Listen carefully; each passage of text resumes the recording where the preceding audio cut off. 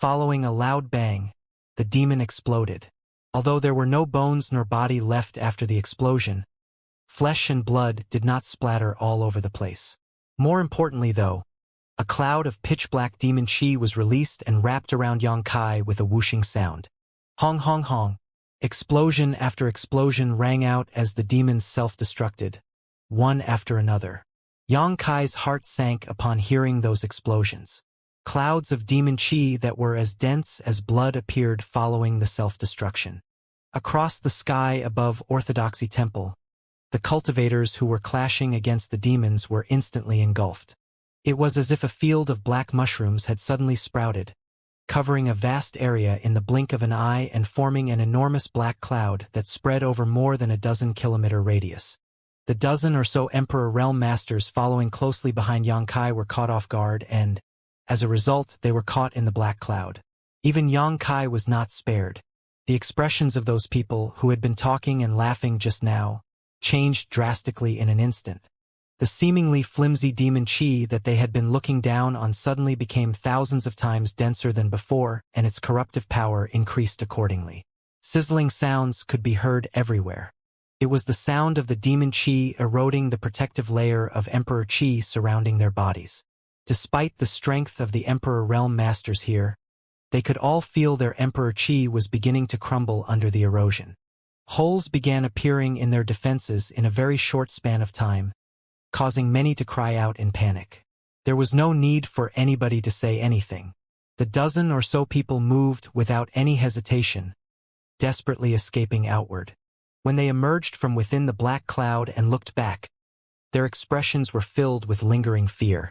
They never expected the demons to self-destruct, nor for their self-destruction to be so terrifying. Meanwhile, Xianxia's expression was incredibly somber. There had been thousands of demons rushing at them just now. However, he and the others couldn't have knocked out more than 300 or 400 in total. That meant that at least 500 to 600 people had self-destructed in that moment just now. In other words, the Southern Territory had lost as many as 600 elite disciples just in their direction. Similar situations no doubt must have occurred in all the other directions. The Southern Territory's losses could only be described as heavy. "Brother Chun, you?" A horrified voice sounded suddenly. Xianxia turned to look in that direction, and his eyes narrowed at the sight. A middle-aged man was standing there with a look of helplessness. The protective layer of Emperor Chi surrounding his body had collapsed, and his body was wrapped in traces of pitch-black demon Chi. The demon Chi was like a pack of snakes, entering his body through his pores and his 7 orifices.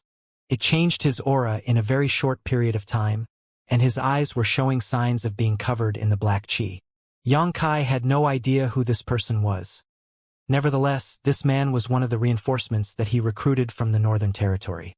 When the others standing next to this man noticed his situation, they looked extremely shocked and hurriedly put some distance between themselves, all staring at him vigilantly, for fear that he might start violently attacking them.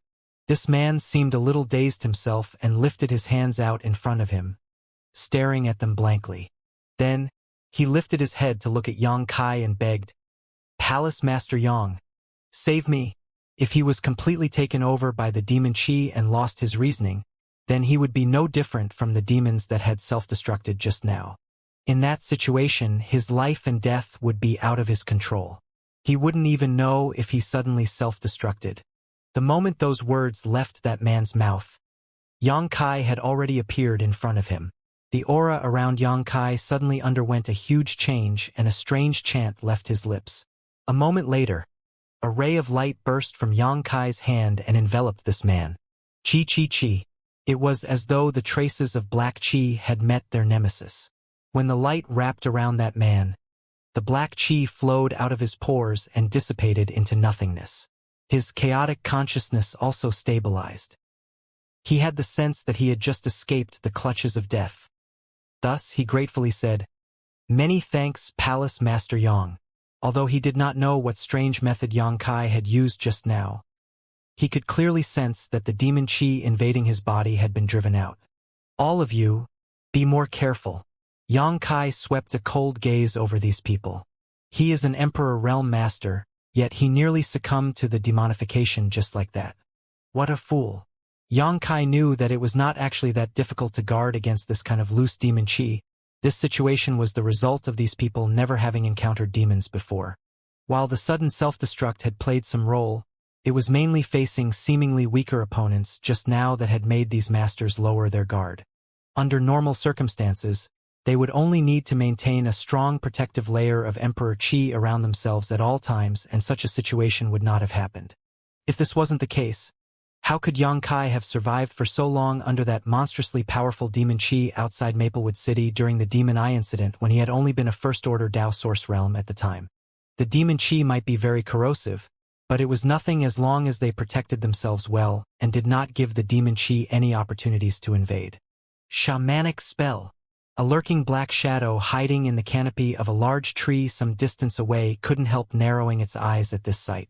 The people around Xianxia might not know what method he used to get rid of the demon Qi, but this person was very familiar with it. That was a shamanic spell. Back in ancient times, the demon race had suffered great losses because of those shamans.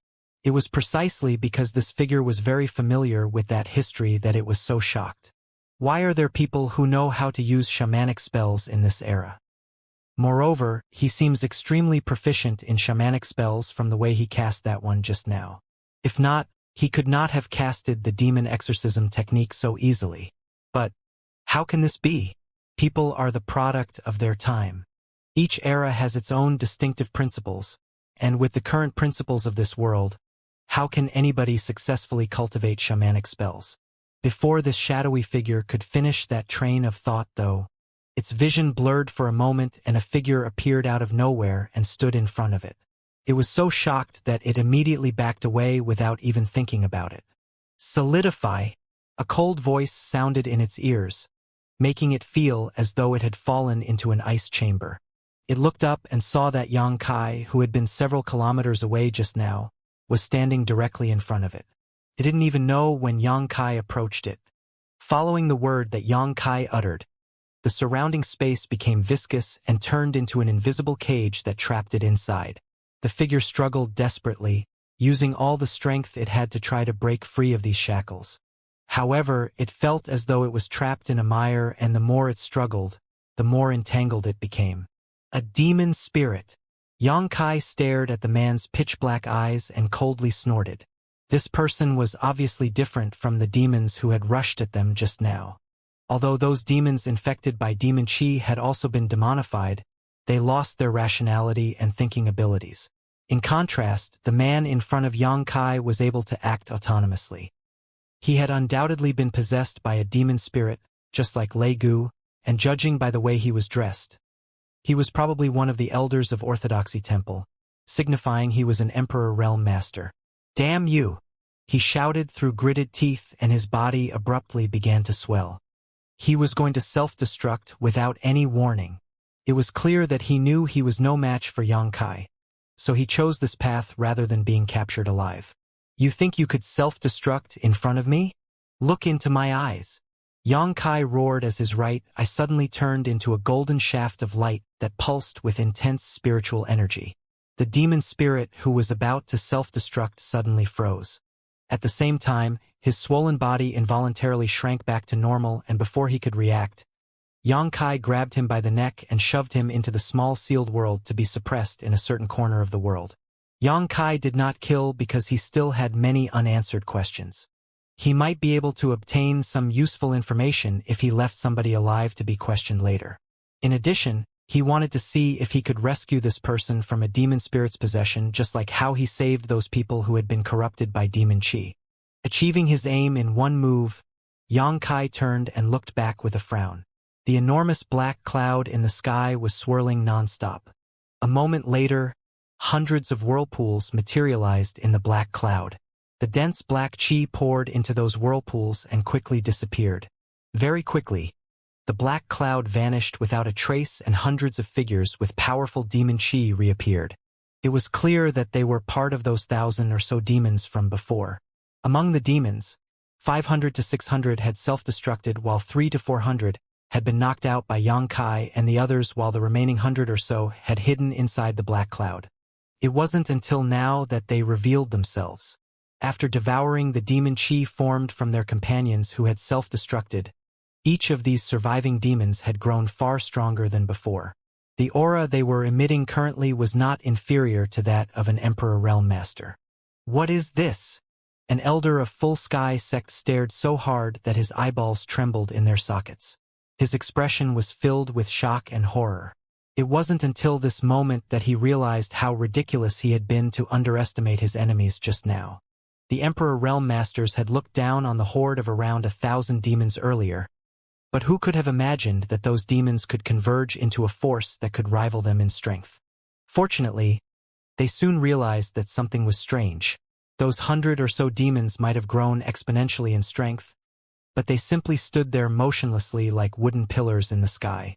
Quickly knock them out, Xianxia shouted as he had a vague insight into the situation. It seemed that these demons infected by demon chi did not have any ability to act independently. In that case, the reason they attacked just now was that they were being controlled by somebody, and the most likely candidate was the Elder of Orthodoxy Temple who had been possessed by a demon spirit. Since Xianxia had captured the person controlling them though, those 100 or so demons immediately became something akin to wooden puppets with cut strings. When the dozen or so Emperor Realm Masters heard Xianxia's shout, they cautiously rushed towards the demonified people. Upon launching their attacks, they soon realized that these demons showed no signs of resistance and were quite simple to take out. Observing the situation, Xianxia became more and more affirmed in his conjecture. The demons that had been infected by demon chi had no sentience. It was just that he had no idea if this would always be the case or if it was because they had not been demonified for long enough. Whatever the case may be, Xianxia had no time to think about it right now. He flew straight up into the air and looked around. Orthodoxy Temple had been divided into more than 20 battlefields, and every one of them was caught up in a fierce battle. The situation on his side was noticeably better as he had rescued that Emperor Realm Master of the Northern Territory from being corrupted by demon chi and prevented the demon transformation from taking place. Moreover, he had successfully captured the Elder of Orthodoxy Temple and caused the demons here to lose their ability to move. Unfortunately, the other battlefields were not doing as well. Xianxia could clearly see that several Emperor Realm Masters from the Northern Territory had become demonified and turned their weapons on their companions. Those Emperor Realm Masters were currently fighting against their former friends and companions. Their companions were terrified, but could only do their best to resist and deal with the situation. They couldn't very well kill their former companions, so they were greatly restrained in terms of strength and tactics. At the same time, the demons that had been boosted in strength after devouring a large amount of demon chi suddenly rushed in fiercely without fear of death and fought brutally against the reinforcements in both the northern and eastern territories. Xianxia's gaze flashed as he looked down at a certain area and pushed his divine sense to send a transmission to the Stone Spirit Elder.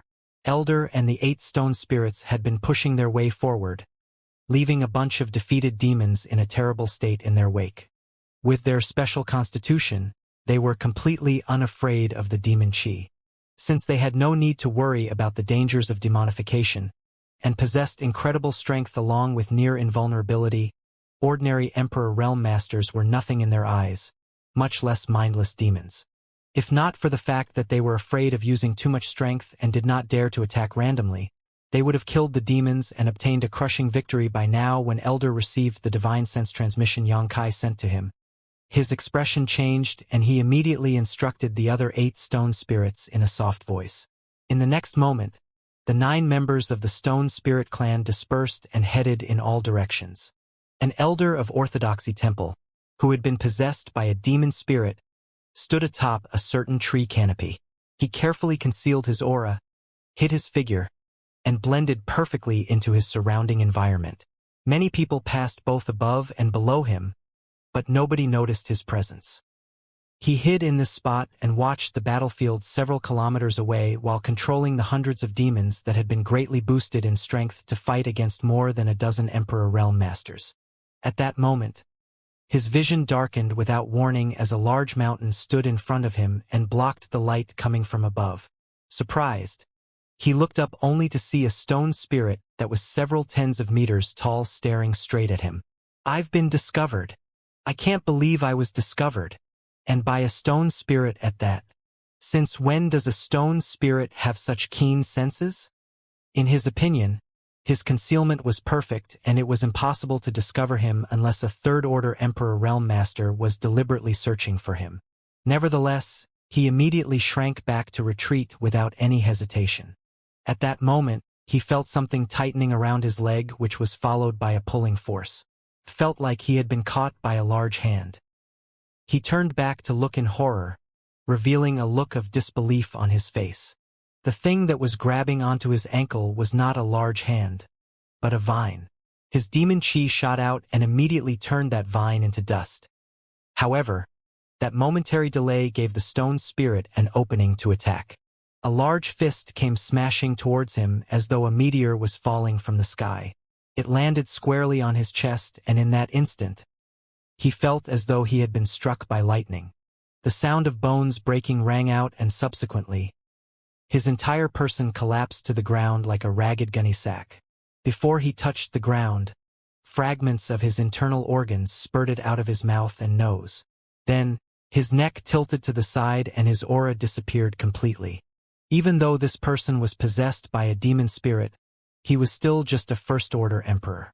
Each member of the Stone Spirit clan was so powerful that even a third-order Emperor Realm Master would suffer heavy injuries if they took a direct hit from them, much less a mere first-order emperor. A single attack had immediately ended this man's life. After that, the Stone Spirit turned and ran off in another direction, a soft whispering voice coming from behind him. It was true that the Stone Spirits did not have keen vision or senses, but it was different when they had the guidance of the Wood Spirits. The Wood Spirit clan and the Stone Spirit clan complemented each other perfectly and would fight side by side in battle. Furthermore, the Wood Spirit clan's perception of plants was unparalleled. Those demon spirits who hid among the trees might be difficult to detect by most people, but the Wood Spirits simply needed to communicate with the surrounding forest to get a clear insight into where these demon spirits were hiding, so they could accurately guide the Stone Spirits to their targets. The 9 Stone Spirits acted together to root out the demon spirits hiding in various locations throughout Orthodoxy Temple, and either killed or severely injured them. Without the control of these demon spirits, the mindless demons quickly lost their ability to fight. They simply stood there motionlessly, allowing others to knock them unconscious or fall out of the sky like raindrops.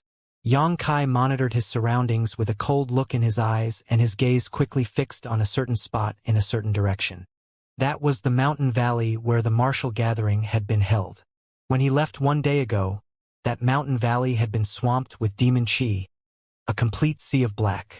Now that he was looking at it again, the situation seemed even worse than before. Moreover, when Zishan and the others were trapped in that mountain valley, the overall situation had been settled. Almost all the people who had been possessed by demon spirits had been eliminated, and without them, the remaining demons could no longer cause any trouble. Thus, Xianxia headed in the direction of the mountain valley. Along the way, 3 streams of light rushed towards Xianxia from 3 different directions and arrived next to him. They were Fan Wu, Songgo, and Luan Feng. They had clearly noticed his movements and came to provide support. No matter how much they disliked him and even wanted to kill him themselves at times, that woman, who was the natural enemy of all divine spirits, was standing behind him. They had personally witnessed the intimacy between him and that woman before she entered the Blood Gate and also knew how important he was to her. Therefore, they knew that she would definitely make them suffer greatly the moment she came out of her retreat if they allowed Xianxia to die right under their noses. For that reason, they had no choice but to stay by his side to prevent any accidents. These 4 figures sped forward without running into any hindrances along the way and soon arrived next to the mountain valley, landing on a certain mountain peak. Looking around, the 3 divine spirits frowned, and a hint of fear showed in their eyes. That was because the mountain valley was flooded with dense demon chi, squirming and rolling about like a living thing.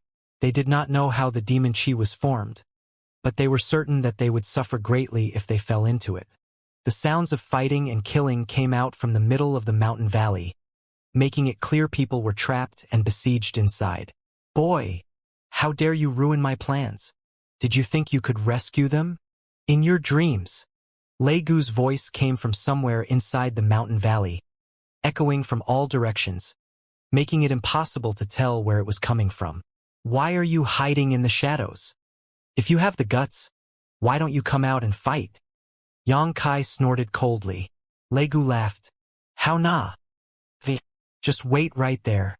I will finish them off first, then I'll come and deal with you. After those words left his mouth, the demon chi in the mountain valley churned even more violently and screams rang out from all over. Yang Kai's expression changed. Junior sister Murong. He distinctly heard Murong Xiao Zhao's voice among those screams, and was just about to rush in when Luan Feng grabbed his shoulder and shot him a glare as she snarled, "What are you doing? Do you court death? Let go." Yang Kai shook off her hand angrily. Fan Wu's figure flickered and stood in Yang Kai's path, quickly warning, "Yang Kai, don't be so impulsive. It's clear as day that that guy is deliberately trying to provoke you and lead you into a trap. You will be doing exactly what he wants if you rush in right now." Song Go also tried to persuade Yang Kai. "That's right. The demon chi is so dense here that it's incredibly dangerous inside. You need to reconsider this." "To hell with reconsidering," Yang Kai shouted, spraying the 3 divine spirits in the face with his spit, his expression turning savage. "My friends are inside. I don't know how much longer they can hold on for. How can I not go and rescue them? Are you asking me to stand here and watch them die? Recklessly rushing in is not the way. At the very least, we need to know the situation inside." Fan Wu scowled. "Let's do this. Call over everyone outside and we will work together to disperse the demon chi in the mountain valley. That way, the situation will reveal itself on its own." Yang Kai's expression was gloomy, but nevertheless, he did not insist on rushing in again either. Even he knew that that was the only choice they had at the moment. At that moment, Murong Xiao Zhao's screams rang out again. "Lei Gu, you court death." Yang Kai's expression became hostile again and space principles flared before he vanished from where he stood, rushing in without any regard for anything else. Fan Wu and the others were instantly dumbfounded. Luan Feng was so livid that her chest heaved violently and she frustratedly cursed, "Fool!" Similarly, Song Go shook his head with a helpless look, feeling helpless. On the other hand, Fan Wu's expression was grim as he gritted his teeth and spoke up, "What are you still standing there for? Let's go." Regardless of whether they wanted to or not, since Yang Kai had rushed in, they had no choice but to follow. Fortunately, the 3 of them were divine spirits, so they had inherently strong resistance towards demon chi corruption and did not need to fear it in the short term. However, nobody dared to make any assumptions if they were exposed to this demon chi for an extended period. Besides, what worried them the most was Yang Kai, as who knows what treachery Lei Gu had prepared in advance to deal with him. It would be a miracle if Yang Kai could survive for this long after plunging headlong into such an obvious trap. As soon as they stepped into the demon chi, the 3 divine spirits felt their hearts sinking. That was because they immediately lost sight of each other. The demon chi was swirling in all directions and completely disoriented them, making it impossible to distinguish north from south. Even up, down, left, and right confused. Bursts of screams rang in their ears, further disturbing their senses. Moreover, murderous intent came from all directions while black shadows that were barely perceptible flitted around them like fish, moving so fast that one couldn't grasp their traces. The demons could bring out their full power in this environment while the 3 divine spirits had to remain on guard while protecting themselves against the corruption of the demon chi. If this situation continued for long, it would become extremely unfavorable for them. The 3 of them were duty-bound though, so as soon as they entered this place, they kept calling out Yang Kai's name in hopes of receiving a reply. Unfortunately, each of them now felt as though they were the only person left in this world, so how could anyone else exist close to them? Meanwhile, Yang Kai's figure flitted through the darkness. He kept speeding forward as Murong Xiao Zhao's screams resounded in his ears. She sounded like she was fighting somebody. He tracked the sounds and followed in the direction it was coming from, but even so, he couldn't find anybody. All of a sudden, Murong Xiao Xiao let out a blood-curdling scream which then stopped abruptly. The veins in Yang Kai's forehead twitched in response and he paused mid-motion. His surroundings were completely silent, and no matter how he tried to listen, he couldn't hear a single voice anymore.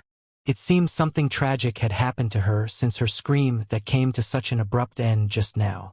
As a result, Yang Kai's expression twisted, and he raised his hand to summon out the myriad sword. Yang Kai's Emperor Qi surged and a powerful sword wave flashed out as he roared, "Lei Gu, face me!" Obviously, Lei Gu didn't react at all, and instead, another scream came from the place where the sword wave had passed. Yang Kai was stunned for a moment. He could tell that the voice belonged to Xiao Baiyi. Rushing over, he saw a person leaning against a tree, dressed in familiar white robes now stained red in blood. This man used his hands to press against the wound, but couldn't seem to stop the blood from flowing out. A crimson pool gathering below him. "Xiao Bai!"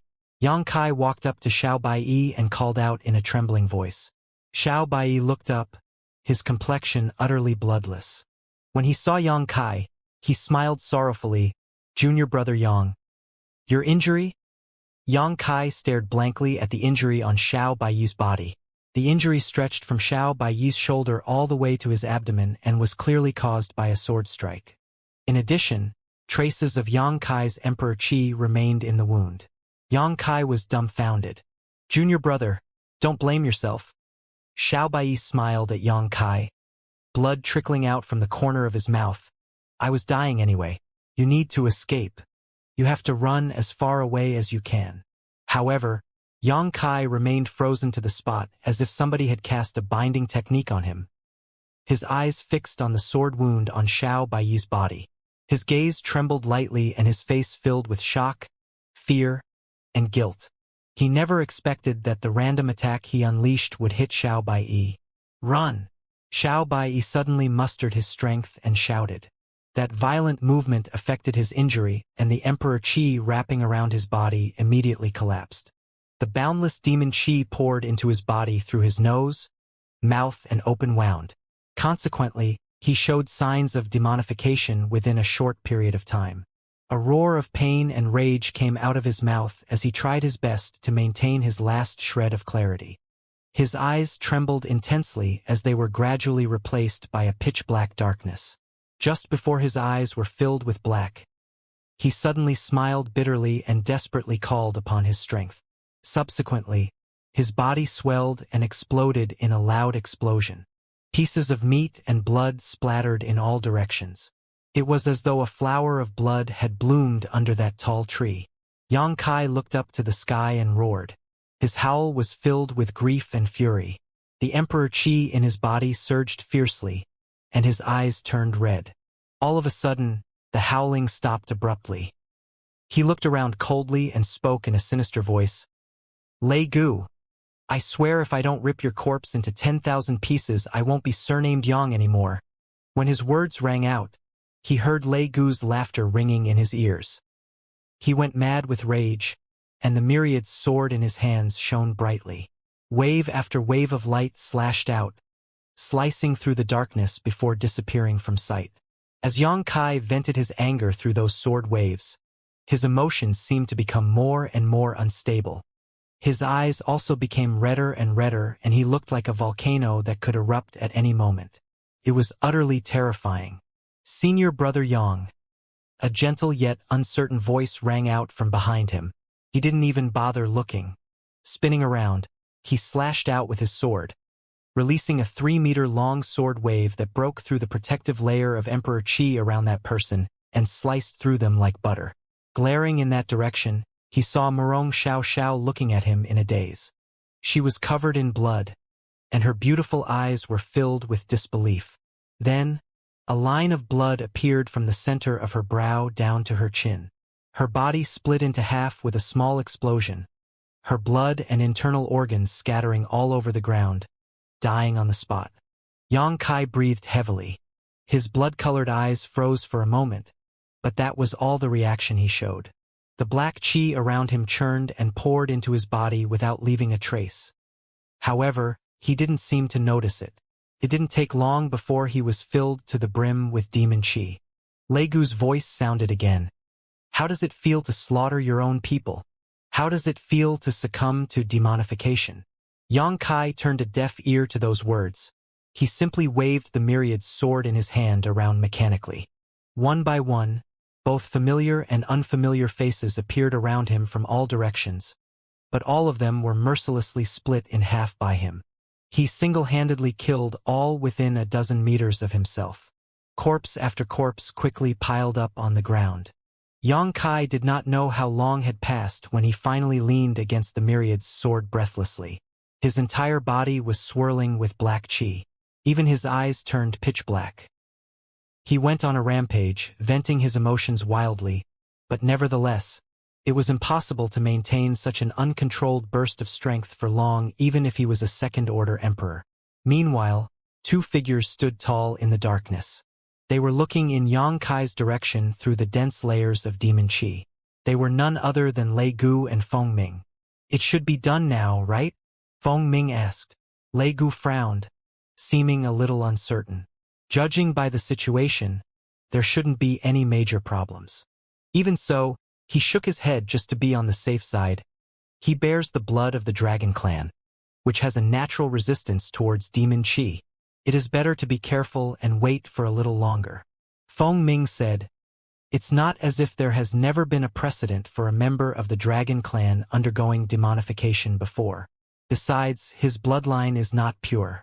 If he was in a stable mental state, he might have been able to resist for a bit, but he accidentally killed one of his own and formed a heart demon as a result.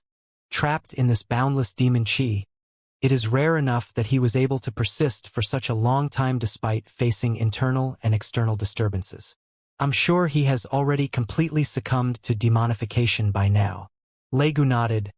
"That may be true, but..." He still seemed to be hesitating.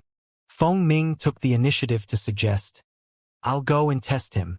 Someone like him is a rare find. If I can make use of him, it will surely be of great help in the future." "Act carefully," Lei Gu warned. Feng Ming nodded and flew over in the direction Yang Kai was located. He did not let his guard down as, although he was almost certain that Yang Kai had been completely demonified, he remained cautious and vigilant. The demon chi in his body fluctuated quietly, and he was prepared to retreat at any time. As Feng Ming walked forward, the boundless demon chi parted to open a path for him on its own, and revealed the scenery shrouded in the darkness. When there were less than 30 meters between him and Yang Kai, he carefully observed the latter's situation while creeping forward little by little. It didn't take long for him to arrive 1 meter in front of Yang Kai. Feng Ming's hands transformed into claws and he struck at Yang Kai's chest without any warning. His claws that were rippling with power sliced through the air with an audible sound, looking quite powerful at a glance. The tip of his claws pierced Yang Kai's chest a full finger-length deep with a slashing sound, and blood instantly splattered all over. Even so, Yang Kai remained motionless as though he couldn't feel any pain at all. Feng Ming couldn't help but chuckle at the sight. "It's certain now. He has completed the demon transformation. I said it, didn't I? He didn't even hesitate to kill so many people. Moreover, those were all his comrades. How can he resist the demon chi's corruption under the influence of such a great heart demon? Judging by external appearances, this little brat is definitely under the influence of demon chi. My actions just now were the final test. If he was only pretending to be under the demon transformation, he would surely react to a fatal attack. It can only mean that we succeeded since he had no reaction whatsoever." On the other hand, Lei Gu let out a breath of relief when he saw this scene. "With this, I can finally finish my mission here. I was wondering how to report to the higher-ups about the failure in the Southern Territory, but this mistake can be completely offset now that we managed to capture Yang Kai. Not only is he a master in the Tao of space, but he also seems to have the blood of the Dragon Clan. He will surely be useful in the future." Feng Ming withdrew his hand. The blood on Yang Kai's chest flowed freely, but his expression remained wooden and he seemed oblivious to his circumstances. Feng Ming circled around Yang Kai, carefully examining the latter and nodding repeatedly, "Good, good, good." Coming back to stand in front of Yang Kai again, Feng Ming suddenly took out a black box from his pocket. That box was made from unknown materials that were neither gold nor jade. When he opened the box, a seed-like thing inside the box was revealed. The seed was also pitch black in color. It was only the size of a mung bean, but there were spiritual energy fluctuations coming from it. It was as though this was not a seed but a person. Feng Ming stretched out a hand to pick up the seed. Then, he slowly pressed it against Yang Kai's brow. The moment the two came into contact, the pitch-black seed stuck to Yang Kai's forehead. It desperately squeezed itself into his head as though it was alive and disappeared in the blink of an eye. At the same time, a figure appeared inside Yang Kai's knowledge sea. The figure was wrapped in black qi and its features were constantly distorting, so much so that one could not make out its facial features clearly. "Is this how you possess the others?" A voice suddenly rang out. The black figure was shocked, and when it turned its head to look in the direction of the voice, it saw Yang Kai's soul avatar floating quietly above the knowledge sea. Yang Kai was holding a long saber in his hand and looking in this direction with a grin full of ridicule and mockery. "You weren't corrupted?" A hoarse voice rang out. It was difficult to tell whether the voice belonged to a male or a female, but it carried a strong sense of disbelief in it. How could it not realize that it had been tricked the moment it saw Yang Kai's soul avatar? If Yang Kai had been completely demonified, his soul avatar would also reflect it.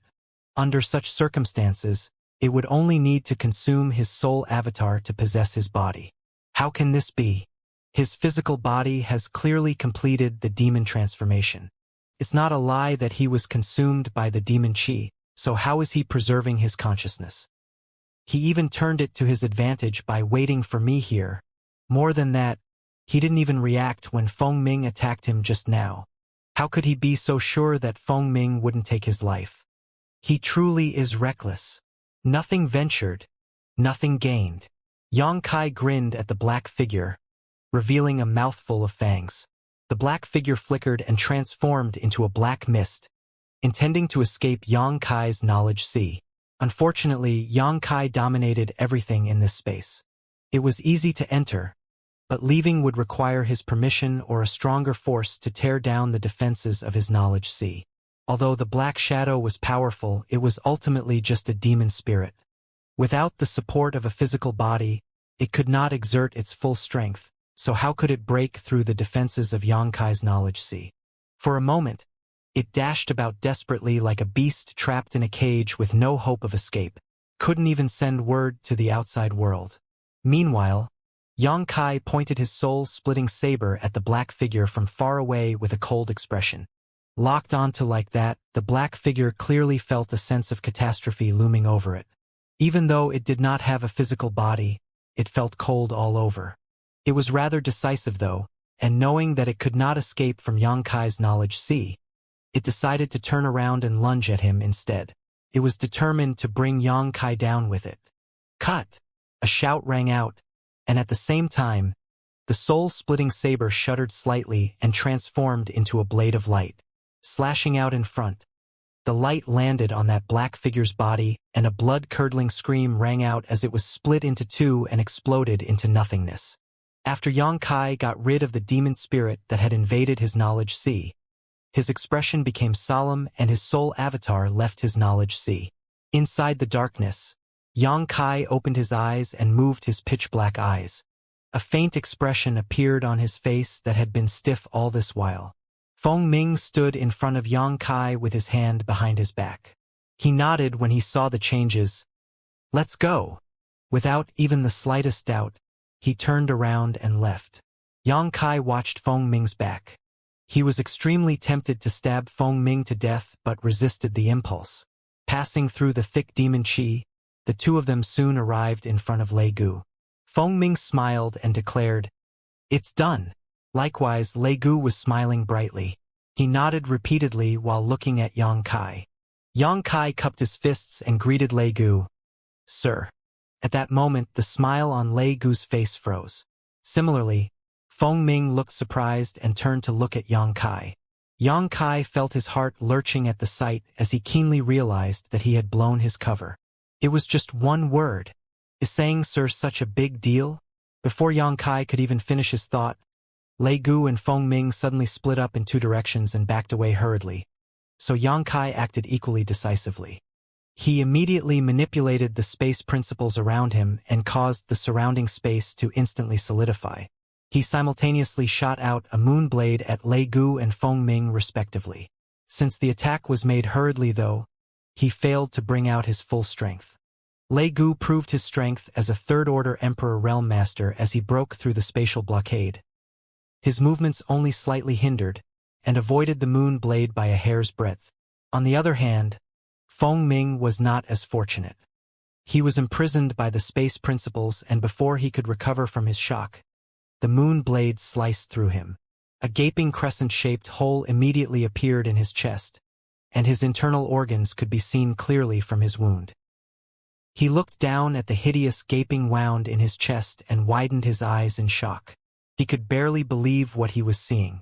This was the body of a second-order emperor, no different from Yang Kai, but it had been reduced to this state from a single attack.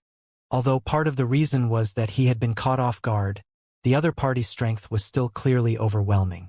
If he had really been Feng Ming, this attack would have robbed him of his mobility and left him as good as dead. However, he was a demon spirit who possessed a body to live, so even though he received a fatal wound, he did not collapse immediately. Instead, a large amount of demon chi emerged from the wound on his chest, wriggling as it tried to patch up the hole. Meanwhile, Lei Gu gave a loud roar after dodging the moon blade.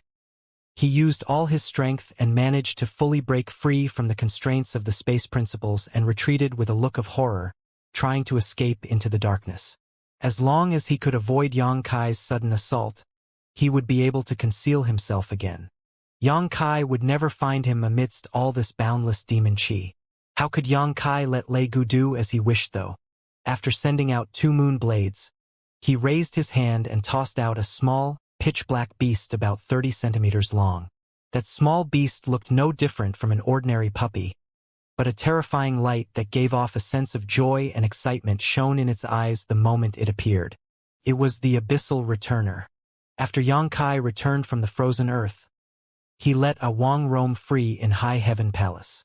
He did not bring it along with him on his trip to Dragon Island as there wasn't much point, but having said that, the enemies he was currently facing were demons and demon spirits. A Wang happened to be their nemesis, so how could Yang Kai not bring her along? When he returned to High Heaven Palace previously, he had summoned her and quietly slipped her into the small sealed world. Lei Gu was slightly startled when the Abyssal Returner appeared. He did not understand the reason why Yang Kai had taken out a small, weak beast at this point in time. Nevertheless, he couldn't help feeling an innate sense of fear coming from the depths of his heart at this moment, as though he had encountered his natural enemy. The myriad sword shook and transformed into a sword net that enveloped Lei Gu and blocked his escape, while a Wang rushed to Lei Gu's side in an instant and its mouth split open widely. The small dog's head suddenly became bigger than a house, and inside its maw was an abyss of pure chaos as it moved to swallow Lei Gu. Abyssal Returner. Lei Gu was shocked and paled considerably. He had not recognized the Abyssal Returner just now because things had happened too suddenly, but how could he not realize it when faced with this abnormality? It turned out to be an actual Abyssal Returner. The Abyssal Returner was a legendary existence in the demon realm, and any member of the demon race who had lived for long enough would know of its horror. The Abyssal Returner in front of him might not be on the same level as that terrifying existence that threatened to devour the entire world, but it still carried a trace of the Abyssal Returner's bloodline. That trace, however, was enough to make any demon tremble at the mere mention of it. That large, pitch-black mouth was emitting an extremely horrifying aura that caused Lei Gu's entire body to go cold with fear just looking at it. Combined with Yang Kai's sword net restraining his movements, he had no means of escape. When he saw that he was about to be brutally swallowed by the Abyssal Returner, Lei Gu suddenly stretched out his hand. A figure appeared out of nowhere and stopped in front of him. That figure had long, fluttering hair, clothes that whipped about in the wind, an exquisite face accompanied by a cold expression, and eyes that were completely pitch-black. Gao Shueting. Yang Kai's eyes widened in shock and he frantically dispersed the sword net he erected around Lei Gu. He had guessed that something bad had happened to Gao Shueting, and now, it seemed that his guess was right. She and Luo Chen must have been corrupted by demon qi and undergone demonization as a result. Gao Shueting stood before Lei Gu motionlessly, with no intention of resisting at all. So how could Yang Kai bring himself to hurt her? When he pulled back, he saw that Wang's mouth was still closing in, seemingly planning to devour both Lei Gu and Gao Shueting together. Yang Kai didn't even stop to consider it as his figure flickered, appearing next to Wang and kicking her away. In response, the abyssal returner let out a pitiful whimper as she was sent flying. Yang Kai's face twitched involuntarily when he turned back to glare at Lei Gu again and curse, "Despicable!" On the other side, Lei Gu had taken advantage of this gap to press his hand against the top of Gao Shueting's head, demon qi surging up wildly as he threatened to kill her at any moment. Lei Gu did not experience the slightest joy of escaping from death, though as the muscles on his face were twitching uncontrollably and his gaze fixed on Yang Kai, practically spitting fire from his eyes. He couldn't believe his grand plans had all been foiled by this damn brat. He had been deceived earlier because Yang Kai's acting had been too real, not even dodging when Feng Ming tried to gouge out his heart. How was he so sure that Feng Ming was only testing him? At this moment, Lei Gu was more like a beast trapped in a corner, struggling to survive. He had been forced to take Gao Shueting hostage to prevent his death. This was not how it was supposed to go. They conspired for so many years and planted so many demon seeds. Under normal circumstances, they should have wiped out or corrupted hundreds of Emperor Realm Masters and tens of thousands of elite disciples in the Southern Territory by now, then quietly turned the entire Southern Territory into a demon paradise. Unfortunately, the plan began to fall apart when Yang Kai appeared. As a result, Lei Gu was forced to change his strategy. The worst part was that Yang Kai had managed to summon so many powerful reinforcements within just a single day, causing his plans to lose all hope of success. In the end, Yang Kai even plotted against him and nearly managed to infiltrate their ranks. It was only natural that Lei Gu's mood was as terrible as could be. He disappeared for more than 10 years. Why did he have to show up again at such a critical juncture to ruin my plans? Release her. Yang Kai flicked the myriad sword and pointed it at Lei Gu. Lei Gu stared at Yang Kai with an insidious expression. Yang Kai returned the stare without showing any weakness. Seeing that Lei Gu had no intention of compromising, though, he secretly felt troubled. He had previously considered this possibility. However, he could hardly rescue Gao Shueting first when he didn't even know where she was. As he had suspected, Lei Gu had taken her hostage. What frustrated Yang Kai the most, though, was that she was currently being controlled and had no intention of resisting Lei Gu. On the contrary, she was under Lei Gu's complete control. A soft whimpering sound entered Yang Kai's ears as Wang got up from the side and whined at him, looking extremely aggrieved. When she saw that Yang Kai had no intention of paying any attention to her, though, her small round eyes spun around for a bit, then landed on Feng Ming. Feng Ming had been heavily injured but had used his demon qi to seal his wound. It didn't seem like his life was in danger, but even so, he couldn't help feeling terrified under Wang's stare as she quietly trotted closer towards him. Wang crouched low to the ground, her small eyes observing Feng Ming for a moment before she suddenly pounced without any warning. Feng Ming's expression changed drastically and he moved his feet to dodge aside. But somehow, Wang's mouth was already looming over him from the sky. The stench of blood filled his nose as he screamed, "Save em!" The shout was cut off abruptly as only the sound of Wang's audibly gulping could be heard. A bulging lump that was visible to the naked eye traveled down her throat and all the way into her belly.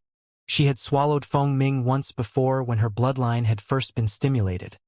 But unfortunately for her, she had been too weak at the time. Feng Ming managed to escape from her mouth and avoided death by relying on his strong cultivation and assistance from his allies on the outside. Many years had gone by now, though, and Wang had grown significantly since then. Moreover, she devoured a large amount of demon qi and many of the demons back in the revolving world, all of which had been transformed into her own strength. On the other hand, Feng Ming, who had been possessed by a demon spirit and turned into a demon, was naturally suppressed when facing an awakened abyssal returner. Most importantly, Feng Ming had just been severely injured by Yang Kai, so how could he resist? As a result, he was swallowed up in one bite. A myriad of expressions flashed across Lei Gu's face as he watched the abyssal returner warily out of the corner of his eyes, his face twitching slightly. After devouring Feng Ming, the abyssal returner licked her lips with her tongue and turned to stare at Lei Gu eagerly, as if she wanted to swallow him too. She had not eaten anything that was to her palate ever since returning from the revolving world, as it was rare to encounter a demon, so it was only natural that she wanted to eat her fill today. She was also annoyed that Yang Kai did not allow her to do so. Nevertheless, she did not dare to act rashly and could only settle for an appetizer. Opening her large mouth again, an extremely strong suction came from within her mouth, and the tumultuous demon chi in the air began pouring into her mouth, causing the amount of demon chi in the surroundings to decrease at a speed visible to the naked eye. "You can't escape." Yang Kai looked at Lei Gu indifferently. "Surrender, and I might be willing to spare your life." Lei Gu calmly replied, "Do you take me for a fool?" Yang Kai coldly snorted. "Your life has no value to me," Lei Gu said grimly. "That might be the case, but her life is different." While speaking, he put some strength into his hand, gripping the top of Gao Shueting's head, causing a pained expression to flash across her face. Yang Kai gritted his teeth and growled. "What do you want?" Lei Gu asked. "Why weren't you corrupted?" This question had been bothering him all this while, and he couldn't help wanting to understand. Yang Kai's various actions up until now clearly indicated that he was being corrupted by the demon chi. Even now, his entire body was wrapped in the demon chi, so how was he able to maintain his consciousness without succumbing to it? As long as Lei Gu couldn't figure out the answer to this question, he simply could not be at ease. "What can this pitiful demon chi do to me?" Yang Kai sneered. The ancient demon chi sealed in his dantian was of extremely high density and purity. Comparatively, the demon chi in his surroundings was nothing. Even without the ancient demon chi, his half-dragon body had a strong immunity to demon chi. Saying so, Yang Kai snorted, and with a flicker, the demon chi invading his body was forced out, and he immediately returned to his original state. "What about the heart demon?" Lei Gu's face twitched. Yang Kai sneered. "What heart demon?" Lei Gu said. "You killed so many people. Moreover, many of them were your friends?" Yang Kai scoffed. "Did you think you could shake my mind with a paltry illusion?" "How did you know?" Lei Gu grumbled. The people that Yang Kai killed had truly been nothing but illusions. However, they would seem extremely lifelike in this boundless demon chi that dulled one's senses. Even if Yang Kai had some doubts, watching his fellow comrades and friends die at his hands should have affected his mind unless he had a heart as cold and hard as steel, or he had some way to distinguish between the truth and the lies. "Xiao Bai." Yang Kai showed an enigmatic smile. "What?" Lei Gu frowned, obviously not understanding Yang Kai's answer. "If you still don't understand, then stop asking. It only reveals your ignorance." Yang Kai snorted coldly. In fact, when he first encountered Xiao Bai here, Yang Kai had not been able to distinguish whether what he saw was real or fake either. He had to admit that Lei Gu's trick was amazing. However, Yang Kai knew something was wrong the moment he uttered the name Xiao Bai. Xiao Bai would never accept being called Xiao Bai, no matter the circumstances, and would only have sternly reiterated his full name, as if he would not be able to die happily if he did not. Before entering this mountain valley, Yang Kai had suspected that Lei Gu was leading him into a trap. The most obvious sign was Murong Xiaoxiao's screams. Her screams had been increasingly urgent, and the intention behind those screams could not be more obvious. Needless to say, he rushed into the mountain valley alone in a fit of uncontrollable rage, just to see what Lei Gu was up to. After that, he simply went with the flow and achieved what he wanted in the end. He had baited Lei Gu out of the shadows. Unfortunately, he now had to act cautiously or Gao Shueting would suffer the consequences. Whilst their conversation was going on, the demon chi in the mountain valley had reduced drastically. All of it had flowed into Wang's belly. As the darkness gradually dissipated, the original scenery in the mountain valley gradually emerged once again. Many figures stood tall while the ground was littered with countless corpses. The entire mountain valley was no longer green and lush like before. Looking around, the place was a mess, and the ground was practically stained red with blood. Thousands stood in the center of the mountain valley, protected by a number of spirit arrays that were flickering slightly. These people were the cultivators from all over the Southern Territory who came to participate in the martial gathering, and they were the only group of people that had yet to succumb to the demon chi. It could be seen that they only managed to hold out until now by relying on those spirit arrays. Nevertheless, every one of them was pale, regardless of their cultivation. They were clearly reaching their limits. On the other hand, tens of thousands of demons gathered around this group of people, besieging them. The sudden disappearance of the boundless demon chi surprised everyone. Shwa shwa shwa. The sounds of something slicing through the air rang out as powerful auras emerged one after another and shot into the mountain valley. It was none other than the reinforcements Yang Kai brought with him. When Fan Wu and the others saw that Yang Kai was safe and sound, they quietly let out a breath of relief. However, their attention was quickly drawn towards Lei Gu. Everybody could see that Yang Kai was currently confronting Lei Gu, while Lei Gu was holding a woman hostage. The woman also seemed to have experienced demonification, and it was unclear what her relationship with Yang Kai was. Little Xue Ting. When Zi Shan's voice called out, the expression on his face never having been more solemn. In the time it took for him to fling his purple robes out of the way, he had already arrived next to Yang Kai and was now staring at Lei Gu deeply. There was no need to ask anything. He already understood the situation in front of them. Lei Gu's expression was dark as he slowly swept his gaze over his surroundings, only to see enemy masters standing in all directions. He instantly understood that the battle was lost and his plans were a complete failure.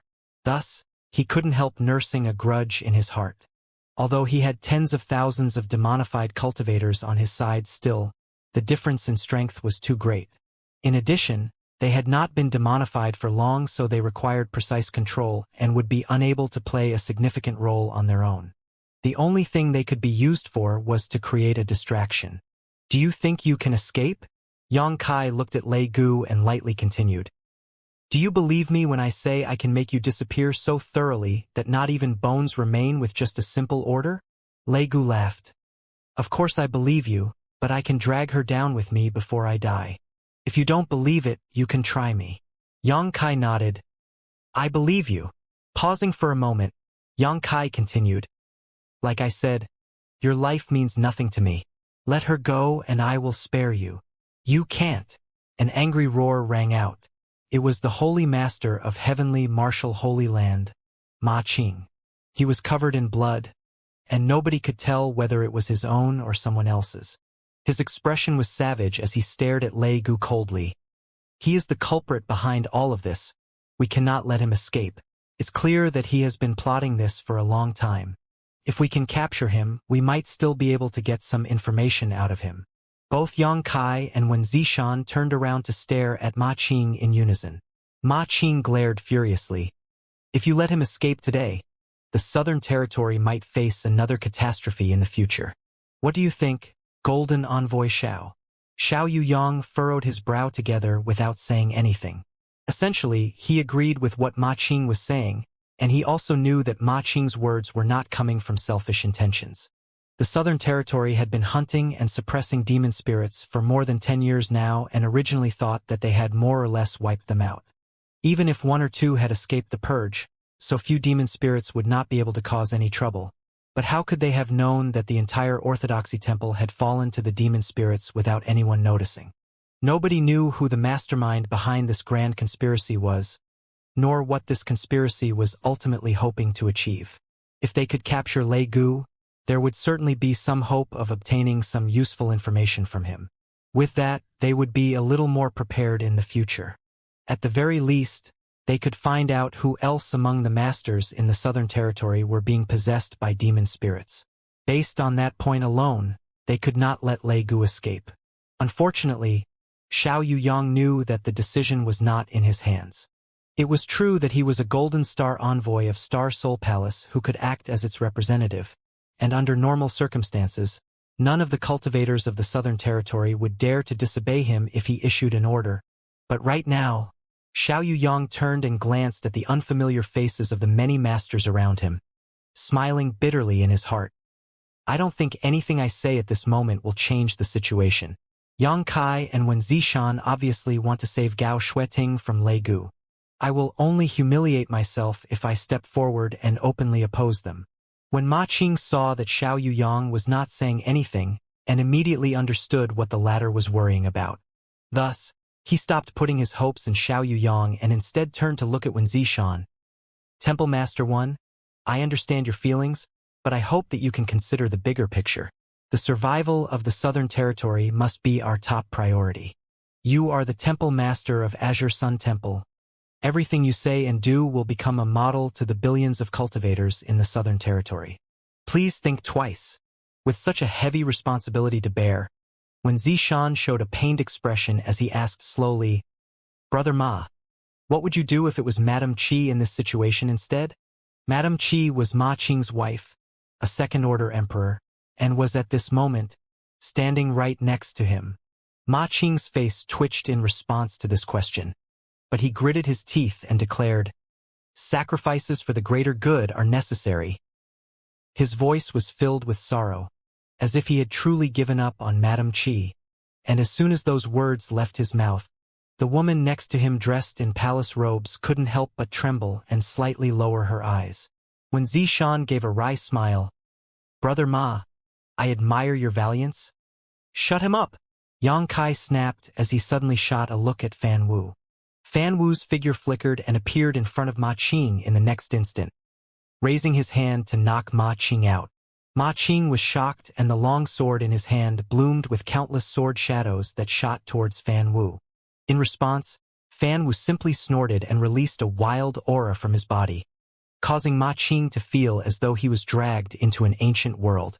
The Emperor Qi in Ma Qing's body became disordered, and his sword technique collapsed as a result. Meanwhile, Fan Wu's hand that was reaching out towards Ma Qing bypassed the sword shadows like a butterfly fluttering among the falling flower petals and accurately struck Ma Qing's chest.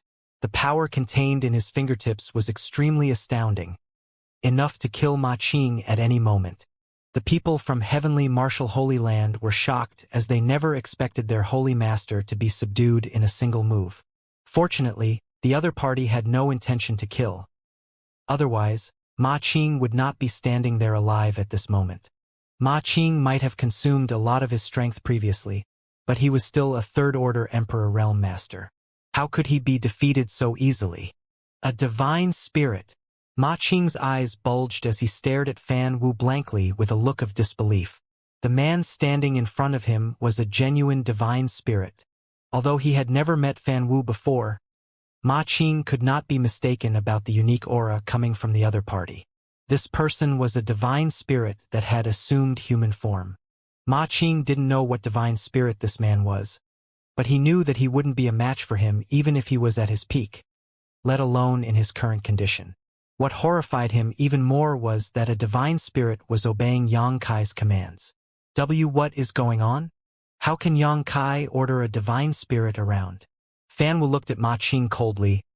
I'm not in a good mood right now, so don't force me to kill you.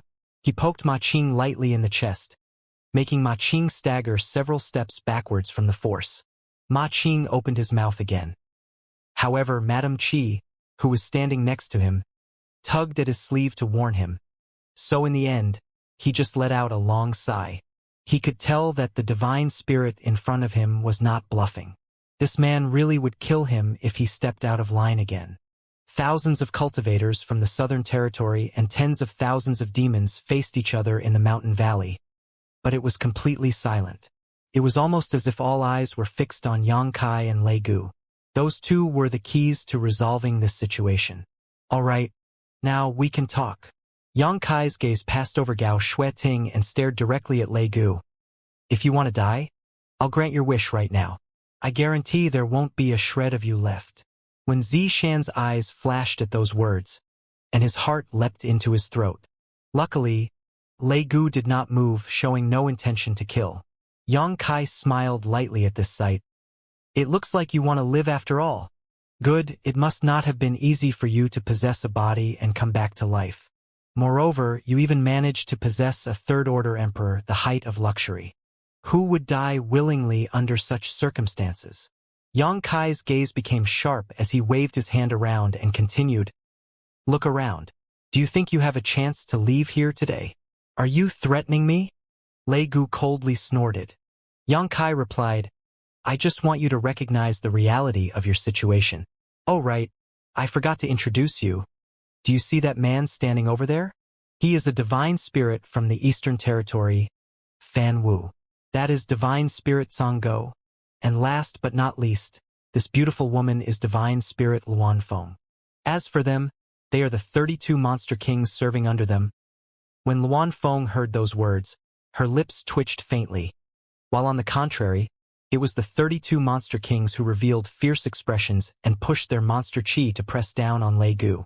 Meanwhile, many of the cultivators in the Southern Territory felt extremely frightened as well.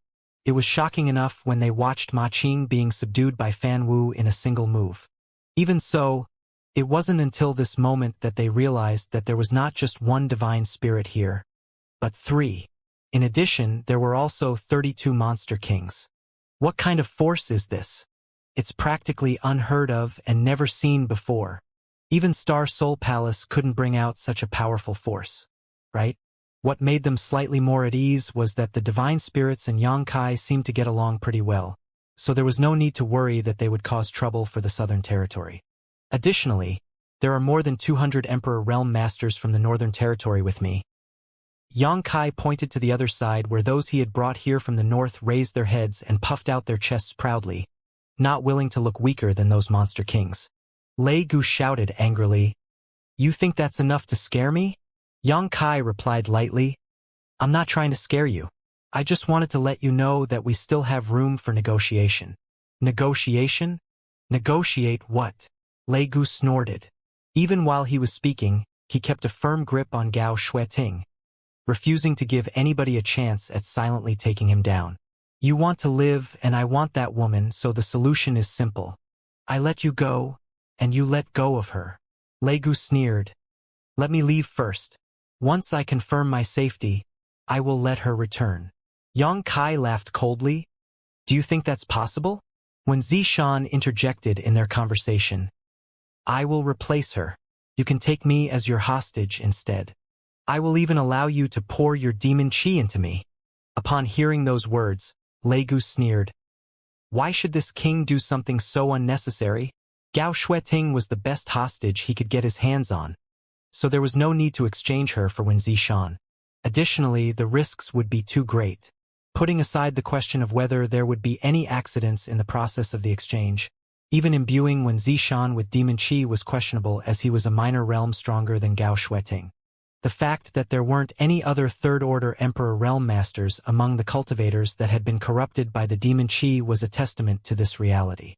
It wasn't that Lei Gu and Feng Ming didn't want to corrupt them, it was simply that it was too difficult to actually execute such a plan. That was why they settled for second best and focused on those in the first and second order Emperor realm first. "What do you want then?" When Zishan no longer had his usual free-spirited demeanor. His expression had never been this solemn before. "All I want is for her to be safe. Just tell me whatever conditions you have." Lei Gu snorted. "I told you, let me go free. I will let her go once I reach a safe place." "That's impossible." When Zishan slowly shook his head, "There is no guarantee that you will do what you say. How can I trust you?" Lei Gu answered in a calm and leisurely manner. "You can only take that gamble if you want her to be safe. At worst, this woman will simply lose her life." He let the demon chi in his hand flow and Gao Shueting immediately groaned in pain. "Stop!" When Zishan burst out, raising his hand to stop Lei Gu, his expression changing drastically at the same time. Lei Gu was about to reply when Yang Kai interjected. "I can't agree to your proposal, and you won't agree to my proposal either. Fine then, let's both compromise." Lei Gu shifted his gaze to look at Yang Kai. "Let's hear it." Yang Kai put his hands behind his back. "I'll let you go, but I will be following behind you.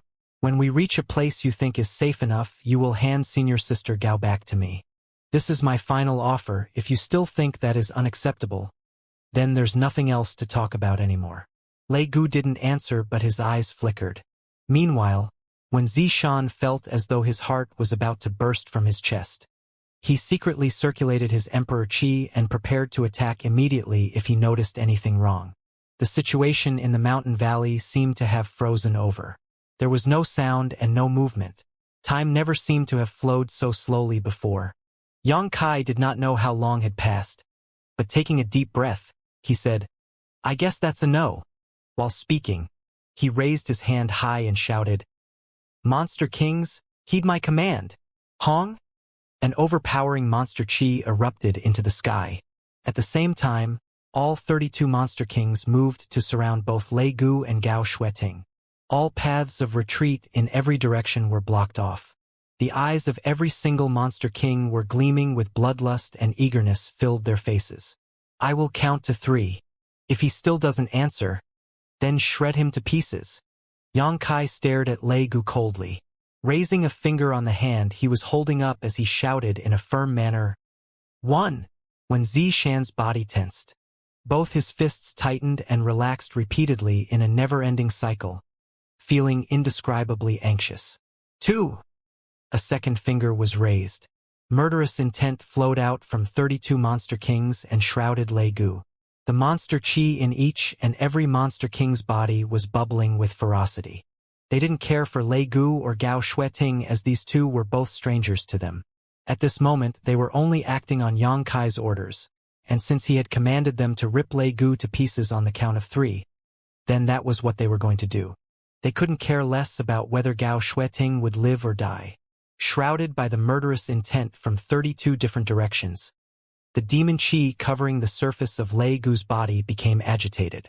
Despite being in the Third Order Emperor realm, he would not survive an assault from 32 Monster Kings working together. He would only die a brutal death the moment the fight began. He stared at Yang Kai deeply, trying to look into the depths of his soul.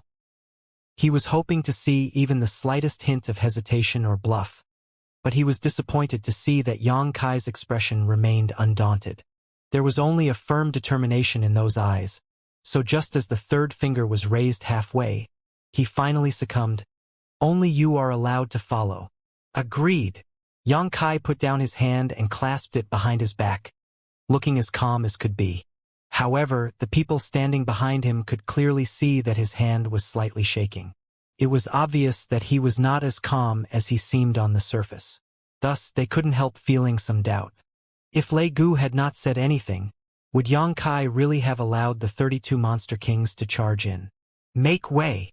Yang Kai waved his hand, and the 32 Monster Kings surrounding Lei Gu immediately stepped aside to open up a path for him. Fan Wu, Song Go, and Luan Feng couldn't help sighing when they saw this. Those are the Monster Kings under our command. Since when has a human ever been allowed to order them around? The worst part is that these useless guys are just obeying everything he says like it's natural. They don't even show the slightest bit of hesitation. How absolutely infuriating. "Please." Yang Kai gestured with his hand. Lei Gu said unhurriedly, "You better mean what you say. If I discover you leaving any traces behind for them to track us down, or if I notice any of their auras following us, you will bear the consequences of your actions. Don't worry. Just put your heart back into your belly." Yang Kai laughed mockingly. Lei Gu coldly snorted in response. Pushing his demon chi, he wrapped Gao Xueting in it before he rushed out along the gap in the encirclement. Yang Kai followed closely behind him at a leisurely pace. In the blink of an eye, the two figures disappeared from everybody's sight. Looking in the direction those two left, when Zishan became hesitant. He was worried about Yang Kai chasing after Lei Gu alone and wanted to secretly follow after them. Even so, what Lei Gu said before made him cautious about acting recklessly lest he brought harm to them. If he accidentally exposed his aura and Lei Gu noticed, Gao Xueting would surely lose her life. He could also track them from a distance, but he couldn't grasp their exact direction if they were too far away. Unfortunately, Yang Kai would probably have no chance to leave any clues behind. Ma Qing sighed, patted Wen Zishan on the shoulder and said, "Brother One, I'm sure that boy will do everything he can to definitely bring Elder Gao back, since he was the one who came up with this proposal in the first place." You should just wait and see. After saying that, Ma Qing saw that when Zishan was not going to respond and could only walk back to the others. He glanced at his wife and disciples and asked with concern, "Are you all right?" The group of disciples nodded their heads in response, while on the other hand, Madame Qi stared at him coldly. Her chilling stare drilled into him and made a sheen of cold sweat ooze out of his forehead. Parting his lips, he asked, "Darling, what's wrong?"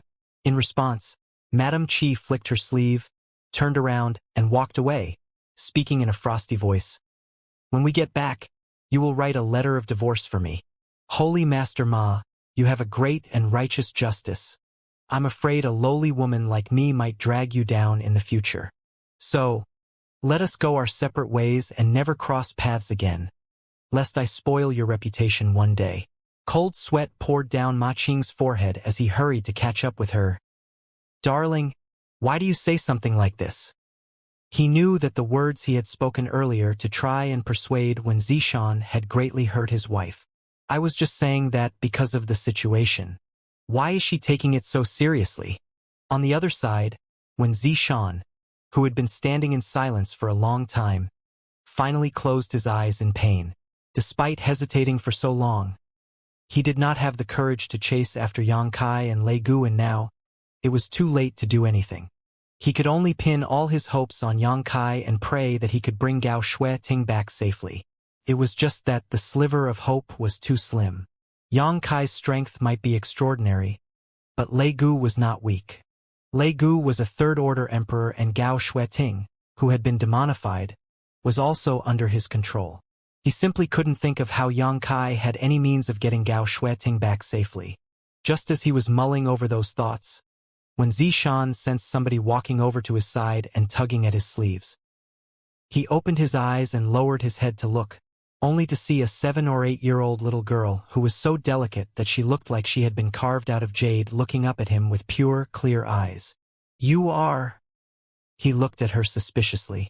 Even though she looked like a mere child, when Zishan did not dare to take her lightly, that was because he had seen this little girl in action just now. The aura coming from her was so dense that even he felt inferior to her. He did not understand why so many monsters had gathered around Yang Kai. Putting aside the ability to easily mobilize 3 divine spirits and 32 monster kings, even a little girl like this was extremely powerful. Not to mention, there was also that black puppy that could swallow demon chi. It was simply one weird thing after another. "Do you want to follow them?" Lu Yen asked.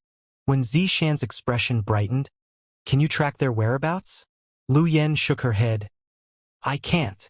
When Zishan's eyes immediately dimmed again, but to his surprise, Lu Yen pointed to the side and continued, "But he can." Looking in the direction she was pointing, he saw a stone man standing there quietly, grinning at him. Him. He looked confused. This stone man seemed a little different from the other stone men, more agile and intelligent. When the stone man saw when Zishan looking at him, he beckoned, "Follow me." Then, he reached out and pointed at the 3 divine spirits. "The 3 of you come along too." Fan Wu and the 2 others glanced at each other but did not question any further. They simply nodded in agreement. After that, the embodiment turned to leave. Lu Yen quickly followed, and when Zishan no longer hesitated, following closely behind her. Behind them came the 3 divine spirits. They moved as swift as the wind, the mountains and rivers passing by below them. This group of people all belonged to the strongest cultivators in the star boundary, so their flying speed was naturally not slow. After flying for a while, when Zishan spoke up suspiciously, "Is this the direction they went?" "Shoo!" Lu Yen turned her head and shushed him, raising a finger and pressing it against her lips. When Zishan felt his face twitching slightly, but did not dare to ask any more questions. He had no choice except to follow them sullenly, hoping that they were going in the right direction. Throughout their journey, the embodiment took the lead while the rest of them did their best to conceal their auras while following behind him. He took many twists and turns, as if there was no pattern to his actions. Only Lu Yen and the embodiment were unwavering in their faith while tracking Yang Kai down. When Zishan and the three divine spirits were completely clueless as to what was going on, as they had neither sensed Yang Kai nor Lei Gu's aura during this pursuit. Hence, they had no way of telling if they were heading in the right direction. What made Wen Zishan even more anxious was that embodiment would sometimes remain in a certain spot for a time before moving again. During this period, there were no signs that the embodiment was searching for anything at all. It was almost as though he had gotten tired and simply decided to take a break before flying off in a random direction.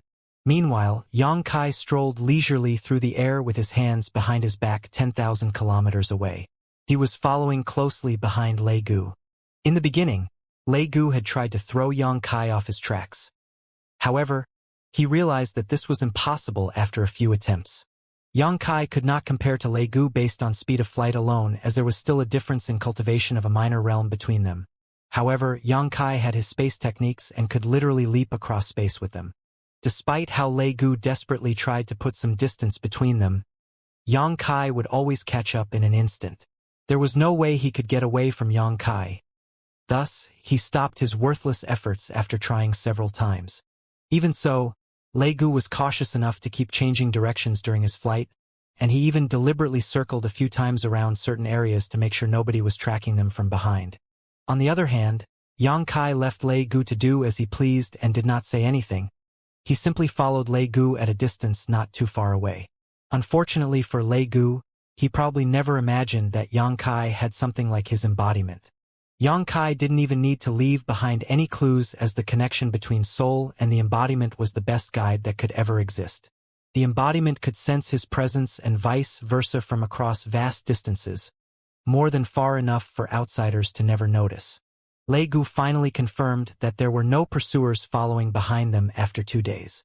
Then, he went all out and flew in a certain direction at full speed.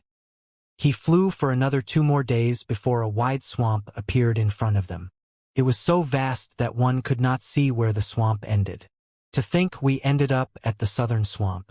Yang Kai did not know whether Lei Gu came here by accident or on purpose, but the southern swamp was where the first demon cave had appeared. Since Lei Gu came here, it was clearly not without reason. He either had other helpers hiding here and wanted to borrow their strength to deal with Yang Kai, or he wanted to use the topography here to conceal himself completely and escape. In either case, Yang Kai could not allow Lei Gu to proceed any further into the southern swamp. Therefore, he moved to block Lei Gu's path before he truly entered. Lei Gu's figure stopped abruptly, his large hand still pressed against the top of Gao Shueting's head as he coldly snorted, "What are you trying to do?" Yang Kai sighed lightly. "I've allowed you to travel tens of thousands of kilometers already. It's time we put an end to this. I've fulfilled my end of our deal, now it's your turn." Lei Gu calmly replied, "This is not enough." Yang Kai curled his lips. "You have been running for days and confirmed there are no pursuers other than me. Release Senior Sister Gao, and we can go our separate ways." Lei Gu scoffed. "I'll be the one to decide when I release her. It's not up to you to decide." Yang Kai became impatient. "Are you saying I have to keep following you around so long as you refuse to release her?" "Lei Gu, don't go too far. Otherwise, I might just doubt your sincerity. My patience is at its limit. If you refuse, then I can only make my move here and now." Lei Gu frowned. Turning his head, he looked around and muttered, "Well, we're already here anyways, so I don't think anybody will be chasing after me anymore." "Good. Now return Senior Sister Gao to me." Yang Kai stretched out his hand. Lei Gu grinned. "I can give her back to you, but can you receive her? I don't know where you get your confidence from, but it's 2 against 1 right now. Aren't you afraid this king might work together with your precious senior sister Gao to kill you?" Yang Kai looked undisturbed. "You can go ahead and try." Lei Gu threw his head back and laughed at the sky. "Little brat, talent makes a person conceited, and this king admires you very much. Why don't you join the demon race instead? With your talent and ability, you will surely have a bright future. Becoming a great emperor won't just be a faraway dream." Yang Kai wore a look of frustration. "Stop wasting my time. Hurry up and release her. Don't force my hand." Lei Gu's smile disappeared as he coldly snorted. "Since you insist, here, take her." Saying so, he reached out and gently pushed Gao Shueting on the back. Following that, she flew towards Yang Kai. Gao Shueting arrived in front of Yang Kai in an instant. However, the demon qi on the surface of her body suddenly swelled like mad before he could catch her. An incredibly dangerous aura spread out from all over her body, and she even spread her arms wide as if she was going to embrace him. Shameless! Yang Kai yelled angrily. He knew Lei Gu would never release Gao Shueting so easily. Just as Lei Gu mentioned before, he could control her and use her to fight Yang Kai. Even so, Yang Kai never imagined that Lei Gu would command Gao Shueting to self-destruct. If he allowed her to self-destruct, then everything he did until now would have been for nothing. Moreover, it was impossible for him to come out unscathed at such a close distance. The power behind the self-destruction of a second-order Emperor Realm Master was absolutely terrifying. Following that, Lei Gu would be able to take the opportunity to kill. Fortunately, Yang Kai had not come unprepared. At a fleeting moment of anger, Yang Kai's left eye transformed into a golden shaft of light. His spiritual energy surged outward like a tidal wave and enveloped Gao Shueting completely within it. At the same time, he spread his palms and summoned the sealed world bead which he gripped tightly. Controlling the sealed world bead, he opened an entrance and a huge vortex appeared in front of his palm. Gao Shueting, whose body was churning with demon qi and who had fallen into a state of danger, plunged headfirst into the vortex as though she was swallowed up by an invisible beast and disappeared in the blink of an eye. At the same time, Yang Kai sent his consciousness into the sealed world bead without pausing and urged the power of the small sealed world to suppress Gao Shueting, only feeling relieved when he saw the demon qi on the surface of her body showing signs of stabilizing. A huge force struck Yang Kai's chest and abdomen with a loud bang at that moment, and he felt an intense pain spreading across his body, causing his consciousness to abruptly return to the outside. Coughing up a mouthful of golden blood, Yang Kai's face paled and looked rather weak. Nevertheless, he took advantage of the impact to withdraw a few thousand meters, opening up some distance from his attacker. A few thousand meters away, Lei Gu looked at Yang Kai in amazement. He was holding a ball hammer in his hands, and his eyes were filled with surprise. Gao Shueting had disappeared right under his nose, making him doubt his own eyes. Using Gao Shueting's self-destruction to cause some damage to Yang Kai, then seizing the opportunity to take Yang Kai's life could be said to have been a foolproof plan unless Yang Kai kept his distance from her without regard for her life. However, Lei Gu saw that Yang Kai showed no signs of avoiding her. Instead, Gao Shueting abruptly disappeared just before self-destructing, causing Lei Gu's plans to go awry. Be that as it may, he reacted quickly and swiftly continued with the second part of the plan even though an unexpected accident had occurred. Taking advantage of the moment when Yang Kai was distracted, he struck him with his ball hammer. Needless to say, Lei Gu had not held back with his attack, and it should have been absolutely impossible for a second-order Emperor realm to survive such a blow. Yang Kai would definitely be smashed into pieces. Unfortunately, something even more unexpected occurred. Yang Kai didn't die. The sound of bones breaking rang out loudly. A large indentation appeared in his chest, and his aura weakened considerably. Nevertheless, he survived. It was at this moment that Lei Gu realized he had underestimated the toughness of Yang Kai's physique. He had once seen Yang Kai in his half-dragon form, so he immediately understood that he had underestimated the heritage of a half-dragon's body. However, now that things had come to this, Lei Gu had no intention of backing down either. How long can he last with such a heavily wounded body even if he has his space techniques? The reason the plan for the Southern Territory failed is all because of him. How can I let him go free? He must be killed, here and now. Their gazes met. Lei Gu's eyes were cold and stern, but also burned with murderous intent. On the other hand, Yang Kai's aura was weak and his complexion was pale. Even so, he was smirking. When he grinned, though, he accidentally moved in a way that aggravated his wounds. Thus, he spewed out another mouthful of golden blood. Lei Gu lifted his ball hammer and pointed at Yang Kai. "Little brat, you ruined this king's plans. For that reason, today will be the day you die." As soon as the words left his mouth, The ball hammer turned into a stream of light and appeared above Yang Kai's head. Wrapped in a heaven-destroying and earth-shattering power, the hammer smashed down, shattering the surrounding space before it even landed. Yang Kai took a deep breath and lifted his hand, summoning out the mountains and rivers bell to block the ball hammer. A loud clang rang out, followed by a shock wave visible to the naked eye that spread wildly, seemingly splitting the world into two like an invisible blade. The mountains and rivers bell flashed wildly and was sent flying, but the ball hammer's attack was successfully blocked. Unfortunately, Yang Kai couldn't withstand this impact in his injured state, and his body began to fall, causing him to plunge into the muddy swamp waters. He was a complete mess, but he did not dare to remain in one place for long. Thus, he hurriedly rushed into the sky. Whilst collecting and stowing away the mountains and rivers bell, he turned and fled in the direction he came from. Even a tiger could be bullied by a dog if it leaves the mountains, and a dragon may be teased by a shrimp if it finds itself in shallow waters. When the strong become weak, even the weak can take advantage and gain from it. At this moment, Yang Kai's heart was full of grief and anger. If he had been at his peak, he would not have been afraid of Lei Gu even if the latter was a third-order emperor. If he was lucky, he might even be able to kill Lei Gu. However, he was distracted for a moment when he had to suppress Gao Shueting and prevent her from self-destructing. During that moment, he was hit in the chest by Lei Gu's emperor artifact. His internal organs had all been shifted, and if not for his half-dragon body being able to withstand the force of that blow, he would have been smashed to pieces already. Still, the injuries he sustained were rather serious. How could it be so easy to take the full-powered blow of an emperor artifact wielded by a third-order emperor realm master? The flow of emperor chi in his body was unstable, and it was inconvenient for him to use his strength at the moment. Even if he used the mountains and rivers bell to block his opponent's attack, it was only dragging out his final moments.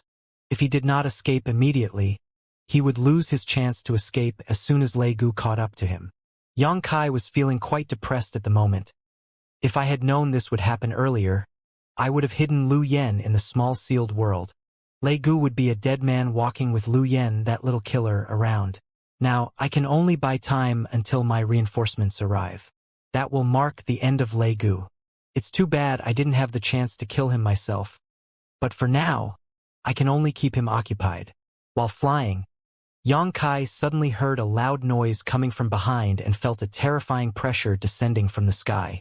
He looked up and had a sudden impulse to curse. Dense hammer shadows were falling down from above. It was clear that Lei Gu was truly incensed and had no plans of letting Yang Kai leave this place alive. Yang Kai took a deep breath, enduring the pain all over his body, and pushed his space principles. As the hammer shadows rained down from the sky, they smashed huge holes in the ground one after another. Simultaneously, Yang Kai was smashed to pieces. However, Lei Gu suddenly turned his gaze to the side and looked in a different direction.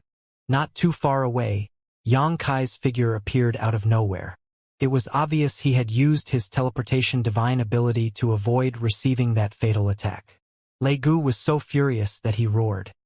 He had long heard that those who were proficient in the Tao of space were unparalleled when it came to escaping. At this moment, he realized that this reputation was well-deserved. At the same time, he also inferred from the distance of the teleportation that Yang Kai was an arrow at the end of its flight. Yang Kai was incapable of using similar means of escape for more than a few more times. Therefore, he immediately soared into the sky and chased Yang Kai like maggots on rotting bones, refusing to let Yang Kai escape. He roared, "Little brat, where are you trying to run?" Rather than becoming angry, Yang Kai was happy when he heard those words. He had been a little worried that Lei Gu would not come after him. If that had happened instead, he would have needed to turn back to keep Lei Gu's attention on him. That would have been far too dangerous in his current state, since he could not fight with his full strength. Fortunately, Lei Gu seems fixated on killing me. He has no intention of letting me escape, which honestly saves me some effort. Yang Kai took some time to grab a handful of spirit pills and stuff them into his mouth. Then, he cursed Lei Gu incoherently with his mouth full. "Are you sick in the head? If you continue chasing me, I won't hold back anymore." Lei Gu sneered. Little brat, today next year will be your death anniversary. Are you satisfied with the burial place I chose for you? While speaking, the ball hammer in his hand turned into many streams of light and shot out. Yang Kai could only dodge those attacks awkwardly as he had no way of retaliating whatsoever. Those attacks brushed past his body dangerously on several occasions, and he only managed to evade them by using his space divine abilities. Any other person with such a heavily injured body would not have been able to escape from the fury of a third-order Emperor Realm Master. Nevertheless, it was a miserable and pathetic sight to watch, which put Lei Gu in a good mood. Back at Orthodoxy Temple, Yang Kai had summoned hundreds of reinforcements to surround Lei Gu. Now the tables had turned, and Lei Gu could finally rub it in Yang Kai's face as to how unpredictable the future could be. Still, he had to admit that Yang Kai's survival skills were first class. His space divine ability was unpredictable when used and truly made one envious. If not for the fact that Lei Gu knew not everybody could cultivate space principles, he might have spared Yang Kai's life in order to capture him alive and thoroughly interrogate him about his specific cultivation methods. It was also precisely because of this that Lei Gu's determination to kill Yang Kai grew stronger and stronger.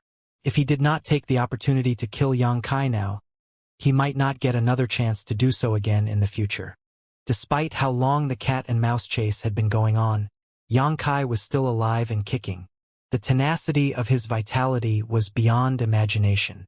Even so, Lei Gu could see that Yang Kai would cough up a mouthful of golden blood every time he used that instantaneous movement secret technique. It was too heavy a burden and Yang Kai was unable to withstand the cost for much longer. Little brat, this king can give you a painless death if you stop right now. But if you continue to run, this king will make you beg for death, Lei Gu threatened while pursuing.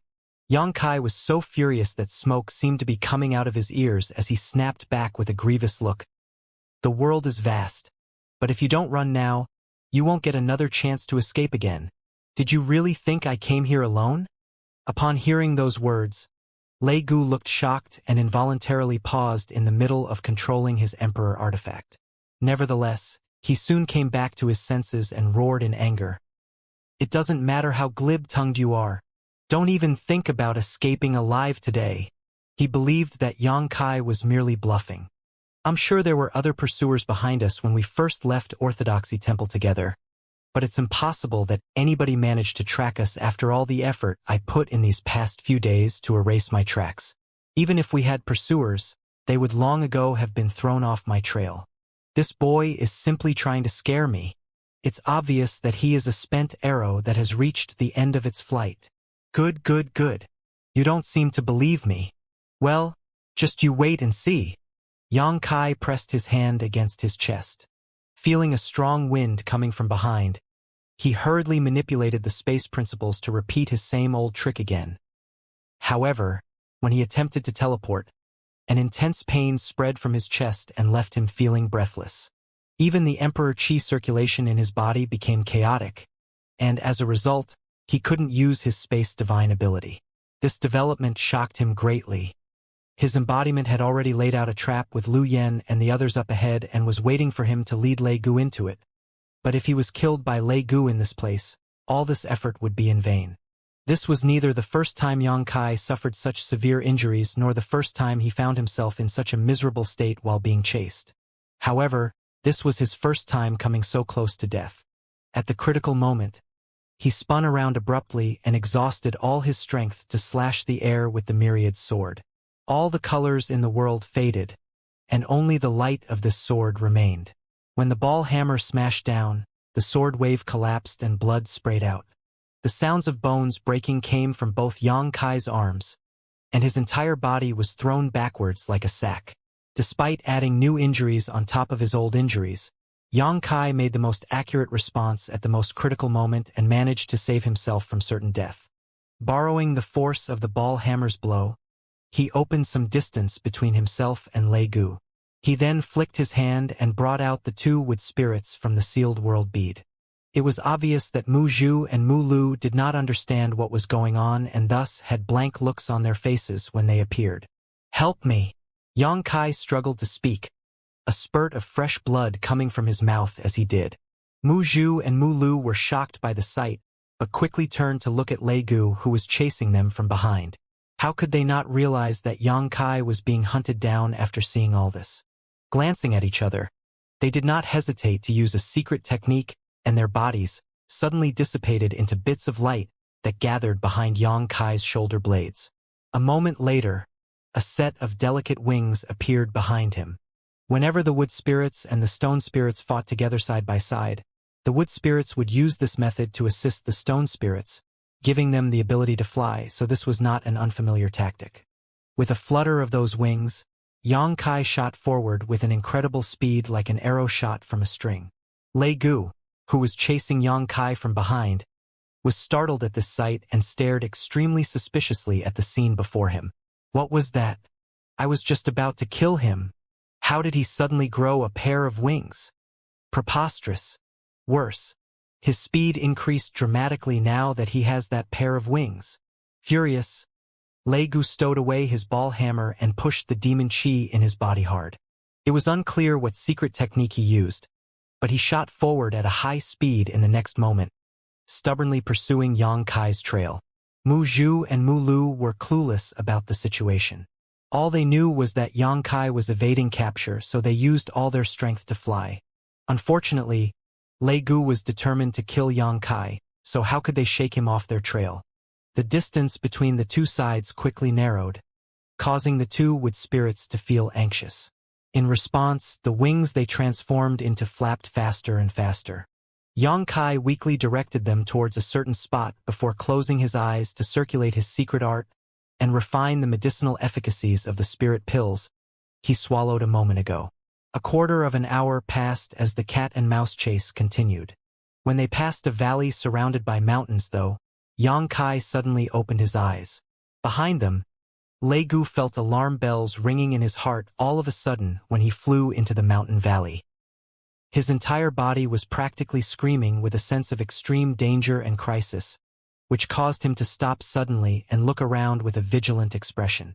1,000 meters away, Yang Kai also came to a halt and turned around, spat out a mouthful of blood, and stared at Lei Gu leisurely. Go on. Chase me. Why aren't you chasing me anymore?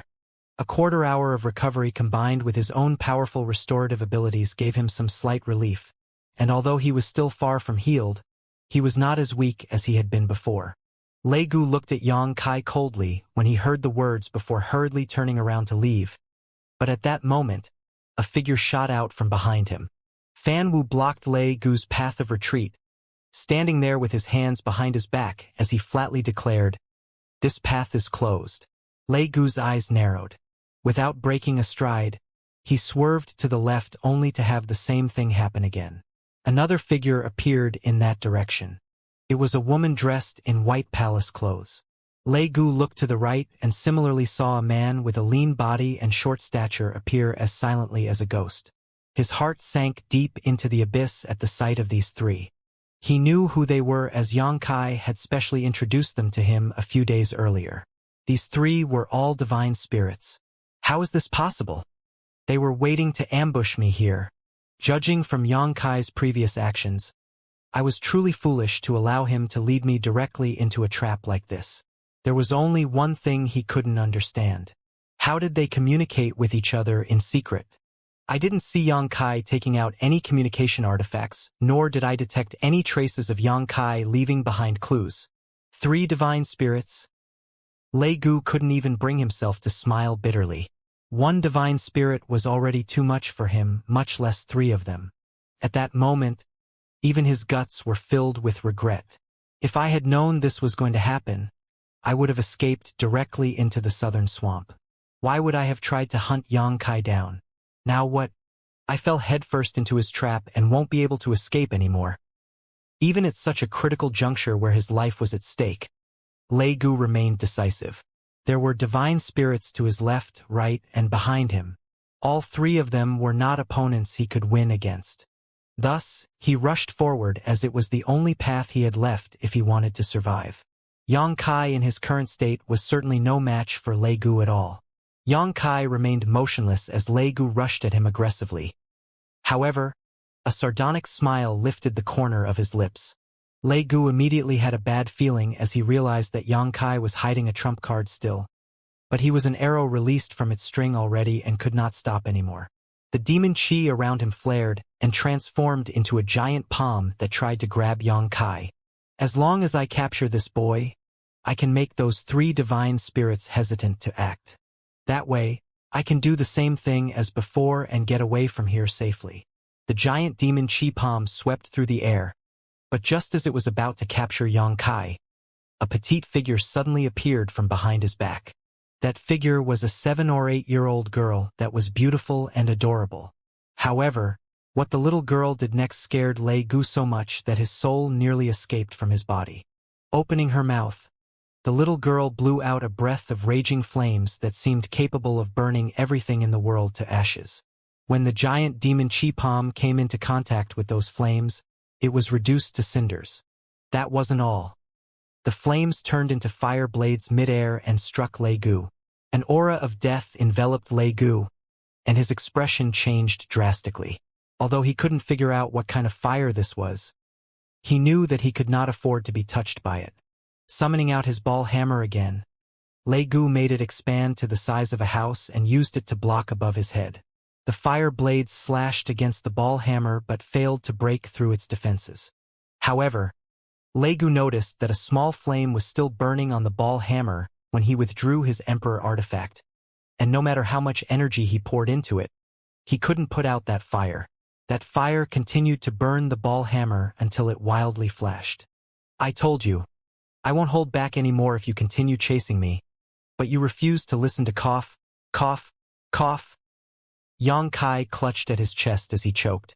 He wanted to taunt Lei Gu a little more, but unfortunately, his body refused to do what his head wanted, and he had no choice but to give up on that thought. Lei Gu's face turned ashen. He, too, knew that there was no way he could escape from this place alive. The hatred in his heart was so strong that nothing could ever soothe it. Kill him! Xianxia waved his hand gently. For figures rushed towards Lei Gu from all sides, their thick murderous intent locking him in place. Cornered, Lei Gu held up the ball hammer and roared, "The demon race shall never die!" With that defiant shout, the demon chi in his body surged wildly and his body swelled up rapidly. When Fan Wu and the others saw this, they all stopped in their tracks and hurriedly retreated. Following a loud explosion, Lei Gu exploded into a cloud of blood. Fan Wu and the others were shocked and impressed by his resolve. Even if they knew they were bound to die, not many in this world would choose to self-destruct. If they had been in his shoes, they would surely choose to die fighting. Even if the final outcome was predetermined, who would know what the results might be if they didn't at least try to resist? Is the demon race so fanatical? The 3 divine spirits shuddered at the thought. While they were caught up in their thoughts, Xianxia suddenly flew down weakly and began searching among Lei Gu's remains. Luanfeng frowned and landed lightly next to him, asking in a somewhat annoyed tone, "What are you looking for?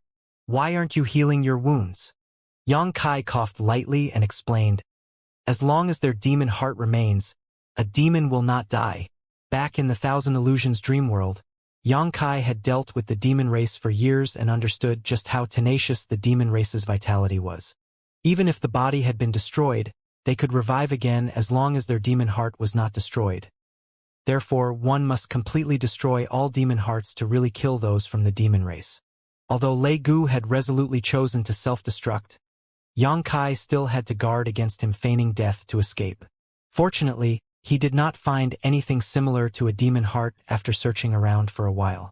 It would seem that being possessed by a demon spirit was a little different from being born as a member of the demon race. Nevertheless, he made Lu Yen burn down the entire area just to be safe. Only then did he let out a breath of relief. Even if Lei Gu planned to escape just now, there was no way he could revive again after being incinerated by Lu Yan's phoenix fire. Then, the embodiment and Wen Zishan came over from the sidelines. They had remained in hiding a little further away so that they could guard against Lei Gu's escape. Who could have known that they would have no chance to participate? Nonetheless, it was only thanks to the connection between the embodiment and Xianxia that they managed to pull off this trap safely and catch Lei Gu off guard. If that were not the case, Yang Kai would not have agreed to follow Lei Gu alone so readily. The embodiment had been his greatest trump card. When the few people gathered, they didn't say much. Yang Kai was severely injured and required immediate treatment. However, he made a single statement to Wen Zishan before disappearing. "She's fine?" Yang Kai immediately handed the sealed world bead to Lu Yen for safekeeping before entering the small sealed world to heal his injuries. The existence of the sealed world bead was his biggest secret and trump card, but there was not as much of a need to deliberately keep it secret anymore as he had grown stronger. Besides, Fan Wu and the others would not publicize this matter, so it wasn't a big deal if the secret of the sealed world bead was exposed to them. Likewise, Wen Zishan was someone he could trust. Wen Zishan wanted to ask Yang Kai more about Gao Shueting, but he couldn't find the opportunity to do so. Before he could ask anything, Yang Kai had already disappeared into the strange bead. Such an item must be one of Yang Kai's cards, and Wen Zishan was tactful enough to not pry further. Nonetheless, he knew that answers would have to wait. Unfortunately, he could not simply just stand around waiting. He was still a sect master and had duties to perform, especially during such a crisis. What's more, he was not the only one eager to go back. The 32 monster kings were still back at Orthodoxy Temple, and who knows what sort of trouble they would have caused by now. One should not be fooled by their appearances. Although they acted docile in front of Yang Kai, each one of them was truly an unruly individual. Therefore, nobody wanted to stay here for too long. It was then that the embodiment spoke up. He told Wen Zishan to head back first while the rest would stay and check the area to make certain that Lei Gu was truly dead. Inside the sealed world bead, Yang Kai appeared in the medicine garden and sat cross-legged before the immortal tree, while Mu Zhu and Mu Lu used their secret technique to guide its essence to treat his injuries.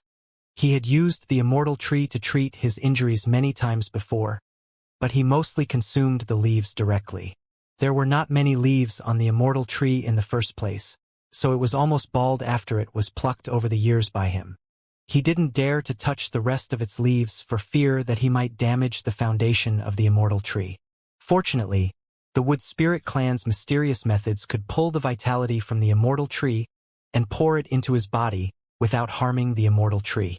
Supplemented by his strong physique and powerful restoration ability, Yang Kai was almost fully recovered within 3 days and felt delighted by the speed of recovery.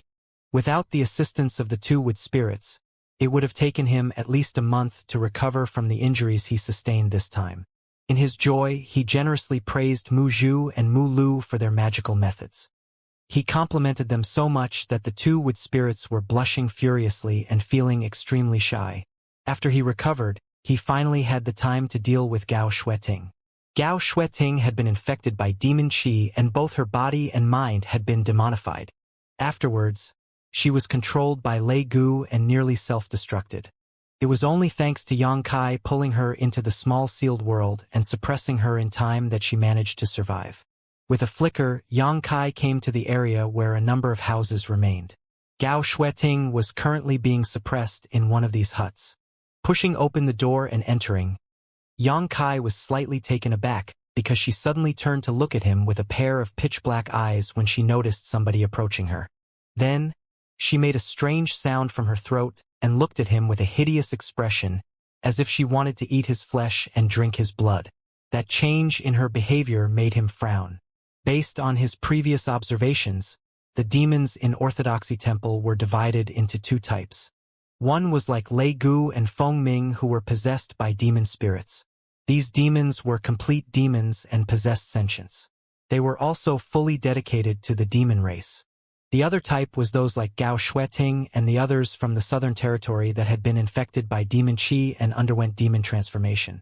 They did not have the ability to act and think independently and needed to be controlled by the former type of demon. Now, however, Gao Shueting was clearly showing some signs of independent thought. However, that was not her own consciousness. Judging from that hideous expression, it was a reaction formed after she was demonified. Yang Kai walked over to her and looked at her with a complicated expression. He called out to her a few times in a soft voice, but she did not react at all. She only continued to growl and struggle against her restraints. If not for the fact that her cultivation had been suppressed, she might have already lunged at him. It made Xianxia wonder whether the rest of the demons with no consciousness would also become like this, acting based on their instincts, if enough time had passed after they were demonified. If that was the case, then the situation at Orthodoxy Temple might be a little tricky. No longer hesitating, Xianxia's aura changed abruptly. It became ancient and desolate, almost as if he had walked out of a scroll depicting the primordial world. He formed a seal with his hands and began chanting at the same time. Following that, a ray of light penetrated Gao Xueting's body. It was the bloodlust spell, one of the most commonly used shamanic spells and a method proven to be very effective at resisting demon chi corruption. Red light shone brightly in an instant as the blood essence in Gao Xueting's body was stimulated. She looked like she was covered in a layer of red light, and a tinge of pain flashed across her face. Concurrently, the boundless black chi oozing out from the surface of her body intertwined with the red light as both tried to destroy each other. Then Xianxia began chanting the demon exorcism spell. A cold light descended from the sky, cleansing both Gao Xueting's body and her mind. A hissing sound rang out as wisps of black smoke escaped from her body, as if it had met its natural enemy, soon dissipating into nothing. Xianxia stood in front of Gao Xueting with a solemn expression, impatiently casting the demon exorcism spell. As time passed, the demon chi flowing out of her body became less and less dense, and the black and red light that had been flickering unsteadily began to show signs that the red light was taking dominance. Finally, the blackness in her eyes faded away and she blinked blankly as her vision focused. Soon after, Gao Xueting saw Xianxia standing in front of her with a smile, a peculiar ancient aura lingering around his figure. "Junior brother?" Gao Xueting called out softly, seemingly extremely weak. "Senior sister Gao, you're awake." Xianxia secretly breathed a sigh of relief. After such a long delay, he had been worried that she could no longer be saved. Fortunately, the ancient shamanic spells seemed to still be quite effective against demon chi, so his efforts had not been in vain. "Why are you?" Gao Xueting was still feeling very confused about her situation. She only knew that her entire body was very weak at the moment. Moreover, traces of an unsettling power remained in her meridians and her body. "Senior sister, do you remember what happened?" he asked while looking at her. "What happened?" She frowned, her thoughts a confused mess. "At Orthodoxy Temple during the Southern Territory Martial Gathering," he reminded her. Gao Xueting was jerked awake when she heard those words, and her pupils contracted as she anxiously said, "There's a conspiracy going on at Orthodoxy Temple. Junior brother, hurry up and warn the temple master." Xianxia hurriedly comforted her. "Senior sister Gao, calm down. The conspiracy at Orthodoxy Temple has been thwarted. Lei Gu and Feng Ming have also been brought to justice." "Lei Gu and Feng Ming are dead?" Her expression changed before quickly asking, "What were they planning?" Xianxia countered her question with another question. "How much do you remember, senior sister?" She shook her head slowly. "I'm not sure. That night, junior brother Luo and I received an invitation from Elder Feng Ming to visit his residence to discuss our cultivation experiences. More than 20 others were there with us. But after drinking something, we all fell asleep and couldn't wake up." Xianxia nodded lightly. Whatever it was that demonified Gao Xueting and the others should have been in that drink. He had previously wondered how a group of Emperor Realm Masters could fall to the demon transformation so easily. As long as one of them noticed a hint of something strange, they only needed to push their Emperor Chi to defend themselves. That should have allowed them to fight back to some extent. In the worst case, they could still have raised a fuss and alerted others. It now appeared that Feng Ming had used a method similar to poisoning to inject Gao Xueting and the others with demon chi from the inside. There was no way they could have defended against that, and probably never would have imagined that Feng Ming would do something like this. After all, they had all known each other for many years, making it easy for Feng Ming to deceive them and get them to lower their defenseless. "Where is junior brother Luo?" she asked. "I don't know." Xianxia shook his head. He had not seen Luo-chun since that night at the mountain peak ambush and only knew he too had been demonified. "And where is this place?" Yang Kai smiled. It's a sealed world. Senior Sister Gao, please rest peacefully. We will arrive back at Orthodoxy Temple soon. After saying that, he took out a bottle of Emperor-grade recovery pills and placed it next to her. She had been corrupted by demon qi, which damaged her foundation, and she nearly self-destructed under Lei Gu's command. Although Yang Kai had forcibly suppressed this self-destruct, Gao Shueting would still have suffered some damage. She did not act reserved around him, picked up the jade bottle, took out a spirit pill, and stuffed it into her mouth. While refining the medicinal efficacies of the pill, she asked, "What exactly happened?" "It's a long story," Yang Kai sighed. Sitting cross-legged opposite her, he briefly recounted everything that happened over the last few days. Her expression changed constantly as she listened, as she never imagined that the Southern Territory Martial Gathering would be involved in such a terrifying conspiracy. Yang Kai's tone was calm and collected, but nevertheless, Gao Shueting realized that if he had not come along on this trip and mysteriously rallied a large number of reinforcements from the Northern and Eastern Territories, the Southern Territory would have been finished. If Orthodoxy Temple's conspiracy had succeeded, there would have been hundreds of Emperor Realm Masters and tens of thousands of elite who experienced demonification who would then scatter throughout the Southern Territory. In time, the entire Southern Territory would have been turned into a demon paradise. Orthodoxy Temple was one of the top 3 sects in the Southern Territory, but it was now a chaotic mess. There were broken ruins everywhere and traces of the great battle from before were clearly visible. The remaining cultivators camped separately on the numerous mountain peaks in the area. All their faces were filled with a lingering sense of fear. They couldn't help shuddering slightly whenever they recalled the experience they went through over the past few days. On the other hand, the people from the Northern Territory tirelessly went around to check on some of the Emperor Realm Masters of the Southern Territory. The 32 monster kings from the ancient wildlands occupied an entire spirit peak alone. They had managed to procure a lot of food and wine from somewhere, and they were celebrating merrily, having the time of their lives. Their celebrative atmosphere formed a stark contrast with the gloom and depression among those from the Southern Territory. To those of the monster race, the life and death of these humans were none of their concern. They would never have intervened in the affairs of the Southern Territory if they had not followed Yang Kai here. Meanwhile, the people of the Southern Territory were glad that the current situation between the humans and the Monster Kings was only as such.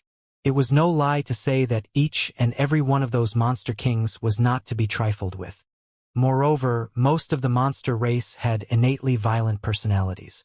Conflicts might arise if they were to commingle with the humans, and there was nobody here that could stop them if it came to that. Thus, nobody objected to their actions. They could drink and have fun all they want if that was what they wanted to do. A few days passed just like that.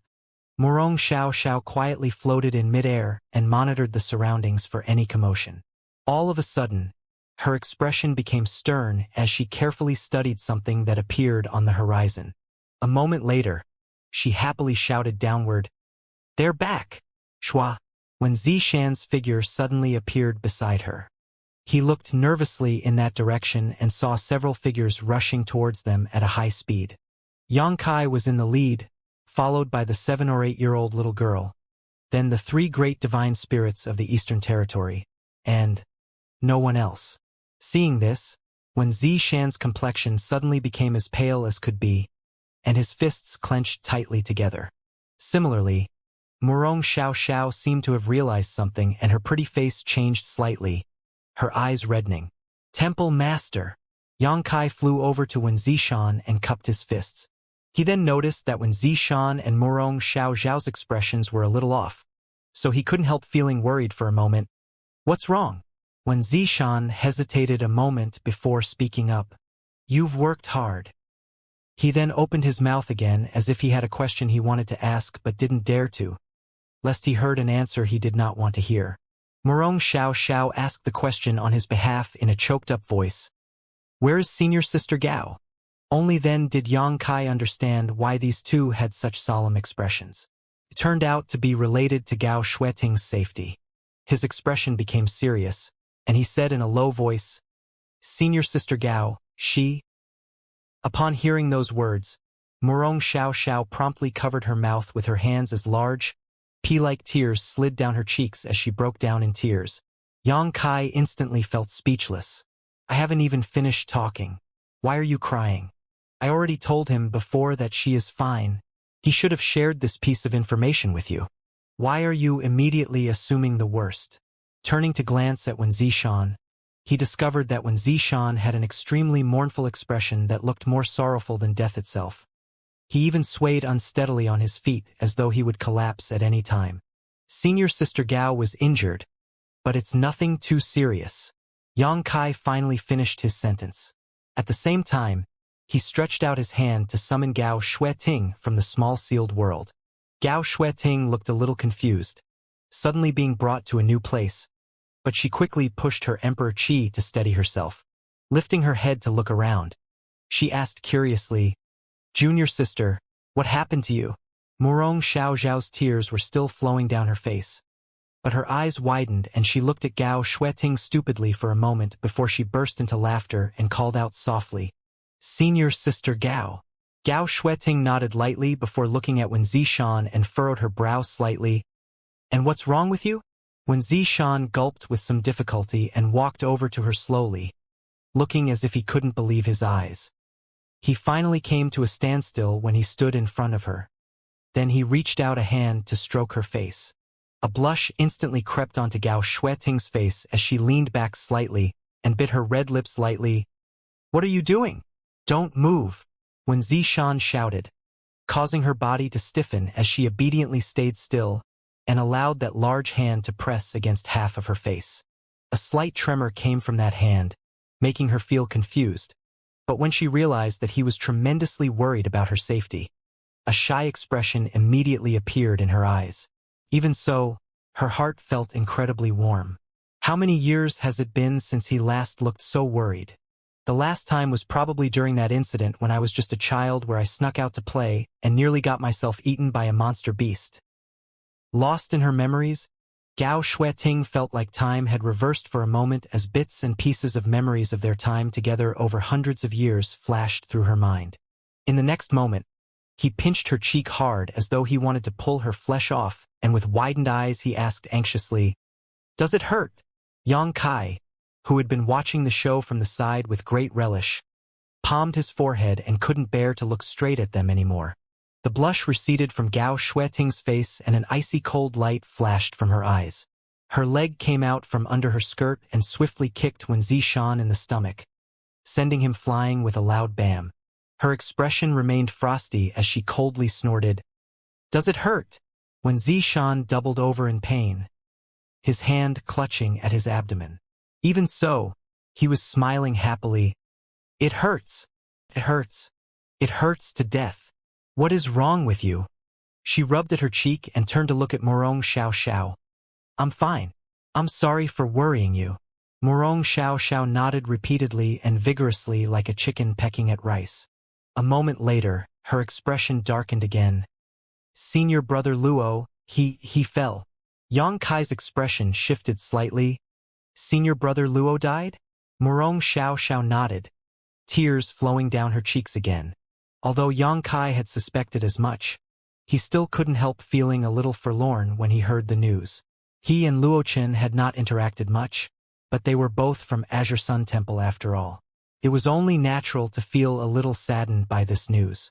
What about Xiao Bai? Yang Kai asked. Although he was sure that what he killed before was just an illusion, he didn't know the specific details about how Xiao Bai was faring. Murong Xiaoxiao replied, Senior brother Xiao was slightly injured, but it's nothing serious. At that moment, when Zishan regained his usual composure and sighed softly, the Southern Territory has suffered heavy losses in this incident. Yang Kai raised his gaze and looked at the people down below. Sweeping the surroundings with his divine sense, he got a vague grasp of the current situation. Great losses were certainly suffered. Approximately a third of the several hundred Emperor Realm Masters had lost their lives. Similarly, about half of the tens of thousands of elite disciples were dead too. The Southern Territory would need at least 500 years to recover from such a catastrophe. What's the situation over there? He suddenly pointed his finger at the mountain valley where the martial gathering was held and was currently wrapped in countless layers of vines. At a glance, the entire mountain valley looked like a ball made out of vines. Furthermore, a dreadful and terrifying pitch-black demon chi continued to churn within, even dyeing some of the vines black. Hundreds of petite wood spirits were surrounding the mountain valley and seemed to be continuously using secret techniques while under the protection of the stone spirits. When Zishan explained, "It's the doing of the wood spirits you brought with you. They seem to have a way to suppress the demon chi, so we placed all those that were demonified there." After saying that, he sighed. "But that's not a solution. What they are doing doesn't solve the root of the problem. Those people will be completely corrupted by demon chi sooner or later, and when that happens, there's nothing we can do for them anymore." "I'll go and take a look," Yang Kai said before rushing in that direction. Ma Qing and Xiao Yuyang were guarding this area as well. Nobody knew how effective the wood spirits' methods were, so if those demonified cultivators went wild and began acting violent, somebody would need to be around to subdue them.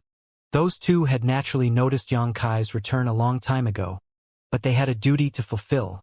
Hence, they could not go over to ask about the situation. When Ma Qing saw Yang Kai coming over, he anxiously asked, "Is he really dead?" "Lei Gu is definitely dead." Both Ma Qing and Xiao Yuyang's expressions brightened hearing those words, and they both nodded. "Good! Who knows what would happen in the future if Lei Gu was allowed to escape?" Since Lei Gu had been brought to justice, then this matter was more or less settled. The only issue left to deal with were these demonified cultivators. They were rather troubled by this issue. There were many such cultivators here, at least 10,000 of them. It was one thing to kill them off in battle. However, they had captured these tens of thousands of demons that they could neither kill nor release. It was extremely troubling, to say the least.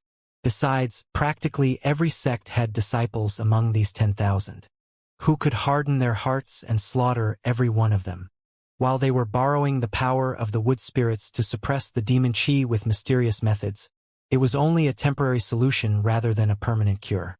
Xiao Yuyang thoughtfully asked, "Elder Yang, do you have a way to awaken the consciousness of these demons?" He had seen that Gao Shueting had returned safely and soundly, which served as the basis for his conjecture.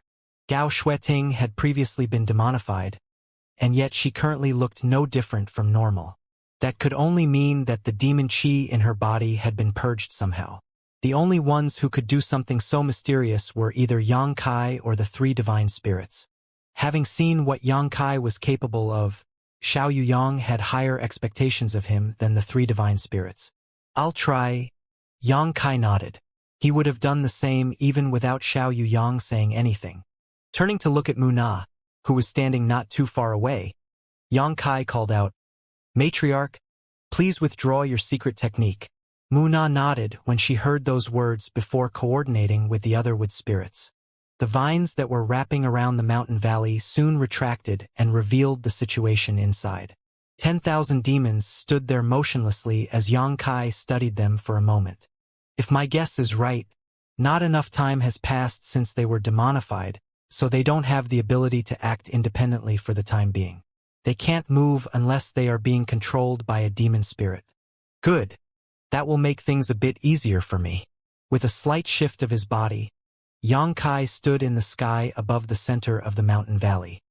He gave a wave of his hand and brought out several demons in the Emperor realm who had been suppressed in the small sealed world all this time.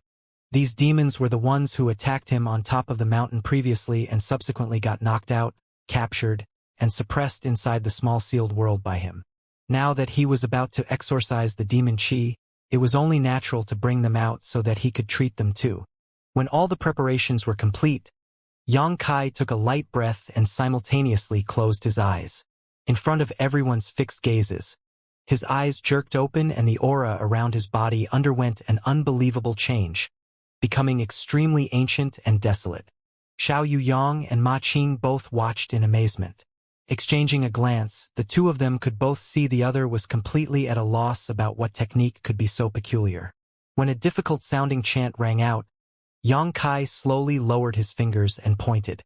A faint light bloomed at the tip of his fingers and a circle of light suddenly fluctuated and spread out, sweeping across the bodies of the 10,000 cultivators below. It was as though somebody had sprinkled a pinch of salt into a frying pan. When that light dissipated, an incredible scene appeared. The bodies of those 10,000 demons were glowing bright red, as though they had been pumped full of vitality. Their auras concurrently increased with great momentum. The expressions on Wen Zishan, Ma Qing, and Xiao Yuyang's faces changed drastically all at once to reveal extremely horrified expressions. Ma Qing even blurted out, "What secret technique is that?" This secret technique was simply unheard of and never seen before. When that red light flared brightly, the auras of those 10,000 demons increased significantly, increasing their overall strength to a whole new level in an instant. A secret technique like this was simply a miracle.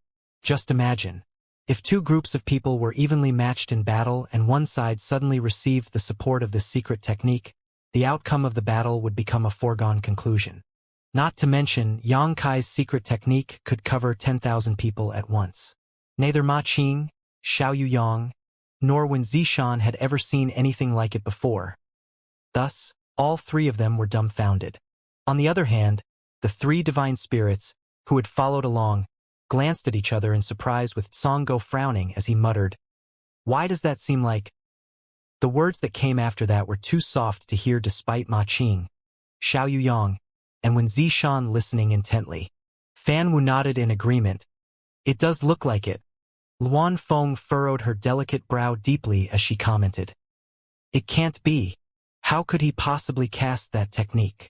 Although the three of them had never seen this secret technique before, they had seen something similar in the memories passed down to them through the inheritance of their divine spirit source, making them uncertain.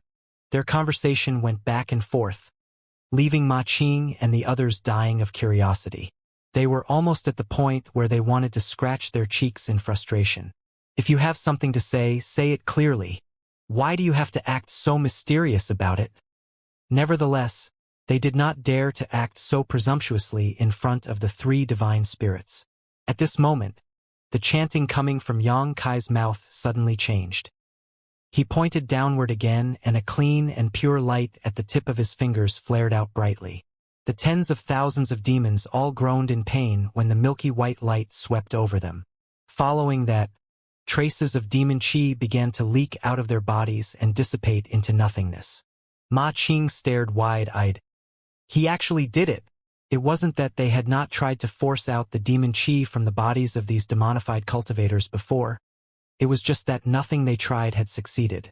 The strange demon chi was very hard to deal with, and even if they managed to expel some of it, they couldn't purge it completely, much less extract it with ease like Yang Kai had just done.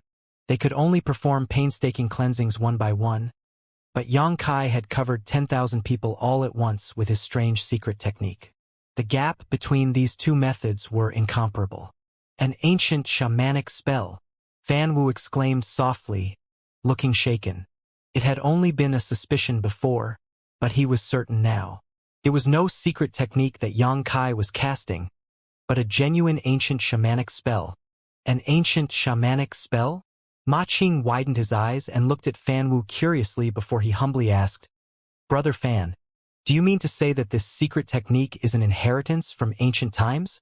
Fan Wu glanced sidelong at Ma Qing before promptly ignoring the latter. He was a divine spirit. Moreover, each and every one of the monster kings under his command could rival a third-order emperor realm master in power. Ma Qing himself was nothing but a mere third-order emperor realm master. In the ancient wildlands, Ma Qing's status would at best be equal to Fan Wu's subordinate, so how dare he act so friendly? It would be strange if Fan Wu did not ignore Ma Qing.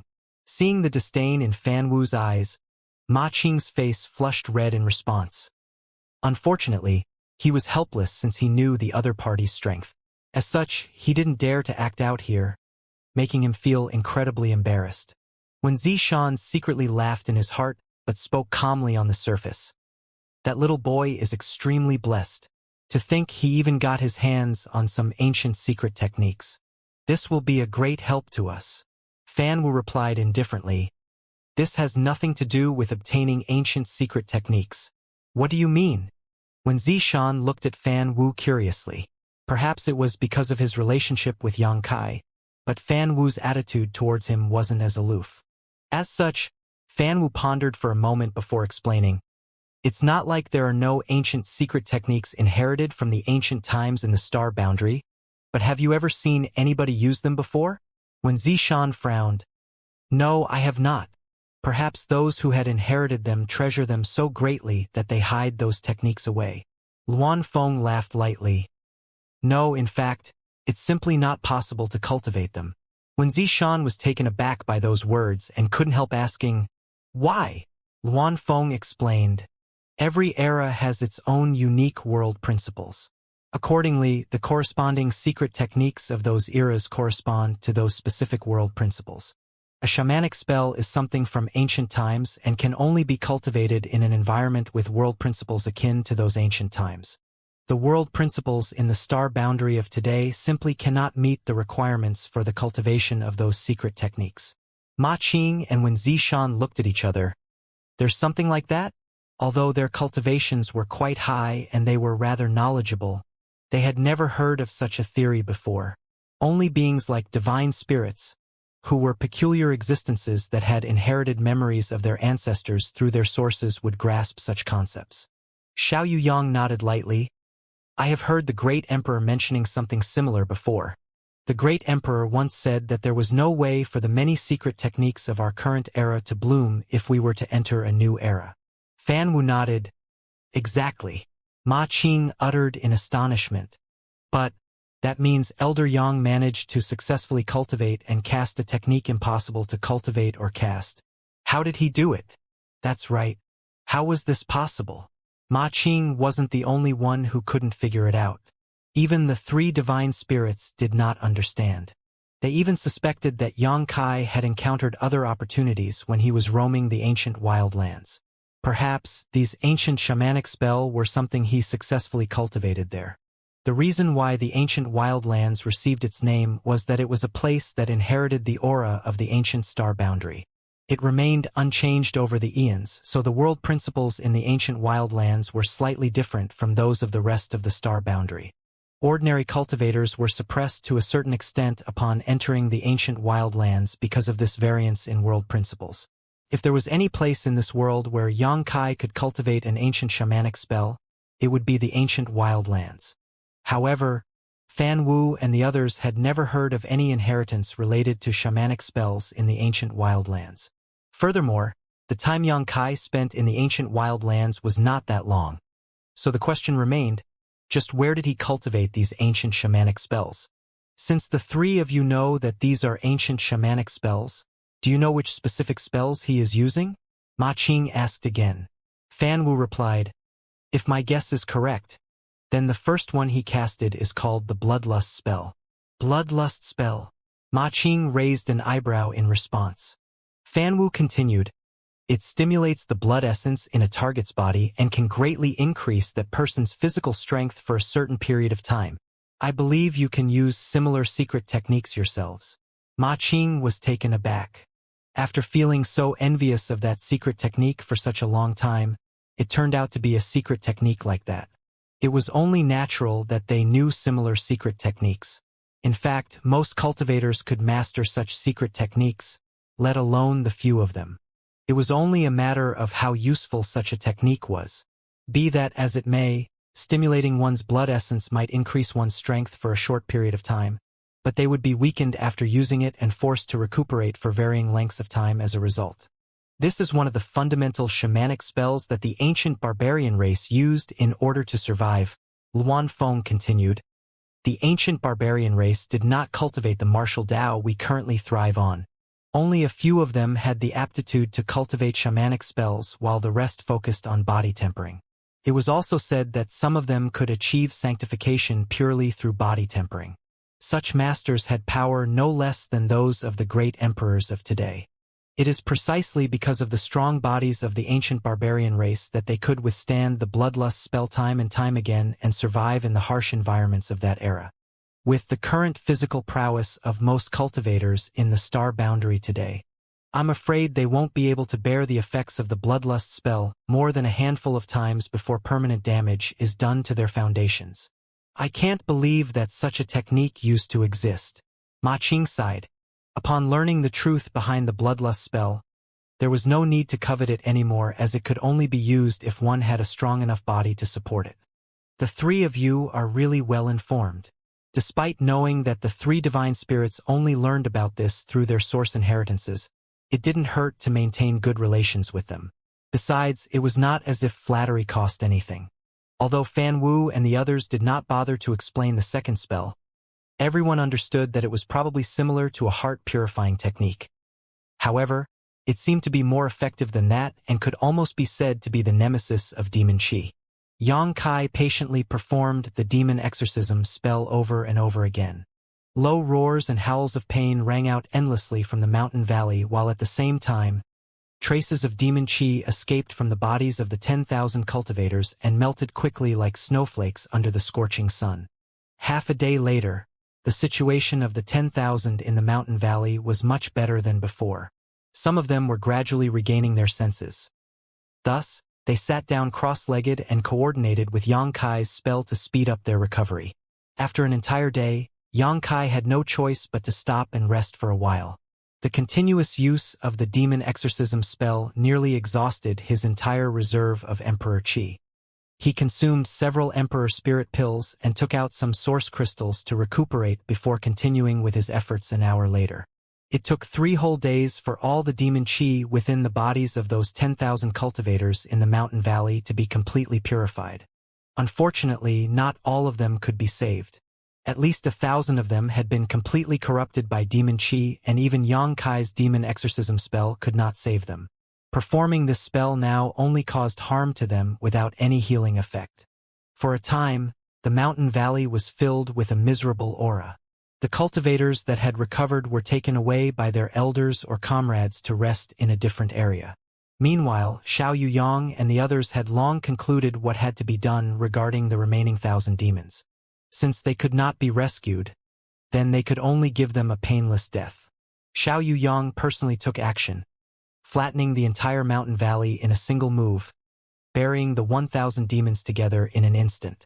Then, the scene became even more tragic than before, and soft sobbing sounds could be heard everywhere. All the major sects that came to participate in the Southern Territory Martial Gathering this time, regardless of whether they were strong or weak, all had suffered serious losses. Some of the worst-hit sects were nearly wiped out, leaving only a few survivors left alive. Azure Sun Temple also suffered some losses. One Emperor Realm Elder died, and among the disciples who came to participate in the martial gathering, nearly half of those in the Origin King Realm and Origin Returning Realm had perished, while slightly fewer Dao Source Realm disciples had died. If Wen Zishan had not noticed that something was wrong and immediately taken measures to protect the disciples, the results would have been much worse. Many lamented how this event had destroyed the foundations of the sect or clan. Elder Yang, we still need your assistance with these people. While Yang Kai was resting, Ma Qing, Wen Zishan, and Xiao Yuyang came to meet him together. There was a group of Emperor Realm Masters escorting 2 groups of people behind them. There were not many people in these 2 groups. One group had 8 people in it, while the other had a dozen. On the surface, nothing peculiar stood out about these people.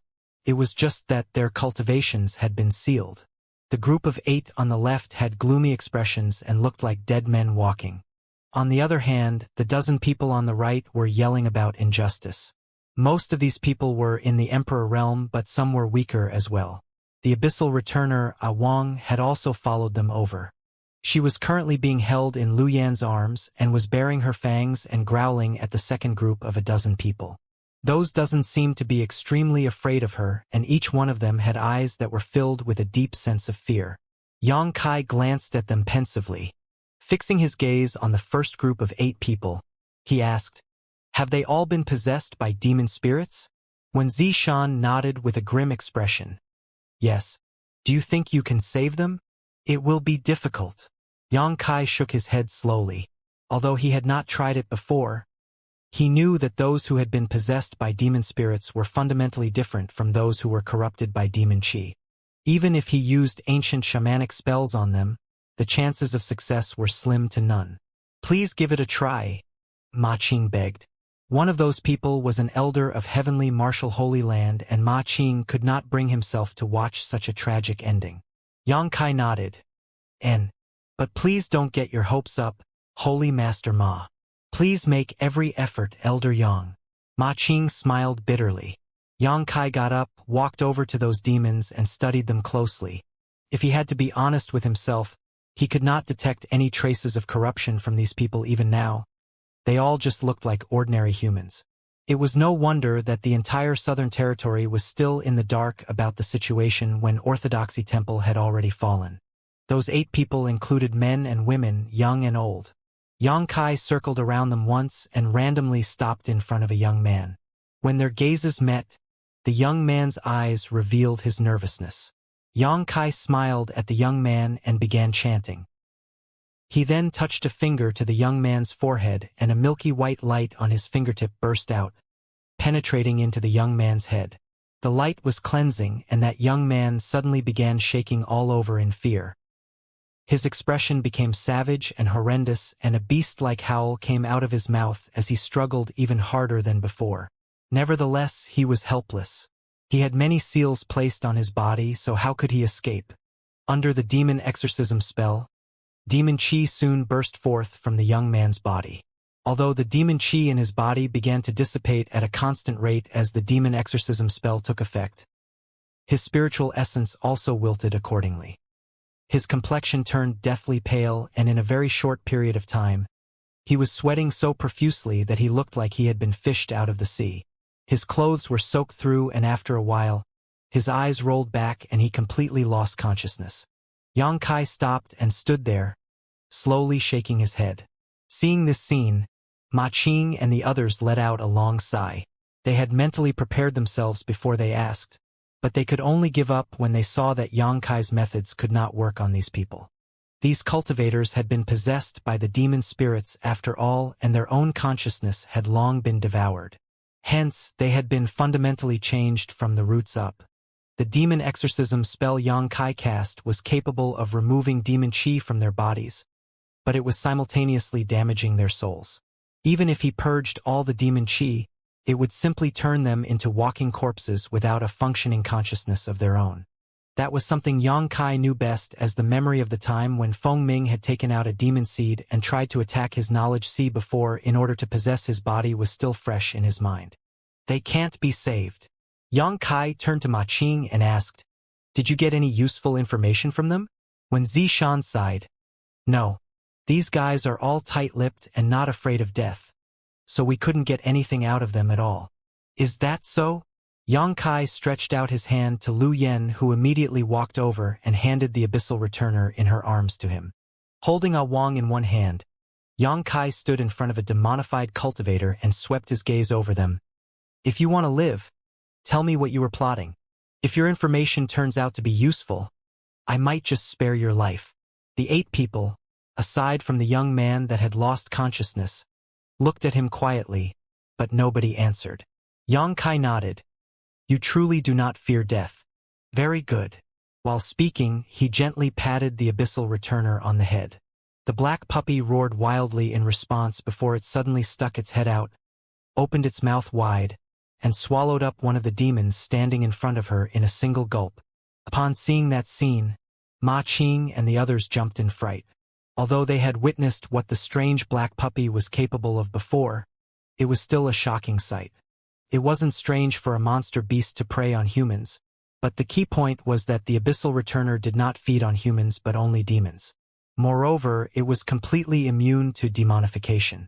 Not too long ago, it even devoured all the demon chi in the mountain valley. When Zishan wore a thoughtful look, he had known about the existence of the abyssal returner for some time now after all. Gongyu was the one to discover this abyssal returner in Azure Sun Temple back then, and at the time, it had tried to devour Feng Ming in one bite. More than a dozen Emperor Realm Masters working together to attack it had also had their attacks all swallowed into its belly before those same attacks were spat back out. According to Gongyu, the little beast seemed to have the bloodline of a legendary monster beast from the demon realm. Thus, it was not strange for it to have such a bizarre ability. When one of the demons was swallowed down, the rest of the demons became agitated. They glared at the abyssal returner as though they were looking at their natural enemy, their eyes filled with horror and fear. However, their cultivations were all sealed, so they couldn't run even if they wanted to. Xianxia looked at them in a leisurely manner and said indifferently, "Take your time to think it over. Whoever has made up their minds can go ahead and talk. This Yang always means what he says. As long as you can provide me with some useful information, you may survive." While he was speaking, the abyssal returner opened its mouth again and swallowed up another demon. Xianxia didn't say anything else after that and simply walked down the line, step by step, with a Wang in his arms. Whenever he arrived in front of a demon, a Wang would devour that demon in one gulp. Just like that, she ate 5 demons in the blink of an eye, and there were now only 3 left, their eyes filled with hatred, but none of them speaking a single word. Looking at the situation, Xianxia sighed in frustration. Truly a bunch of stubborn and rigid people. Turning to look at Ma Qing and the others, he added, "I'm afraid we won't be getting anything out of them." Ma Qing replied with a cold expression. "In that case, there's no reason to let them live anymore." If they were not demonified, he might have suggested trying to use secret techniques such as the soul-scouring technique on them to investigate the secrets of their minds. However, this was related to the demons, so who would dare do that? What if they were infected by the demon qi as a result? The potential gains were not worth the risks. Since there was no point keeping these demons alive, then they could only get rid of them once and for all. A Wang swallowed the remaining 3 demons into her belly in one swift motion. Nevertheless, she still looked unsatisfied, and her gaze now turned towards the other dozen people standing to the side. "And what's up with them?" Xianxia asked curiously. "You have to ask that pet of yours." When Zishan frowned, "She keeps barking at them. We don't know what's wrong with them either." When the dust of the battle in the mountain valley settled, all the major sects summoned the remaining survivors to help collect the remains of the injured and dead. But to their surprise, the abyssal returner suddenly ran up to a cultivator and barked at him non-stop. In view of the spectacular performance of the abyssal returner previously, when Zishan and Ma Qing became alert and ordered that cultivator to be detained. Who could have known that the abyssal returner would continue making its way through the crowd, sniffing out these dozen people? Subsequently, that led to the current situation they were facing right now. "I have been unfairly accused, Temple Master 1. I am a disciple of Blue Cloud sect. Why am I being detained like this?" A young woman with a youthful-looking face complained bitterly, trying to defend herself. The rest also began talking all at once, agreeing with her statements. Xianxia said, "Whether something is wrong or not, we only need to test it out to know." Striding forward, he came to stand directly in front of the young woman. The young woman instantly reacted in fear, trying to step back as she spoke in a horrified voice. What are you trying to do?" Xianxia didn't waste any time on talk and simply reached out his hand to grab her head while casting the demon exorcism spell. When he began chanting, the young woman's expression changed greatly, and she wailed as wisps of black demon qi poured out of her body. When everybody saw this, their expressions sank. "There really is something wrong with them." Ma Qing looked stern. Similarly, when Zishan also had an expression of lingering fear as he turned a look of wonder at the abyssal returner. "If not for this little beast's strange behavior, I'm afraid everybody would have been deceived again." When was a person most relaxed and unguarded? It was when they emerged victorious after a difficult battle. When the dust settled over the Battle of Orthodoxy Temple, nobody expected demons to still be hiding among them. Nobody had the means to distinguish between the humans and the demons either, so if these people had been allowed to leave this place alive, a second or a third Orthodoxy temple could have appeared in the future. Xianxia continued checking these dozen people, one by one, and soon determined that every single one of them had been quietly taken over by a demon spirit. Nobody knew whether they had been possessed before the battle or whether it happened during the commotion. Seeing as these dozen people came from different backgrounds and had varying cultivations, it was probably the latter. There was nothing much to say since these people had been possessed, and it didn't take long before all of them ended up in Ah Wang's belly. When Zishan said, "Should we let your pet look around again?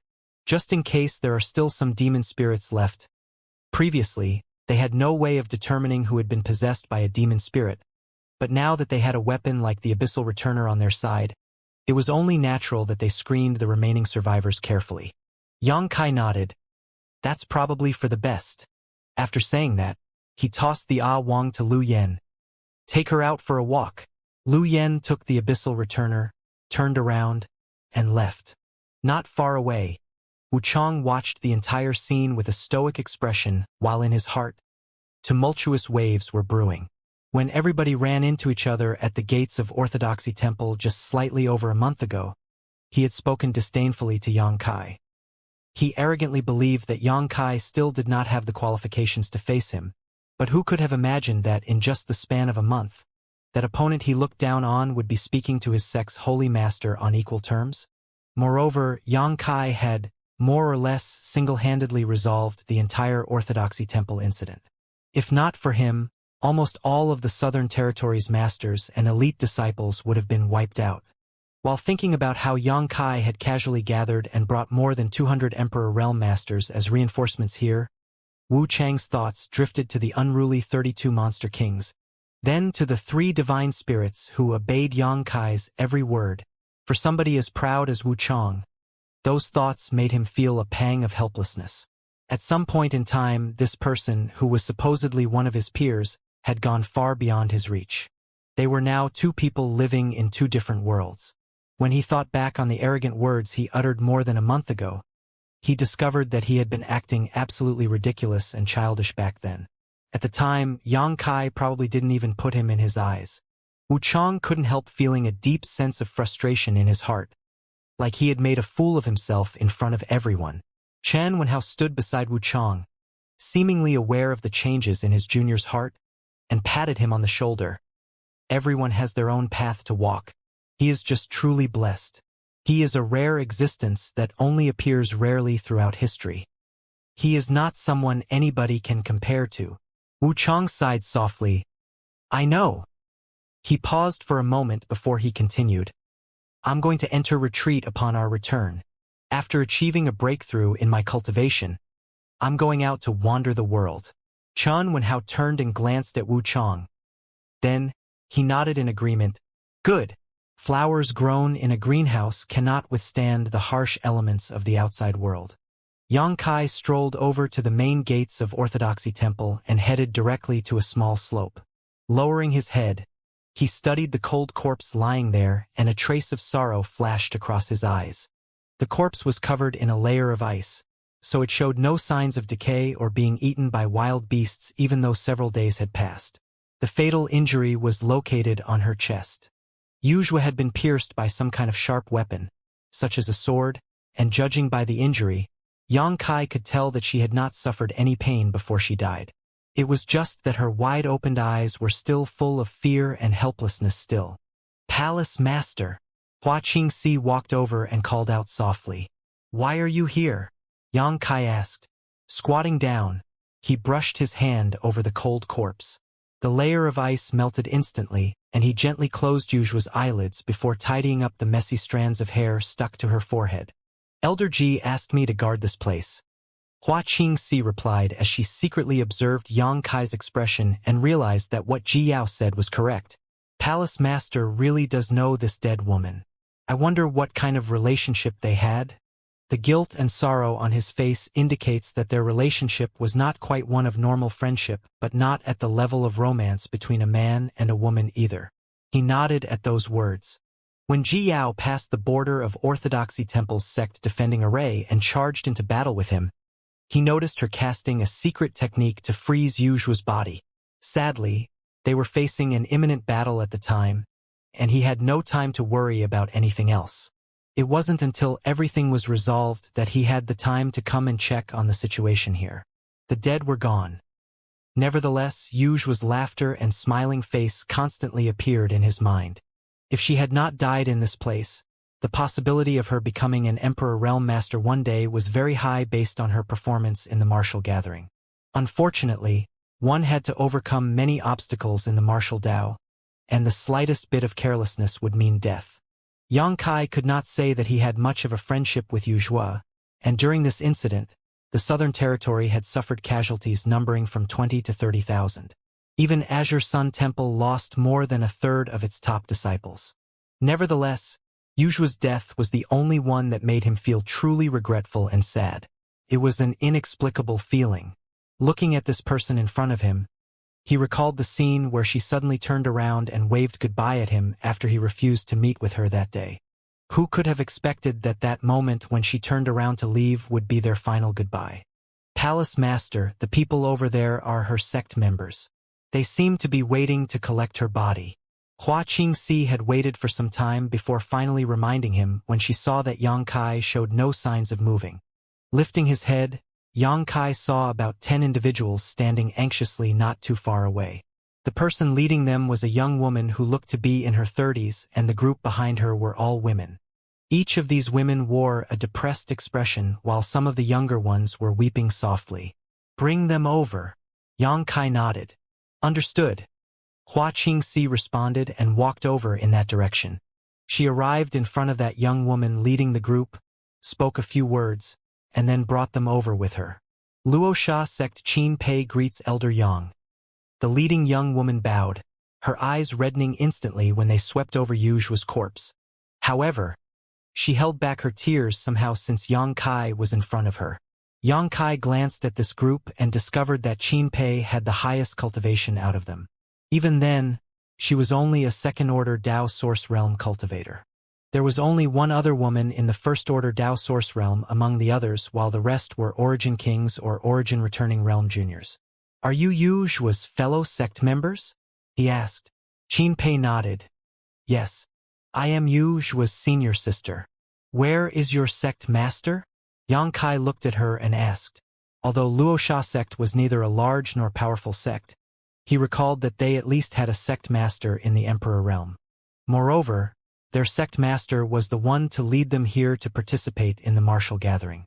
Qin Pei lowered her head and replied in a choked-up voice, "Sect master fell as well." As soon as those words left her mouth, the few girls whimpering behind her couldn't hold back anymore and burst out wailing. Luosha sect was an all-female sect, and an all-female sect would always draw much attention from the outside world. It was inevitable that some lustful men would try to get their hands on a sect like that.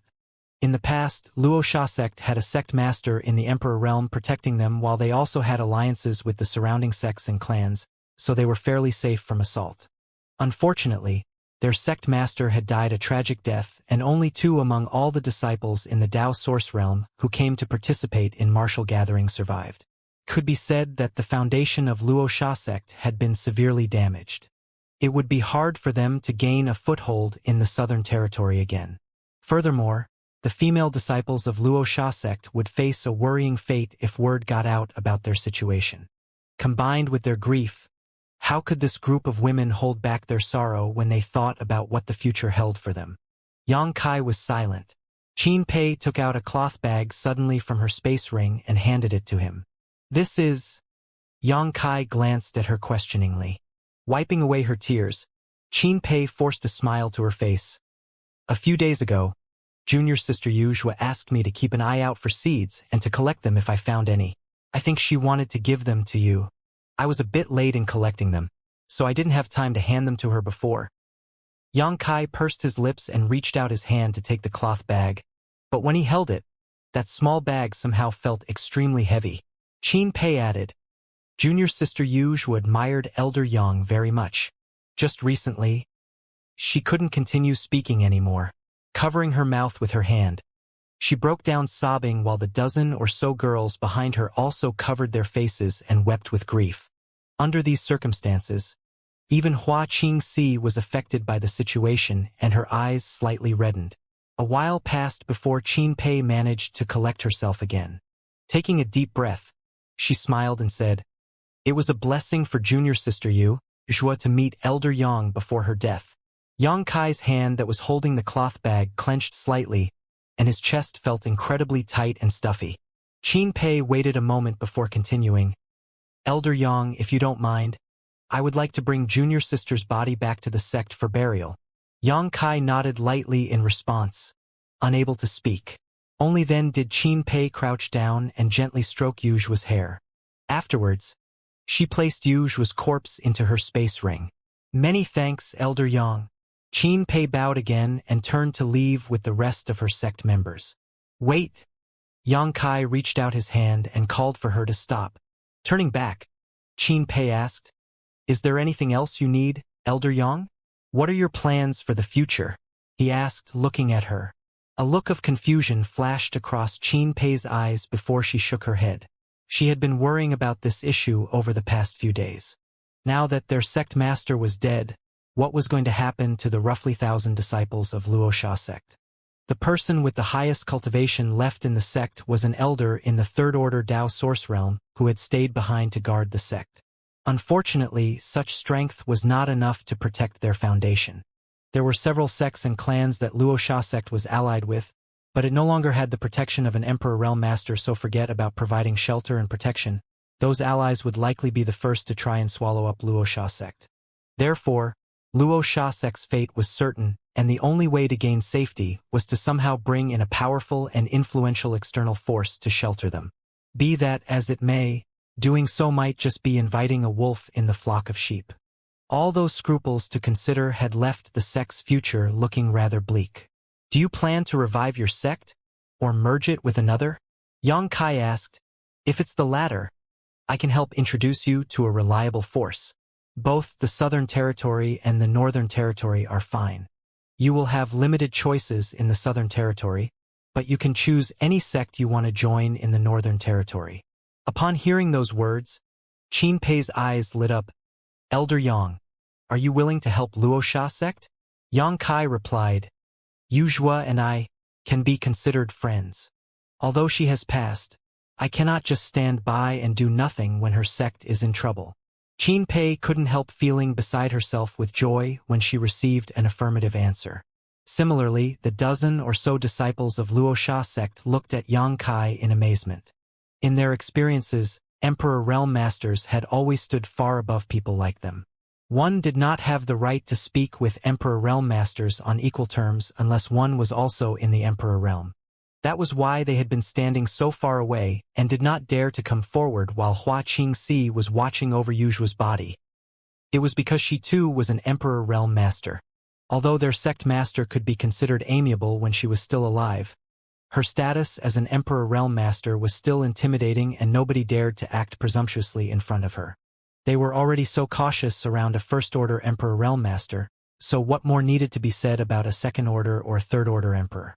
Moreover, Yang Kai was an Elder of Azure Sun Temple. That title itself carried more weight than an ordinary Emperor Realm Master in the Southern Territory. For that reason, Qin Pei had been rather cautious while speaking to Yang Kai just now. Who could have known that the other party would be so approachable? He even claimed that he was friends with Yuzhua. The simple word, friend, was a very big deal. After all, how many Emperor Realm Masters would willingly acknowledge a mere Dao Source Realm cultivator as a friend? Even if there were any, they would be very rare cases. If Yuzhua had heard those words, who knows how ecstatic she would have been. At the thought of Yuzhua, though, Qin Pei's expression filled with sorrow again as she resolutely stated, I want to revive the sect. Luoxia sect was the place where they grew up together. It was also home to this group of young girls. If they could preserve and revitalize their sect, who would be willing to abandon their home and seek shelter somewhere else? The group of women behind Qin Pei all nodded vigorously. Yang Kai pondered for a moment before asking, Has Luoxia sect ever hired a high-rank guest elder before? Qin Pei shook her head. There was only one Emperor Realm Master at Luoxia sect, so if they were to hire a high-rank guest elder, they had to choose from those that were in the Emperor Realm. However, most Emperor Realm Masters were attached to their own sects, so who would go to Luoxia sect just to be a high-rank guest elder there? On the other hand, hiring a Dao Source Realm cultivator in such a position was completely redundant. Hire me then. I'll be Luoxia sect's high-rank guest elder from now on. Yang Kai forced a slight smile onto his face. Qin Pei was stunned by those words, and after realizing the implication and meaning behind them, she knew that Yang Kai was lending them his assistance in order to save their sect. Even so, she never expected him to use such a method to help them. She thought that he would, at best, announced to the public that their sect was under his protection so that people with malicious intentions would be deterred from harming them. She never imagined that he would be willing to abase himself and become a high-rank guest elder at Luoxia sect. We are talking about a high-rank guest elder. Even though it comes with the title of honored guest, it is tantamount to becoming attached to Luoxia sect. If the sect ever encounters trouble, he will have no choice but to help us. Seeing as Qin Pei was not answering, Yang Kai touched his nose awkwardly and said, "Does the Luoxia sect only allow women to join? If that's the case, I can recommend somebody else for you. Her cultivation is no worse than mine." Naturally, he was referring to Ji Yao. He was certain that Ji Yao would not mind lending them her name. "No, that's not it." Qin Pei hurriedly waved her hands in denial. "Are you joking? Even if Luoxia sect really had such a rule, rules were dead while people were alive." Who was Yang Kai? He was the savior of the Southern Territory, a master who could assemble a force of more than 200 Emperor Realm Masters, 32 Monster Kings, and even 3 Divine Spirits at will. Moreover, he was a powerful Emperor Realm Master himself. Just one of those titles would be enough for no one in the world to dare look down on him. With someone like him as a high-rank guest elder of Luoxia sect, who will dare try to harm them? Elder Yang, it is Luoxia sect's greatest blessing if you are willing to come and serve as the honored guest of our sect. It's just that our sect is slightly on the poorer side, so we don't have much in terms of income either. About what we can offer as compensation. It may be unfair to you, Elder Yang. Qin Pei's voice got softer and softer the more she spoke, blushing furiously by the end of her sentence. She was truly worried that they could not afford to hire Yang Kai. It would have been one thing if he had been an ordinary Emperor Realm Master, but the key point was that he was not an ordinary Emperor Realm Master. If they really hired him, it would be embarrassing to pay him too little, but Luoxia sect simply could not afford to pay him more.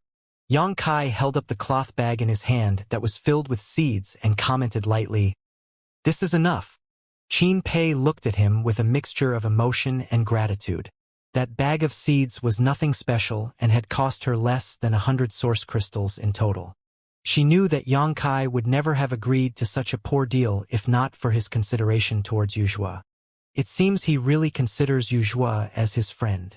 Qin Pei felt both sad and grateful at the same time. If Yuzhua was still alive, she would have been incredibly ecstatic to learn of this. Then, Qin Pei suddenly asked about Azure Sun Temple. He is an elder of Azure Sun Temple, so will they allow him to be a high-rank guest elder at Luoxia sect? To which Yang Kai replied, "It's all right, Temple Master one won't object to this." "Many thanks, Elder Yang." She bowed deeply. He raised his hand and said, "Bring your sect members and find a place to rest for now. I will travel with you to Luoxia sect once I finish handling matters here." "Yes," Qin Pei responded respectfully before leading the group of women away. Afterwards, Yang Kai turned to Hua Qingxi and instructed, "Inform me when the great emperor arrives." Yang Kai had asked an elderly man to head to Star Soul Palace to report the situation and ask for assistance, and based on his estimations, it should be almost time for them to arrive. Xiao Yuyang had already set off to meet up with the great emperor, so it would only take 2 days at most. Hua Qingxi nodded before watching Yang Kai leave. Things at Orthodoxy Temple were more or less settled by now. With Ah Wang's ability to distinguish between humans and demons, there was no need to worry about the existence of more hidden demons. Hence, it was not proper for the Emperor Realm Masters of the Northern Territory and the Monster Kings of the ancient wildlands to remain here for much longer. Yang Kai summoned them over and led them back to where he had set up the space array before sending them all back. The people from the Northern Territory were much more cooperative this time around, especially after seeing what kind of force Yang Kai was capable of summoning at whim. They stayed when he asked them to stay and left when he asked them to leave without any complaints whatsoever. On the other hand, the Monster Kings of the ancient wildlands looked at him with reluctant gazes, as though he was a piece of meat pie that they didn't want to let go of. If not for the 3 divine spirits watching nearby, they would have rushed over to try and win him over a long time ago. When he was sending them away, the Monster King's expressions became more and more resentful. Meanwhile, the female Monster King, Dumir, became more openly affectionate. She even brazenly teased him, "Sir, come over to the ancient wildlands whenever you are free to visit me. I will miss you greatly." Luan Feng's expression immediately darkened while Fan Wu and Song Go also had worried looks on their faces as they constantly sighed in their hearts. It was a lot of work, but Yang Kai finally managed to send everybody off before he turned around and sighed, "Junior Sister Yao, why are you sneaking around? Do you take me for a blind man?" Ji Yao appeared from behind a tree not far away and walked over to him. Not many people from Iceheart Valley had joined this expedition, but when he sent those from Iceheart Valley back, Yang Kai had not seen Ji Yao around. A slight check with his divine sense immediately told him that she was hiding close by, but he didn't expose her until now. When their gazes met, he asked helplessly, "Aren't you going back?" Ji Yao said, "I want to accompany you." While speaking, she took the initiative to take his hand and lead him in a certain direction with light movement.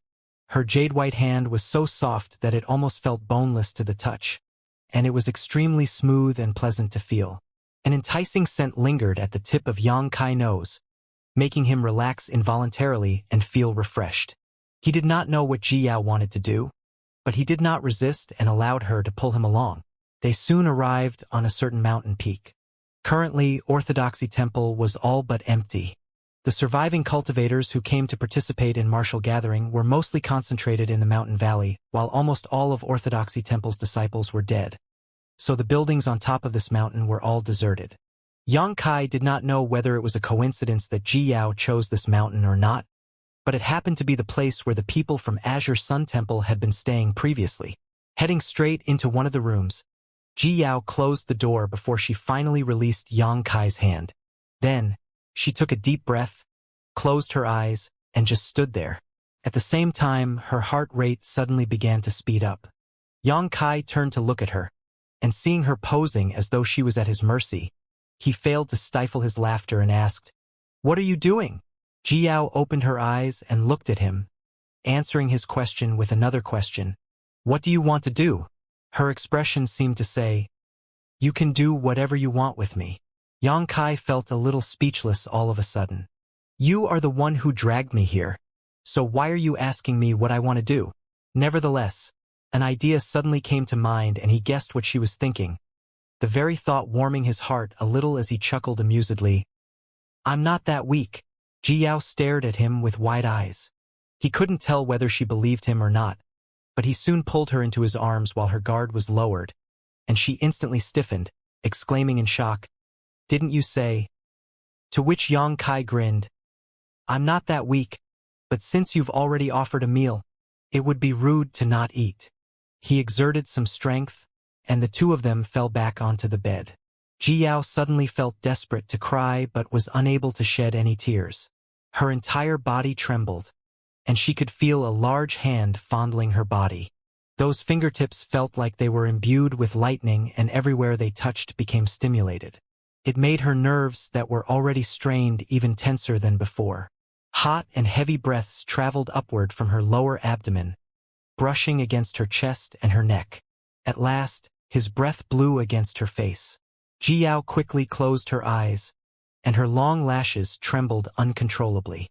In the next moment, she felt her lips being violated unscrupulously as a suppressed voice escaped from her throat. Yang Kai's actions this time were extremely rough, clearly having no intention of being gentle. His hands kneaded her body so hard that she felt a slight tinge of pain, and the force on her lips made her feel like she was going to suffocate. Felt as though she could die at any moment. A long while later, their lips parted and Ji Yao gasped for breath. Although she had not opened her eyes, she could feel a sharp gaze drilling into her. It made her blush furiously as a result, and she did not dare to open her eyes to look at him. Just as she thought that it was impossible to escape from him, he unexpectedly lay down sideways, rested his head on her lower abdomen, and stopped moving for a while.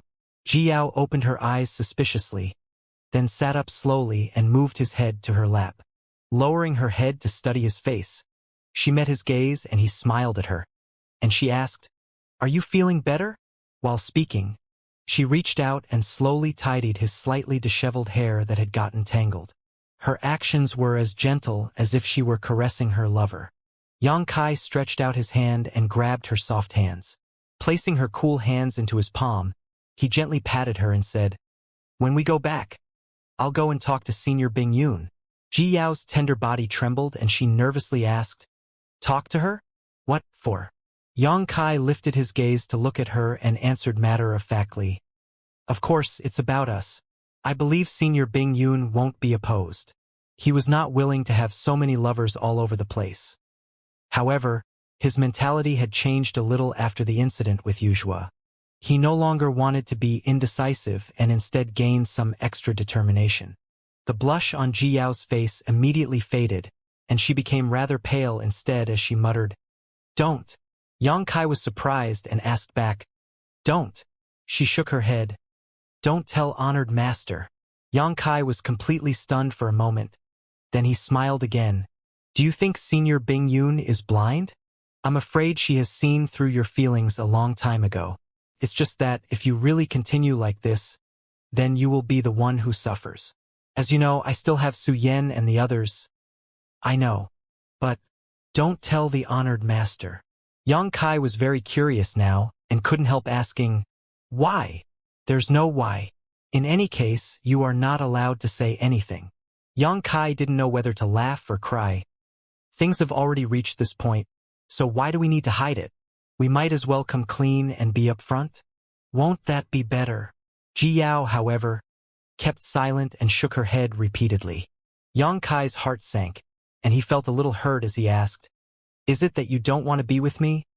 "No, that's not it," he continued.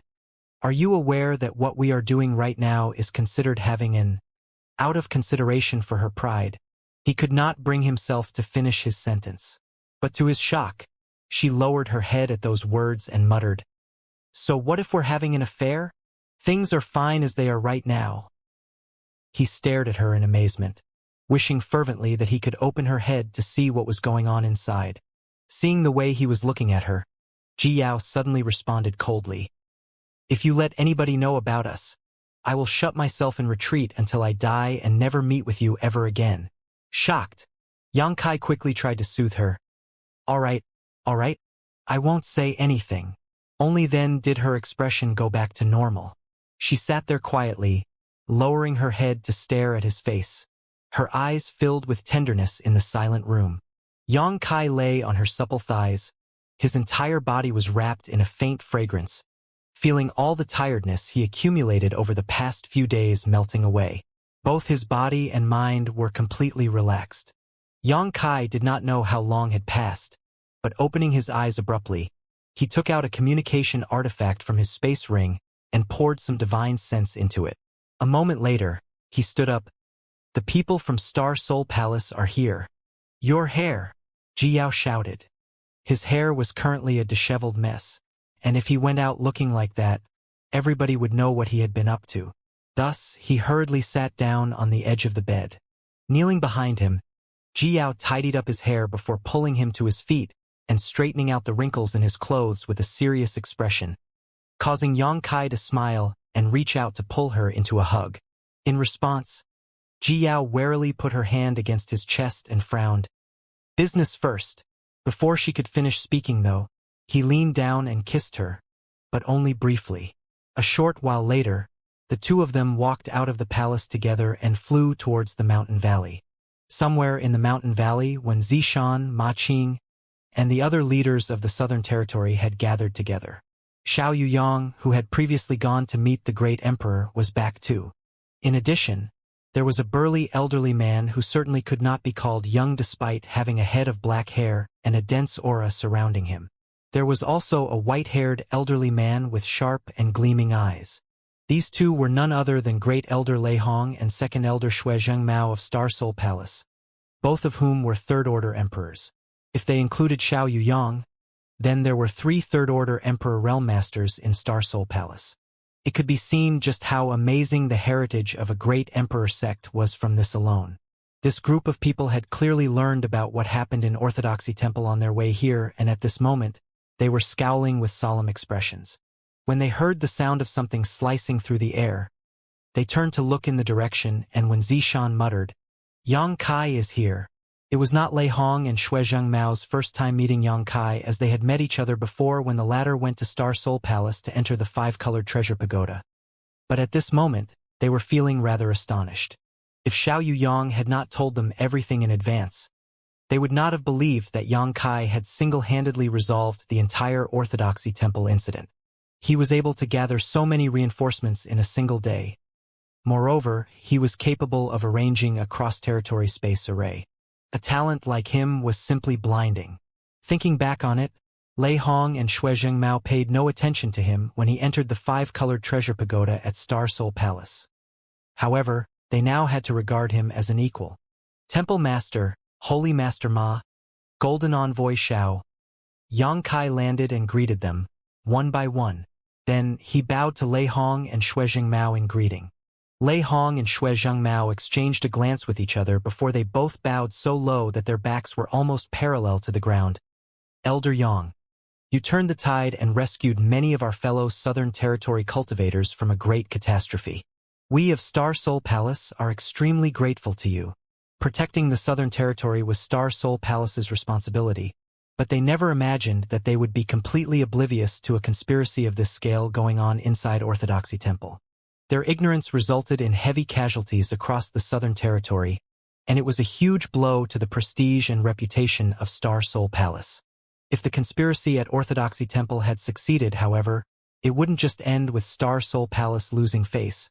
It could have shaken the very foundation of the Southern Territory. For that reason, their gratitude at this moment was extremely sincere. Yang Kai raised his hand to stop them. Please, you are being too polite. I was only doing what I should have done. Sighing, he continued. It's a pity that everything happened so suddenly and I couldn't react swiftly enough, or the Southern Territory would not have suffered such great losses. I am truly ashamed. Xue Zhengmao shook his head in response. If it wasn't for Elder Yang, the Southern Territory would have been in far greater trouble. It's all thanks to you that so many people survived this ordeal. Yang Kai smiled modestly. It's thanks to some friends I know. I don't dare take credit for it. Xue Zhengmao and Lei Hong fell silent. They used to look down on Yang Kai in the past.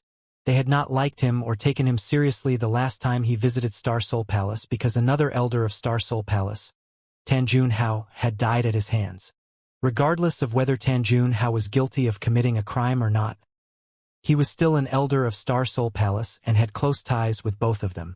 Therefore, Yang Kai's act of killing Tan Junhao was equivalent to insulting Star Soul Palace. Although the great emperor had been tolerant and did not hold this act against Yang Kai, Xue Zhengmao and Lei Hong had been unable to let it go. They had always secretly despised Yang Kai for what he had done. It wasn't until today that their impression of him changed for the better. He was neither arrogant nor ill-natured despite his astonishing means and strength. It was no wonder he could advance so much faster and farther than his peers. Is everyone from Star Soul Palace here? Yang Kai glanced at a group of people standing not far away. Emperor Realm Masters were abundant among them, at least 100 in total. With so many Emperor Realm Masters present, it was clear that they did not solely belong to Star Soul Palace and were probably gathered from a number of other sects as well. Xue Zhengmao looked ashamed as he replied, When we heard the news, we traveled day and night to reach this place as fast as possible, while along the way summoning up all those from other sects we could. Unfortunately, we were still one step too late. The main reason was that Star Soul Palace was too far away from this place. Moreover, the person who went to report the news had also taken several days to arrive at Star Soul Palace, which was why they only arrived now. Upon arrival, though, they learned that the matter had been resolved and they had rushed here for nothing. Nevertheless, they couldn't just return home empty-handed like that. It was true that Orthodoxy Temple's conspiracy had been foiled, but the incident this time had to be investigated thoroughly. Where is the great emperor? Yang Kai asked suspiciously. He saw neither hide nor hair of the great emperor anywhere. Logically speaking, such a major event would warrant the great emperor making an appearance personally. Yang Kai sent somebody to report to Star Soul Palace in hopes that the great emperor himself would show up. As long as Bright Moon Great Emperor came, Lei Gu's plans would not have stood a chance whatsoever. As soon as those words left Yang Kai's mouth, though, When Zishan and Ma Qing also showed doubtful expressions, with the latter asking, "That's right. Why don't we see the great emperor?" Shui Zhengmao replied. When the great emperor heard that everything had been resolved, he immediately returned to Star Soul Palace. Everybody felt a little speechless at those words. If you're already here, then why didn't you come and check on the situation? It's not like this is a trivial matter. Don't you think you should see it for yourself? But the great emperor actually turned back halfway. How odd of him. Even if they thought so, since this was related to the great emperor, nobody dared to say anything. Yang Kai casually asked, "Did Princess Lan Sun not come along?" Lei Hong answered, "Her Highness is currently in retreat, but thank you for your concern, Elder Yang." Yang Kai made a non-committal sound in response. Shui Zhengmao added, "Although the great emperor did not come, the great elder and I will be enough to handle things here now. There are some things we would like to ask you, Brother Yang." He quietly changed the way he addressed Yang Kai to Brother Yang, which showed how much warmer he was towards him now. Yang Kai cupped his fists. "Elder Shui, please ask anything you want. I will explain to the best of my ability." Shui Zhengmao nodded and said, "We've heard the general story from Elder Xiao, but we are clueless about what happened on your end. If you don't mind telling us, Brother Yang." Yang Kai smiled slightly. "Good. It's like this. During the banquet on the last day of the martial gathering, I suddenly received a thought message from Luochan of Azure Sun Temple asking me to go somewhere with him." He then briefly recounted the story of how he was led outside by Luochan without hiding anything, including the fact that he had been ambushed and nearly assassinated. "In fact, there's something I want to ask you." Yang Kai frowned deeply, still unable to shake the lingering sense of fear that remained whenever he recalled the events of that night. Shui Zhengmao seemed pensive. "What is it?" Yang Kai said, "The person who tried to assassinate me that night was far too skilled. I didn't even notice him when he was standing right behind me. Furthermore, he became even more elusive after I counterattacked. His body dissipated into a cloud of smoke, and he was completely unaffected by brute force. Somebody like that can't be completely unheard of. I wonder if any of you have any impression of somebody like that in the Southern Territory. If anything had slipped through the cracks during this incident, it was the assassin that had attacked him." Yang Kai had been severely injured by this person, yet he never even caught a glimpse of that person's face. He couldn't even tell if that person was a man or woman. He had truly suffered a great loss this time. However, he was certain that that person was a third-order emperor. Moreover, that person was well versed in the art of assassination. He even suspected that that person was one of those existences who was almost a great emperor that Yang Yen mentioned to him. According to Yang Yen, there were a few old monsters in this world that had reached the limits of their cultivation and could not improve any further. They were stuck at a bottleneck, unable to become great emperors due to the limits of the world. Most of these people lived in seclusion or quietly immersed themselves in their cultivation, rarely showing themselves. It would make sense if the person who attacked Yang Kai had been a master like that. It was just that Yang Kai did not sense any demon chi coming from that person. In other words, that person was not acting under the influence of demonification, so why were they colluding with Orthodoxy Temple? Everybody frowned when they heard those words, with Ma Qing being the first to speak up. "Such methods are truly unheard of." He turned to look at Wen Zishan. "Do you have any ideas?" Similarly, Wen Zishan shook his head slowly. Shui Zhengmao, on the other hand, suggested, "Perhaps it was not done by someone from the Southern Territory." Lei Hong looked shocked and muttered, "You don't mean—" Yang Kai looked at them and frowned. "Do you two have some sort of idea?" Shui Zhengmao pondered in silence for a long while before he explained, "Such a mysterious and powerful assassination technique cannot be cultivated overnight. As far as I know, there is only one place in this world that can produce someone like that." Upon hearing those words, Ma Qing and Wen Zishan seemed to think of something too and were dumbfounded as a result. "That's impossible, isn't it?" Likewise, Yang Kai realized what they were suggesting. "Elder Shui, you were talking about the West?" Shui Jingmao immediately raised his hand to stop Yang Kai. "We shouldn't jump to conclusions without any evidence. Yang Kai understood what Shuizhengmao was worried about, so he dropped the topic. Nevertheless, it seemed quite possible now that he had been reminded of that place.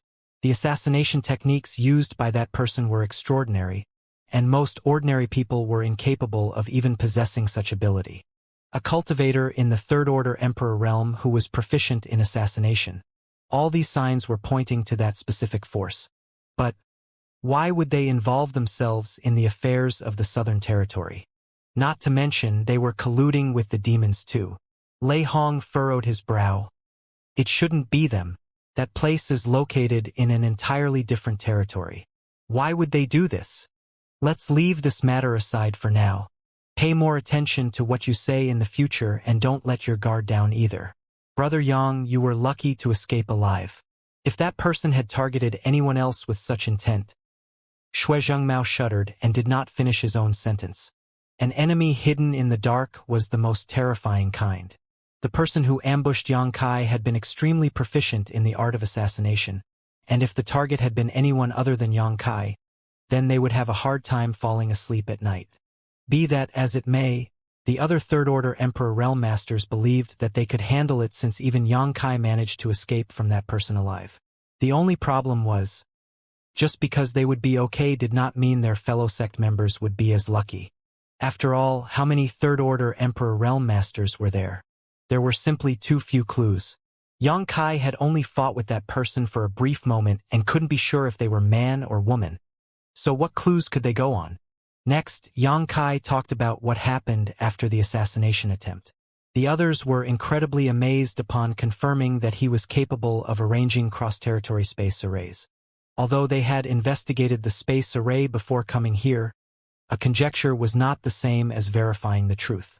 It was thanks to that space array that Yang Kai managed to gather so many reinforcements within a day and save those trapped in Orthodoxy Temple. The situation Yang Kai described was not that different from what Xiao Yuyang and the others already knew. The only difference was that they had been unaware of what he personally experienced. When they learned that he had gone to the southern swamp with Lei Gu and even managed to set up a trap to kill Lei Gu, they sighed in amazement again. There were not many Third Order Emperor Realm Masters in any one place, so most had built up some degree of friendship with each other.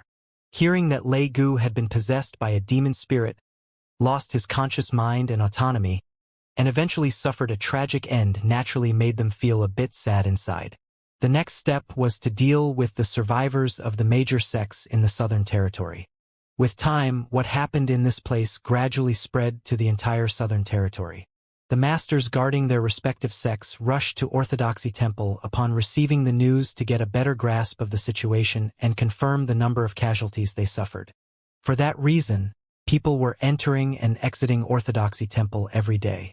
In less than 10 days, Orthodoxy Temple became peaceful again as those that could leave had left.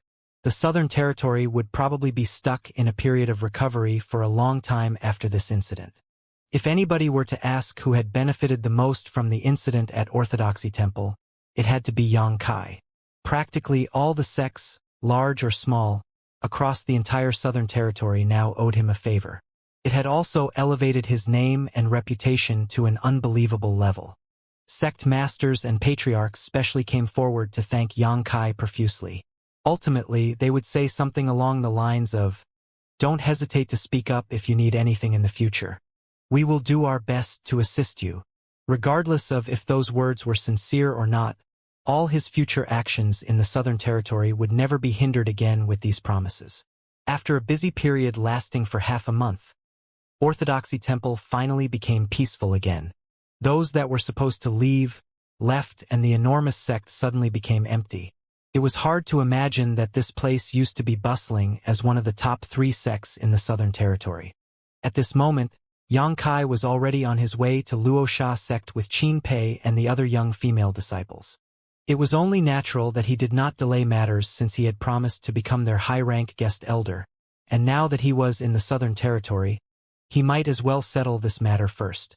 He was originally a high-rank guest elder of Azure Sun Temple, and now he was going to serve as the high-rank guest elder of another sect as well.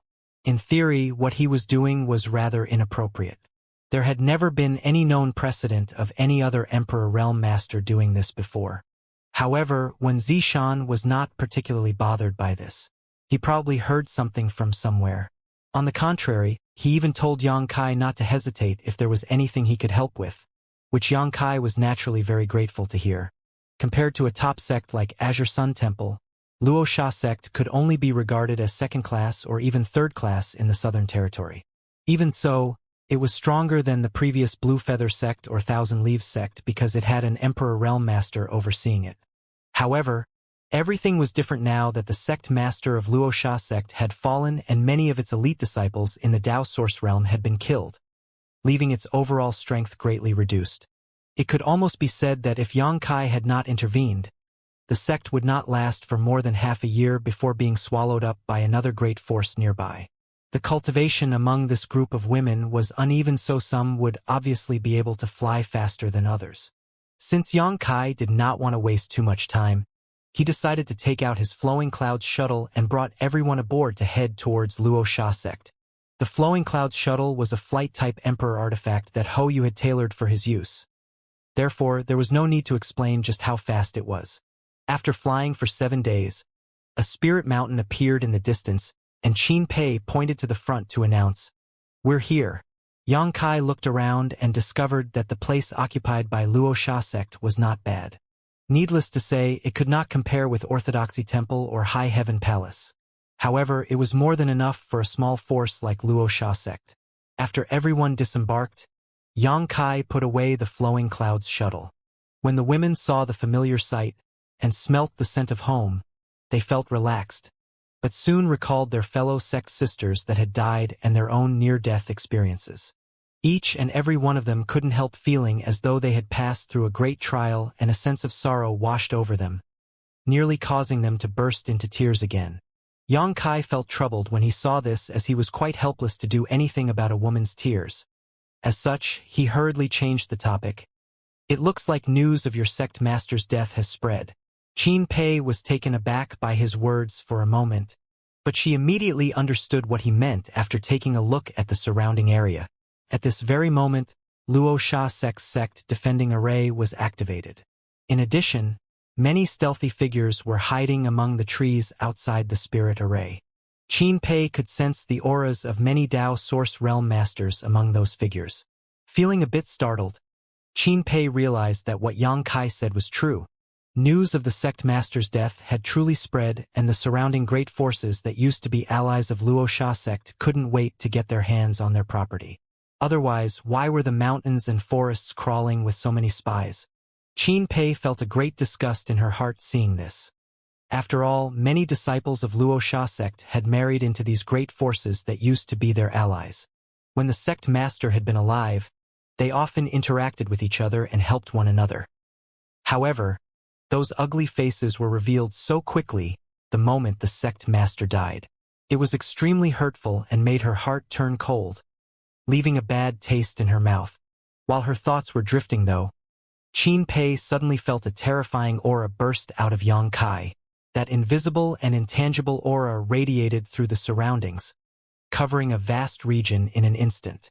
The aura was majestic, but also filled with a cold, murderous intent that sent chills down one's back. The dozen or so young women shivered in unison when they were covered with this aura and couldn't help staring at Yang Kai in fear. After interacting with each other for so many days, these women had thought that Yang Kai was very different from the Emperor Realm Masters they had heard about in rumors. He was approachable and easy to talk to. A few female disciples also asked him some questions regarding cultivation, and he had answered them with great patience. Thus, the disciples of Luo Sha sect had benefited greatly from just talking to him. Worried that he might not have time to rest, Qin Pei had issued a strict order so that the disciples did not disturb him. If not for that, Yang Kai would not have had any time to rest whatsoever during their return trip. But, at this moment, that amiable young man had turned into an existence similar to a bloodthirsty and vicious devil. Just the aura leaking out of him made it hard for them to breathe, while at the same time, their hands and feet grew cold with fear. Only then did they realize that an Emperor Realm Master would always be an Emperor Realm Master, no matter how friendly they were with each other. They were people they could only look up to. Pachichi, the birds in the forest took flight in alarm, but despite fluttering their wings, They couldn't move. It was as though an invisible force had stolen their ability to fly from them, and they all crashed to the ground. At the same time, the figures hidden in the forest retreated, one after the other, as though they were facing a great enemy. They didn't even bother to remain hidden anymore and immediately activated their movement skills to flee from this place. News of the sect master of Wuxia sect's death in Orthodoxy Temple had spread throughout the area. After all, much time had passed since it first happened. It was impossible to conceal that fact with so many witnesses. Many had also heard that an Emperor Realm Master had agreed to serve as a high-rank guest elder of Wuxia sect. What's more, that Emperor Realm Master seemed to be the second-order Emperor Xianxia, who became famous during the Orthodoxy Temple incident. It was just that nobody knew the authenticity of the news. That information came from within Wuxia sect itself, so it was not trustworthy. It might have been a rumor Wuxia sect spread in order to protect itself. Therefore, it was only natural that they came to verify the information. If the news turned out to be true, then it wasn't too late to make adjustments to their plans. If the news turned out to be fake, then Wuxia sect was a juicy piece of meat that everybody wanted a bite of. Wuxia sect did not have a long history, but it still had nearly 1,000 years of accumulation. The sect would certainly have built up a small fortune by now. Not to mention, the 1,000 or so female disciples themselves were a huge source of wealth. Unfortunately, upon feeling Xianxia's Emperor Realm aura, all their delusions and dreams were destroyed in an instant. These spies realized that the news was true and that the man known as Xianxia, who had shined brightly in the Orthodoxy Temple incident, had come to Wuxia sect. Whether he was here to be the high-rank guest elder or not, nobody would dare to lay a hand on Wuxia sect with him around. These spies couldn't help feeling a little jealous. Wuxia sect was an all-female sect, and Xianxia was a man who managed to get his foot in the door. That was the most tantalizing fantasy a man could ever have. Looking down at the figures below them that were fleeing like stray dogs, Qin Pei's expression became extremely complicated. She even saw several familiar figures among them. She knew the names of those people and which great forces they came from. When the sect master was still alive, she had interacted with those people and built up some friendships with them. Even so, it was precisely these friends that couldn't wait to lay their hands on Wuxia sect after learning of its misfortune. Clenching her fists tightly, Qin Pei had a sudden realization. Only the strong are qualified to survive in this world. Let's go. Xianxia's voice brought her back to the present. The terrifying aura around him had vanished at some point in time, and he was back to his former friendly and warm self.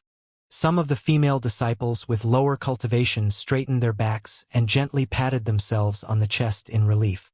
Glancing at each other, they stuck out their tongues but looked at Xianxia's back with a little more awe than before. "Sir, please wait for a moment. I will ask Great Elder to open the spirit array immediately," Qin Pei said as she took out a communication artifact and contacted somebody.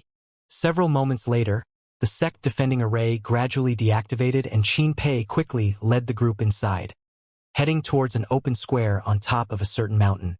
A charming woman who looked to be in her 30s stood on the platform. She had a curvy figure and a dignified temperament. She was the prime example of a noble lady. The pale blue dress she was wearing was extremely simple, but that only emphasized the lines of her body even more. The aura around her indicated that she was a third-order Dao Source Realm Master. She was the Great Elder of Wuxia sect, Tao Ing Ruo, and behind her stood hundreds of girls wearing pink uniform dresses. They were split into two sides, and every one of them was beautiful. However, they were all silent. At this moment, they were looking up at the sky with wide and beautiful eyes full of expectation and curiosity. Xianxia landed with Qin Pei a moment later and, sweeping a glance around, he smiled slightly. Wuxia sect sure values me highly. There are only 1,000 disciples in the sect, but they mobilized more than 70% of them just to welcome me. It looks like everybody is here, except for those in retreat and those with duties to fulfill. While he was busy settling all sorts of matters back at Orthodoxy Temple, a disciple in the Dao Source realm had hurriedly returned to Wuxia sect to report that Xianxia had offered to serve as a high-rank guest elder, allowing Wuxia sect to make preparations in advance. Qin Pei stepped forward and spoke to Taoing Ruo quietly, after which Taoing Ruo strode forward and gave an elegant bow. Luo Sha Sek's Taoing Ruo greets Senior. Many thanks for coming today. Yang Kai raised his hand and smiled. Great Elder. Please don't stand on ceremony. We will all be one family in the future. Upon hearing those words, Taoing Ruo finally breathed a sigh of relief. Even though she had long heard that he was coming to serve as their high-rank guest elder, she still couldn't quite believe it. He was a second-order Emperor Realm Master, a man whose influence spread across the entire Southern Territory. Even if it was because of Yu Zhuo, there was no need for him to come to Luo Sha Sect to take on this burden. For that reason, Taoing Ruo had been extremely uncertain before meeting Yang Kai in person and couldn't help wondering if he had any other intentions towards them. Many had their eye on Luo Sha Sect after all, and they would have no way to resist if he had malicious intentions. Now though, Taoing Ruo felt much more assured when she saw that he was polite, courteous, approachable, and genial. I'm sure you know the reason for me coming here. Yang Kai went straight to the point. Taoing Ruo nodded. Sect Master unexpectedly passed away, leaving Luo Sha Sect without a leader. Sir, thank you for coming to serve as a high-rank guest elder of our sect and protect its foundation at this time. It is a great blessing for Luo Sha Sect and our greatest honor. This mistress and all Luo Sha Sect disciples are eternally grateful and will forever obey Sir's commands. While speaking, she gave another low bow again. Yang Kai, however, waved his hand casually. That's not necessary. From now on, you can continue administering Luo Sha Sect as you have been. I am simply lending you my name. Lifting her gaze to look at him, Taoing Ruo looked like she was about to speak again when he cut her off. I know the current crisis Luo Sha Sect is facing, but I am not familiar with Luo Sha Sect's inner workings. It would be inappropriate for me to suddenly start dictating how the sect operates. That's all there is to it. Great Elder, there is nothing more to say. Upon hearing those words, Taoing Ruo finally understood that Yang Kai really had no interest in interfering with Luo Sha Sect whatsoever. It was only because of his guilt towards Yu Zhuo that he came all the way out here to protect them. Taoing Ruo felt extremely grateful, and any residual worries she had disappeared. She was not afraid that Yang Kai was planning some elaborate plot to gain their trust before taking advantage of them. After all, his cultivation was no secret. If he really wanted something from them, no one in Luo Sha Sect could resist. Combined with his current reputation, nobody in the Southern Territory would stand up for them even if he did do something excessive to them. There really is such a man in this world. For a moment, a strange look crept onto Taoing Ruo's face as she studied him. She had intentionally phrased her words in a suggestive manner just now to subtly probe Yang Kai's intentions, but the results were quite surprising to her. At that moment, Qin Pei suddenly spoke up and reminded her, Great Elder, we should invite Sir inside to rest. He has had an arduous journey here. A trace of embarrassment appeared on Taoing Ruo's face as she embarrassedly spoke. This mistress has been negligent. Please come inside, sir. While speaking, she stepped to the side to give way. Yang Kai nodded and strode forward with his gaze fixed straight ahead. Hundreds of female disciples on either side of the road turned their gazes on him, their beautiful eyes filled with curiosity and scrutiny. Meanwhile, Taoing Ruo secretly observed him and saw that he walked with a powerful gait and gave off a naturally imposing aura. But the most remarkable thing was that he didn't even glance at any of the female disciples here. Not even in the slightest. This wasn't due to arrogance or feigned indifference. He simply wasn't moved in the slightest even when faced with so many readily available beauties. At that moment, Taoing Ruo finally managed to put her heart back into her chest and stop worrying. After inviting Yang Kai into the palace to talk, Taoing Ruo had tea served. The few remaining disciples in the Dao Source realms also accompanied them so that they could get to know each other better. Luo Sha Sect used to have 1 Emperor Realm Master and 13 Dao Source Realm cultivators, but after the incident at Orthodoxy Temple, they lost their sect master, who was their only emperor, and more than half of their Dao Source Realm cultivators. At present, there were only 5 Dao Source Realm Masters left. Taoing Ruo, who was in the 3rd order, had the strongest cultivation among the 5, followed by Qin Pei and another in the 2nd order Dao Source Realm. The remaining two were only in the first-order Dao source realm. With its current strength, Luo sect couldn't even compare to the past Blue Feather sect, so it was only natural that the surrounding great forces couldn't wait to conquer or assimilate them. Yang Kai truly knew nothing about Luo sect other than what Qin Pei had told him during their trip here. Luo sect did not have a long history as its founder was none other than the late sect master, Yu Luo. Its entire history was less than 1,000 years, which for a sect was quite short. Most of the disciples were orphans who had basically been brought back by disciples who were traveling outside. Generally, the atmosphere in the sect was rather harmonious as the relationship between senior sisters and junior sisters was kind and friendly. Even if they had minor disputes with each other, it was nothing serious. In addition, Luo sect held jurisdiction over a nearby city, and most of the sect's income came from there along with a local mineral lode.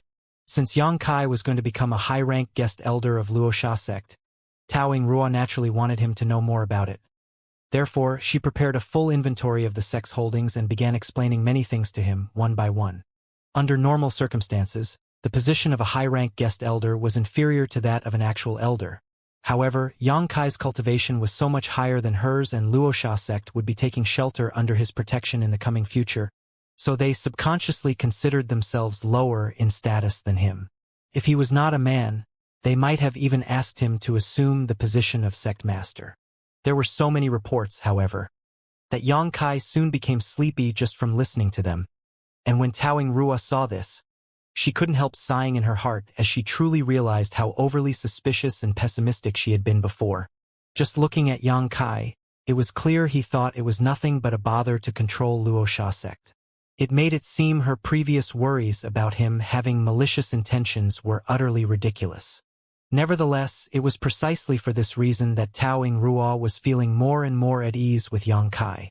With a man like him, who wanted nothing from them, protecting Luo sect, there was no need to fear that they would not be able to revitalize the sect given enough time.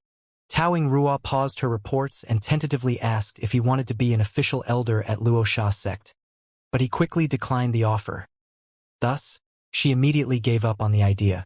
We have made preparations for the grand canonization ceremony in advance. This mistress was planning to hold the ceremony in half a month. Can you wait that long, Elder Yang? Taoing Ruo asked. Yang Kai pondered for a moment after hearing those words, then nodded. Good. He could guess her intentions. It was nothing more than wanting to make a grand statement with this grand canonization ceremony. After all, Taoing Ruo had ordered people to spread the news that he was coming to serve as a high-rank guest elder of Luo sect already. Unfortunately, those were nothing but words and nobody believed what she said entirely. On the other hand, a grand canonization ceremony was different. It was an extremely formal event, and as soon as it took place, it would show definitively that Yang Kai was part of Luo sect. Yang Kai had the feeling that Taoing Ruo was going to send out many invitations and invite many people over to witness the ceremony. This wasn't a big deal for him though, so he left it up to her. Her actions carried no malicious intentions nor greed after all. She was simply doing it for the sake of protecting Luo sect.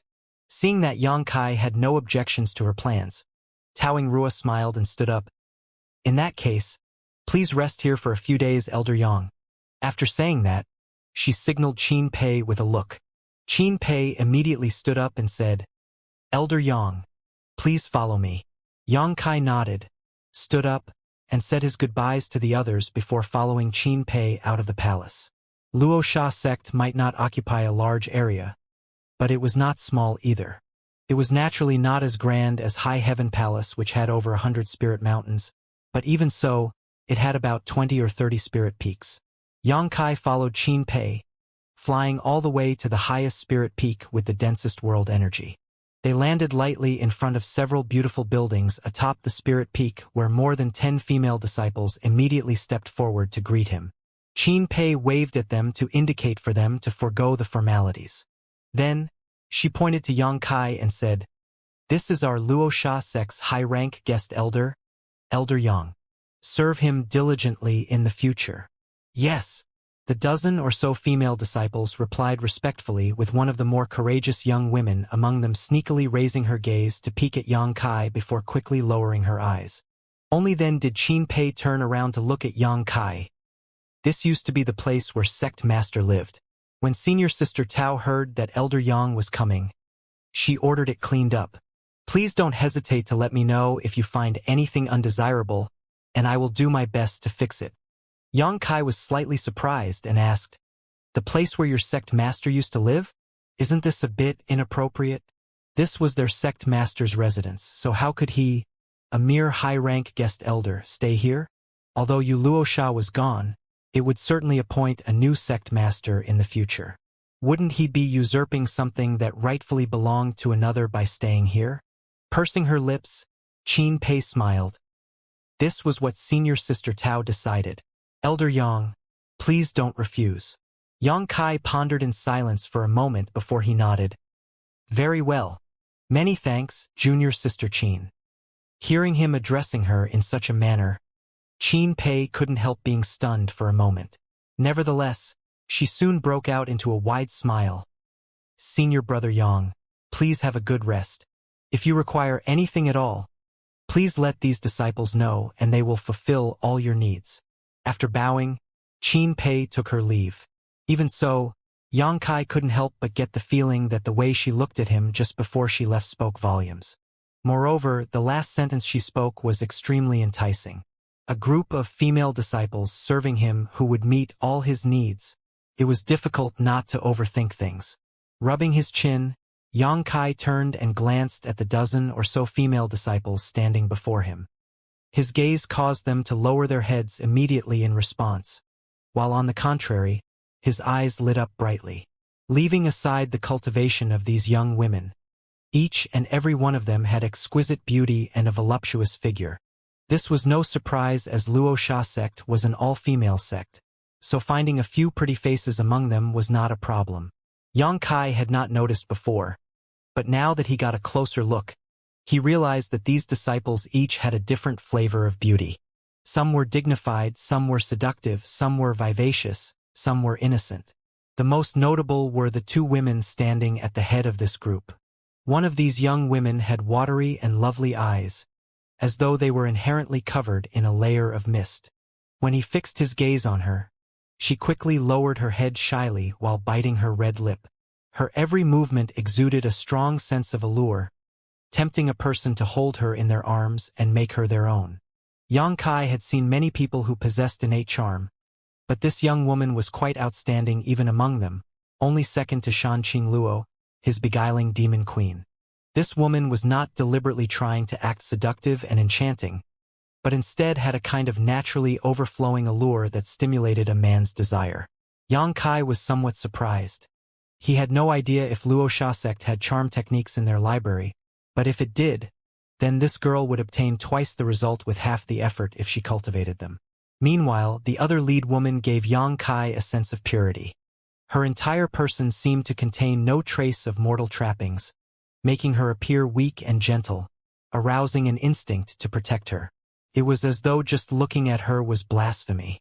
Unfortunately, it was precisely this level of purity that made a man want to defile her. Needless to say, all of these young women had clearly been carefully selected from among the disciples of Luosha sect, with the two in front probably being the most attractive out of all the 1,000 female disciples in Luosha sect. Realizing what was happening, Yang Kai smiled wryly to himself. It looks like Tao Yingrua took great pains for my sake. Tao Yingrua arranged for these two seductresses to be sent here and supplemented the idea with the words Qin Pei uttered before she left. If he had the slightest inclination, he could easily sleep with these two disciples, and if anything more were to happen between them, he would surely give more consideration to Luosha sect in the future. Women, they really like to overthink things. Nevertheless, he could understand Tao Yingrua's and the upper management of Luosha sect's thinking. After all, from a purely practical standpoint, there was nothing worthy of Yang Kai's attention or interest in Luosha sect aside from their beauty. This could be said to be a trap to ensnare him with a beautiful woman. However, Yang Kai could not blame them for doing this. Besides, it was better to have so many beautiful women accompanying him than being all alone or having a bunch of old men serving him. At the very least, it was very pleasing to the eye. Disciple Ran Yi-ro greets Elder Yang. The pure female disciple bowed generously. Immediately following that, the other woman, who was so charming that she was practically dripping with it, hurriedly bowed too. Disciple Yu Ran greets Elder Yang. The voices of these two women were a reflection of their temperaments. One was elegant and graceful while the other was sweet and pleasant. Yu Ran's voice, in particular, made Yang Kai feel as though his bones became lighter, and it filled his entire body with a sense of ecstasy. The cultivation of both women was not high, but it was not bad either. They were both in the third-order Origin King realm, which was only one step away from the Tao Source realm. With the current condition Luo sect was in, those in the Tao Source realm were truly the pillars of the sect. Taoing Ruo's willingness to offer these two women went to show just how much importance she attached to Yang Kai. She could not act indifferent to him. After all, the safety of the sect was tied to him. Forget these two disciples. She would even offer herself up to him if he really had any intentions. Yang Kai nodded. You must be aware of this king's circumstances, so there's no need to be so formal. Let's get along with each other. Okay? We dare not. Both women lowered their heads. Yang Kai smiled slightly but did not force them, simply turning around and heading inside. When Rani Ro and Yu Ran saw him enter the palace, they quickly followed after him while the rest of the disciples remained outside. Upon entering the palace, the two women followed Yang Kai wherever he went. They only spoke when he asked them something, and at other times, they remained silent and assumed an attitude suitable for disciples. Although Rani Ro acted warm and friendly on the outside, Yang Kai could feel the tension and anxiety coming from both of them. These two women had been ordered to serve Yang Kai, and before coming here, they had received a direct order from Taoing Ruo in no uncertain terms that they could not refuse any request Yang Kai might make of them. They were no longer children, so they naturally understood what Taoing Ruo meant. They had grown up in Luo sect, and although they encountered some men on their travels outside, those men had all made them feel extremely uncomfortable. The looks those men gave them were lustful and possessive. Moreover, none of those men fit their ideals. They even formed an instinctive rejection of other men as a result. However, Luo sect was their home, and they could not stand idly by when it was in peril. When they accepted this task, they had resigned themselves to their fate. How could they treat an elder who could do anything he wanted with them at any time as an equal? It was only natural that they were cautious of him. This place used to be where Yu Luo Sha, the late sect master of Luo sect, had lived. Therefore, the decor was on the feminine side. Be that as it may, most of these traces had been removed under Taoing Ruo's instructions.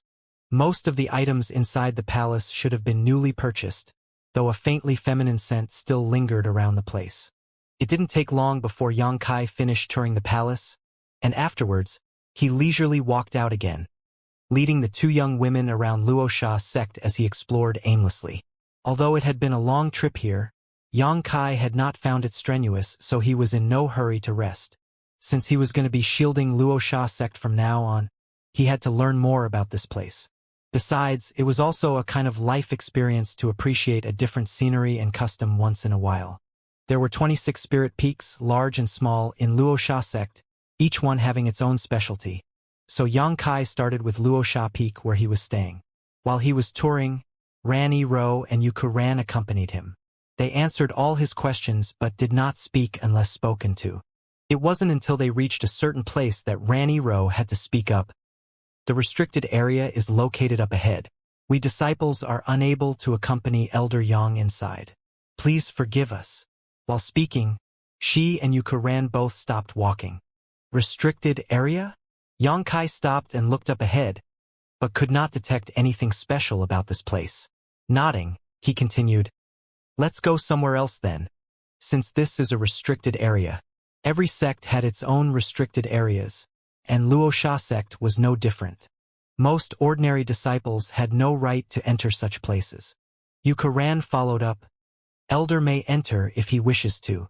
Yang Kai pondered for a moment before commenting, "Would that not be inappropriate? They already mentioned that this is a restricted area, so how could I just stroll inside?" Yu Ran smiled sweetly, two small dimples appearing at the corners of her mouth. "It's okay. Martial Aunt Tao has already said that Elder Yang is allowed to go anywhere he wishes in Luo sect. Since they had already said so, Yang Kai didn't hold back. In any case, whatever secrets Luoxia sect might be hiding probably wouldn't be of much interest to him, so he might as well casually check out what the restricted area was like. Nodded, he instructed the two women, "Wait for me here. I'll be right back." Understood. The two women respectfully bowed, but by the time they looked up again, Yang Kai was gone. Turning to look at each other, the two of them secretly felt stunned. Although they could not say they met many Emperor Realm Masters in the past, they had at least encountered a handful before. Even so, none of those emperors had ever given them such a profound and mysterious impression. Compared to Yang Kai, their late sect master didn't even feel like she was on the same level. With that thought in their hearts, Yukaran secretly sent a divine sense transmission. "Senior sister, Elder Yang seems to be quite amicable." The two of them had been on edge for the past few days. After all, Tao Yingrua had suddenly assigned them to serve the new high-rank guest elder, who would be arriving soon at Luoxia sect. In addition, she had warned them about many things. They had been somewhat worried that the person coming here might be a rough-tempered and violent man. It wasn't until they met Yang Kai that they realized he was completely different from what they were imagining. He was not ugly, rather, he was on the handsome side. Plus, his personality seemed to be extremely relaxed and easygoing. "Elder Yang might be easy to get along with, but we must not overstep our boundaries," Ranny Rowe replied with a stern expression. "You better stop talking so much as well, or if you must, then you should change your voice a little. Otherwise, Elder Yang might think that you are trying to seduce him." Yukaran blushed at those words and looked like she was about to cry. "But this is how I naturally speak.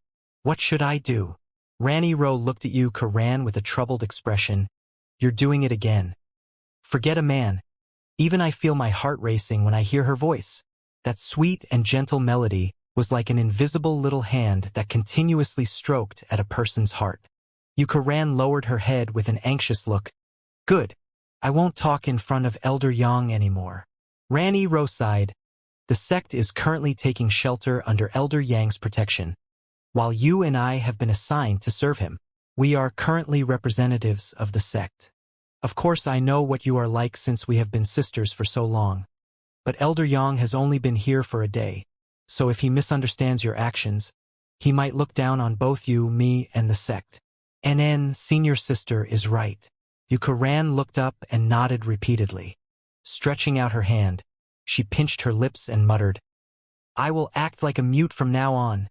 Ranny Rowe shook her head. "You don't need to go that far. If Elder Yang asks you anything, you should still answer him." "Good." Yukaran nodded vigorously like a chicken pecking at rice.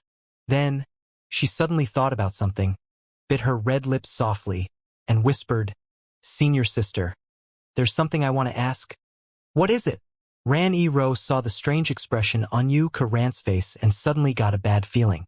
Yukaran hesitated for a moment, clearly feeling shy, before she eventually stuttered, "When night comes, if Elder Yang really?"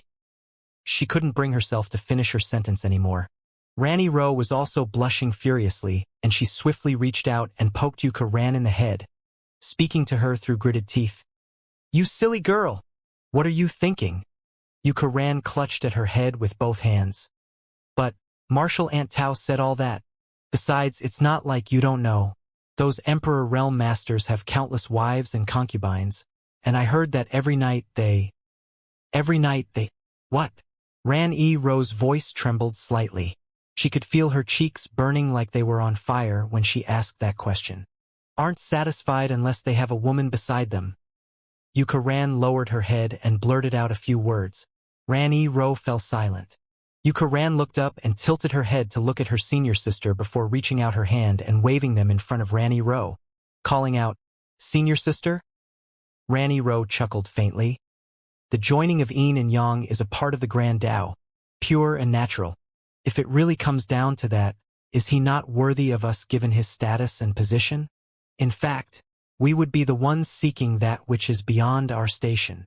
Yukaran's eyes suddenly twinkled with stars, as she directed a look of admiration towards Ranny Rowe. "Wow! Senior sister, you are so open-minded." Ranny Rowe reached out and pinched Yukaran's cheeks. Gritting her teeth slightly, she chided. It's all because you keep asking so many silly questions. You are not allowed to ask any more. Don't talk about this anymore either. Yuka-Ran's eyes were watery as she was in so much pain that her tears threatened to fall as she begged. Senior sister, please forgive me. I'm sorry, okay?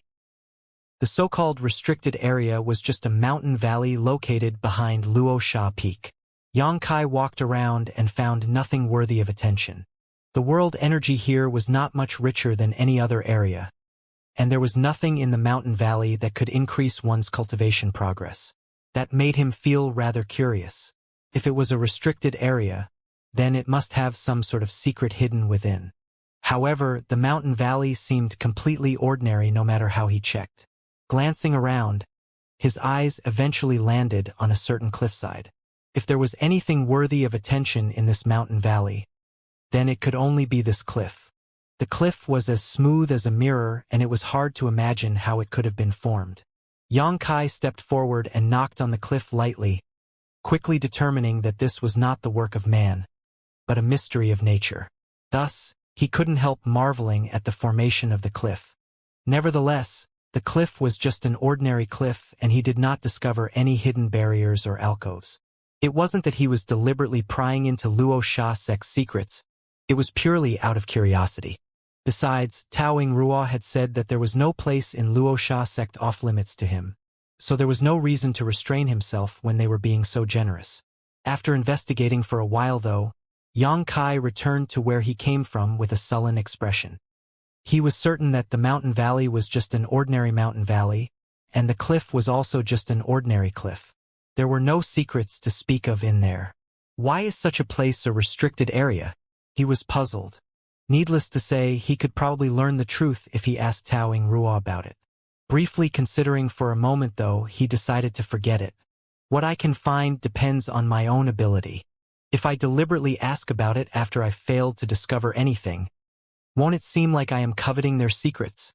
When Xianxia returned, Rani Ro and Yuka-Ran were still standing in the same spot where he left them earlier, but when he walked up to them, he couldn't help giving them a second glance as both women were blushing and there was an unusual air about them. It made him reluctant to look away. They were obviously aware of this too and seemed a little apologetic. Afterwards, Xianxia continued to tour Luo Sha sect under the guidance of the two young women.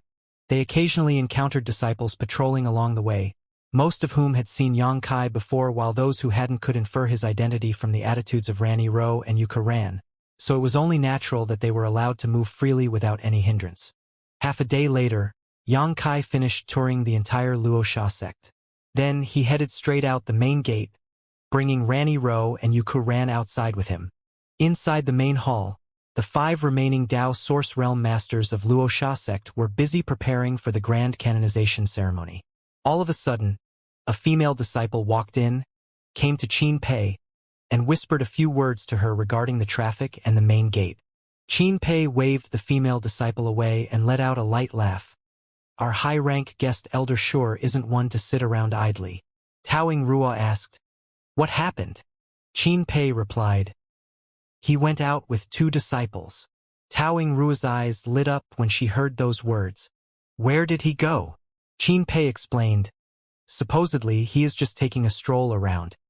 He probably headed towards Luo City." Luo City was a city within the jurisdiction of Luo Sha sect with a population of about 1 million. Most of Luo Sha sect's income came from this city. He went to Luo City? Taoing Ruo fell silent for a moment, thinking hard. A moment later, her beautiful eyes became brighter, and she nodded. "Good. That's good." Several Dao Source Realm Masters looked at her with curious expressions while Qin Pei asked, "Senior sister, what do you mean?" Taoing Ruo put down the invitation card in her hand, took a sip from her teacup, and said, "We are taking such great pains to prepare for the grand canonization ceremony, and sending out so many invitations for what reason?" Qin Pei thought for a while before commenting. To build up publicity. After their sect master, who was the only Emperor Realm Master they had, passed away, Xianxia had voluntarily asked to become their high-rank guest elder. How could Luo Sha sect not take advantage of such a good opportunity?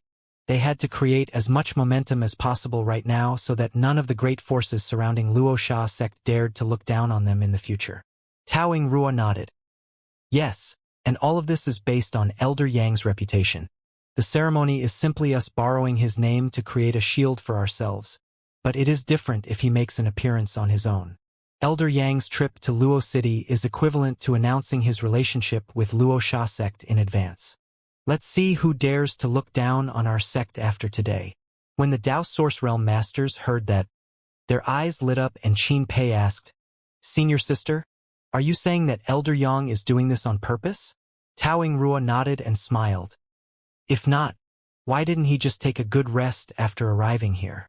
It seems we've received another huge favor from him. When realization dawned on the others, they all had looks of gratitude on their faces. 2 days later, Yang Kai returned with Ran Ro and Yuku Ran. Since then, he stayed on Luo Sha Peak to cultivate in retreat and did not come out again. Even so, the effect of his little trip soon became apparent. Although Luo City was managed by Luo Sha sect, most of the shops in the city were not owned directly by them. Many of the great forces in the surrounding areas had established businesses in the city, so when Yang Kai took Ran Ro and Yuka Ran with him for a stroll through town, those with ears and eyes couldn't ignore the trio even if they wanted to, and it was only natural that they report such news back to the forces behind them. Meanwhile, the disciples of Luo Sha sect who returned after delivering invitations reported back that the various great forces that received them all treated them with the utmost courtesy. Those forces all stated that they would attend the grand canonization ceremony, and some of them even sent out their Emperor Realm Masters to personally accept the invitations. All these signs indicated that the crisis Luo Sha sect had been facing was over. With Yang Kai's protection, nobody else dared to target Luo Sha sect again. When the news was reported back to Luo Sha sect, Taoing Rua and the others were beside themselves with joy. They poured even more effort into preparing the grand canonization ceremony. So much so that their preparations for this event were grander than the succession ceremony of the sect master. Then again, Luo Sha sect had no leader right now. They had no Emperor Realm Masters among their ranks, and there was nobody with the qualifications to become sect master either. For the time being, Taoing Rua was temporarily taking on the duties of the sect master as the strongest among them, and only when she became an emperor would she officially assume the position of sect master. One day, Taoing Rua was busy with something when Yang Kai suddenly came over uninvited. She did not dare to be disrespectful toward the great hero who saved Luo Sha sect. Thus, she hurriedly invited him in and personally served him tea. After taking her seat, Taoing Rua asked, "Elder Yang, have you gotten used to living here? Are there any issues with how our disciples service?" Yang Kai smiled and waved his hand casually. "I'm used to roaming the world, so where I live makes no difference to me. Iro and Karan are also very hardworking." "That's good." Taoing Rua smiled. "If there is anything you need, please don't hesitate to let them know." There was one thing Taoing Rua was rather curious about though. According to the daily reports from Ran Ro and Yuka Ran, Yang Kai had been cultivating ever since he returned from Luo City the other day and had not met them at all since that day. It seemed men who were indifferent to the beautiful women in front of them really existed in this world. Just this point alone was enough to gain Taoing Rua's respect and admiration. She was certain that Yang Kai understood her intentions behind sending Ran Ro and Yuka Ran to him, and nothing would stop him if he had the desire to possess them. Be it Ran Ro, Yuka Ran, or the other female disciples, none of them would have resisted his advances. As time passed, however, Taoing Rua became more and more satisfied with this high-rank guest elder. Despite giving them so much, he did not ask for anything in return. What else but gratitude could she have towards somebody like that? "I came here today because I wanted to ask you something, acting sect master." Yang Kai had a solemn expression. Taoing Rua replied, "Elder Yang, please don't hesitate to speak freely. Everyone in Luo Sha sect will comply with your wishes." Yang Kai laughed heartily. "It's not such a big deal. It's just that I wish to leave something behind in Luo Sha sect." "Something?" Taoing Rua was curious. Yang Kai explained, "I'm sure acting sect master has heard about how this king cultivates the Tao of space and can arrange cross-territory space arrays." "Yes?" Tao Ying Rua nodded in response. This information was no longer a secret after the incident at Orthodoxy Temple. Yang Kai had brought in more than 200 Emperor Realm Masters, 3 Divine Spirits, and 32 Monster Kings as reinforcements in the span of a day, and what allowed him to do that was a number of cross-territory space arrays. If not for this, how could Yang Kai have traveled back and forth between the Eastern Territory, the Northern Territory, and the Southern Territory in just one day? When Tao Ying Rua heard Yang Kai mentioning this, though, she couldn't help but brighten up suddenly and excitedly say, "Elder Yang, you don't mean?" Yang Kai nodded. I would like to set up a space array in Luoxia sect that connects directly to High Heaven Palace in the Northern Territory. As you know, I can't stay here year-round. I will be leaving once the grand canonization ceremony is over. So Luoxia sect will have to rely on itself in the future.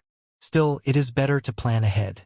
If Luoxia sect runs into any kind of danger one day and I am not around to help, you might not be able to defend yourselves on your own. But it will be a different story if you have a space array here. You will be able to go to High Heaven Palace in the Northern Territory to ask for help at any time. Even though Tao Ying Rua had some guesses, she still felt extremely grateful when she heard Yang Kai speak about this. If she was being honest with herself, it wasn't as if she had not considered this possibility before. Since Yang Kai was willing to come and serve as the high-rank guest elder of Luoxia sect, she felt there was also a chance she could successfully ask him to connect Luoxia sect and High Heaven Palace for long-term and effective protection. Unfortunately, she did not know what it took for Yang Kai to arrange such a space array.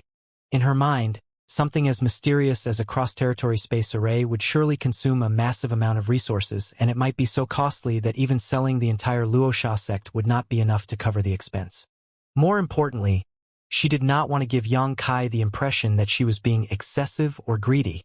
She could never have imagined that Yang Kai would bring it up himself, and for that reason, she immediately exclaimed happily, "Elder Yang, you really are a good person." Yang Kai laughed out loud. "It's no big deal. It's just that I still need your agreement to do this. Acting sect master." Of course you can." Tao Ying Rua quickly nodded, nearly losing all the composure she gained after so many years of cultivation. At this moment, she looked like a child who had just received a new toy and wanted to show off and celebrate. But then, she suddenly thought of something and asked, "But what will you need, Elder Yang? Please write up a list of materials and supplies and I will have my people collect them. I don't need much. It's enough if you can bring me some space spirit crystals or space spirit jades." He had gathered a lot of the materials required to arrange space arrays and in fact had more than enough to set up 100 of them in his possession. Even so, he felt it would be for the best if he accepted some of their kindness since they offered it. "Good. I will think of a way to gather these 2 items. There is one more thing. Do you have any suggestions regarding where I should arrange the space array? The place chosen as the location of the space array should be a place that was tightly guarded." Tao Ying Rua understood this and asked, "Where do you think would be suitable to set up the space array, Elder Yang?" Yang Kai pondered for a moment before replying, "I've toured the entire Luoxia sect, and the most suitable place to arrange the space array would be in the restricted area behind Luoxia Peak. But that's a restricted area after all." Tao Ying Rua immediately waved her hand. "If Elder Yang thinks that place is suitable, then please proceed. This mistress has no objections." She agreed to it so readily that Yang Kai was taken aback but still nodded. "Good. I'll arrange it there then." All of a sudden, Tao Ying Rua broke out into a wide smile and asked, "Elder Yang, since you visited the restricted area before, were you perhaps disappointed?" Yang Kai looked slightly embarrassed as he coughed. "I'm not disappointed per se. I'm just a little curious about it." Tao Ying Rua pursed her lips in amusement and nodded. "It's normal to feel disappointed. There is generally nothing special about the restricted area. But if you really want to know its secrets, Elder Yang should visit it on a night with a full moon." Yang Kai raised his brow. "The night of a full moon?" Shaking her head, Tao Ying Rua explained, "I don't know the exact details either. I only heard Sect Master mention it once when she was still alive. Only during the night of the full moon will unimaginable changes occur in the restricted area. Elder Yang, if you wish to learn more, there will be a full moon in 5 days. Then I'll have to take a good look when the time comes. He suddenly became interested. When he investigated the restricted area previously, he had been greatly disappointed at the results, but to his surprise, there was a special condition behind the restricted area and it would not reveal its mysteries unless those conditions were met. This immediately aroused his curiosity, so he made up his mind to take a closer look at the restricted area on the night of the full moon 5 days later. It could be seen that Wuxia sect had left itself completely unguarded to him in order to repay the favor they owed to him. Putting himself in their shoes, though, he could understand their thoughts. After all, a one-way relationship where only he kept giving could not be sustained for long. After asking a few more questions, Xianxia was surprised to learn that Taoing Ruo herself had never been to the restricted area during a full moon. Therefore, she had no idea what would appear. It seemed Wuxia was the only one qualified to step foot into the restricted area of Wuxia sect. Xianxia said his goodbyes to Taoing Ruo and went directly to the mountain valley of the restricted area. He proceeded to take out a large number of materials and got to work. Half a day later, the space array was completed and he casually refined a transmission token before calling both Raniro and Yuku ran over. Telling them the purpose of the transmission token, he taught them the method to activate the space array, then told them to report everything to Taoing Ruo. With this space array in place, Wuxia sect had nothing to worry about anymore. Once Taoing Ruo received the transmission token, she immediately came to thank Xianxia in person, and he decided to let her experience the cross-territory teleportation, sending her directly to High Heaven Palace in the Northern Territory. The experience amazed her so much that she couldn't calm down for a long time. 5 days passed in the blink of an eye. The trees were verdant in the mountain valley of the restricted area, and the air was refreshing as a spring day. Meanwhile, Xianxia was sitting cross-legged, looking up at the sky. Night fell, and the weather was still clear, allowing the bright moon and glowing stars to gently illuminate the surrounding valley. There was nothing out of place in the surroundings, and as time flowed by, the full moon slowly climbed high into the sky. At that moment, a strange power began subtly fluctuating. The power was so weak that Xianxia would not have noticed it if he had not been paying close attention. "Is this it?" Xianxia muttered to himself under his breath. Focusing, he began paying more attention to his surroundings than before. He was extremely curious about the strange changes that only occurred in the restricted area of Wuxia sect on the night of a full moon.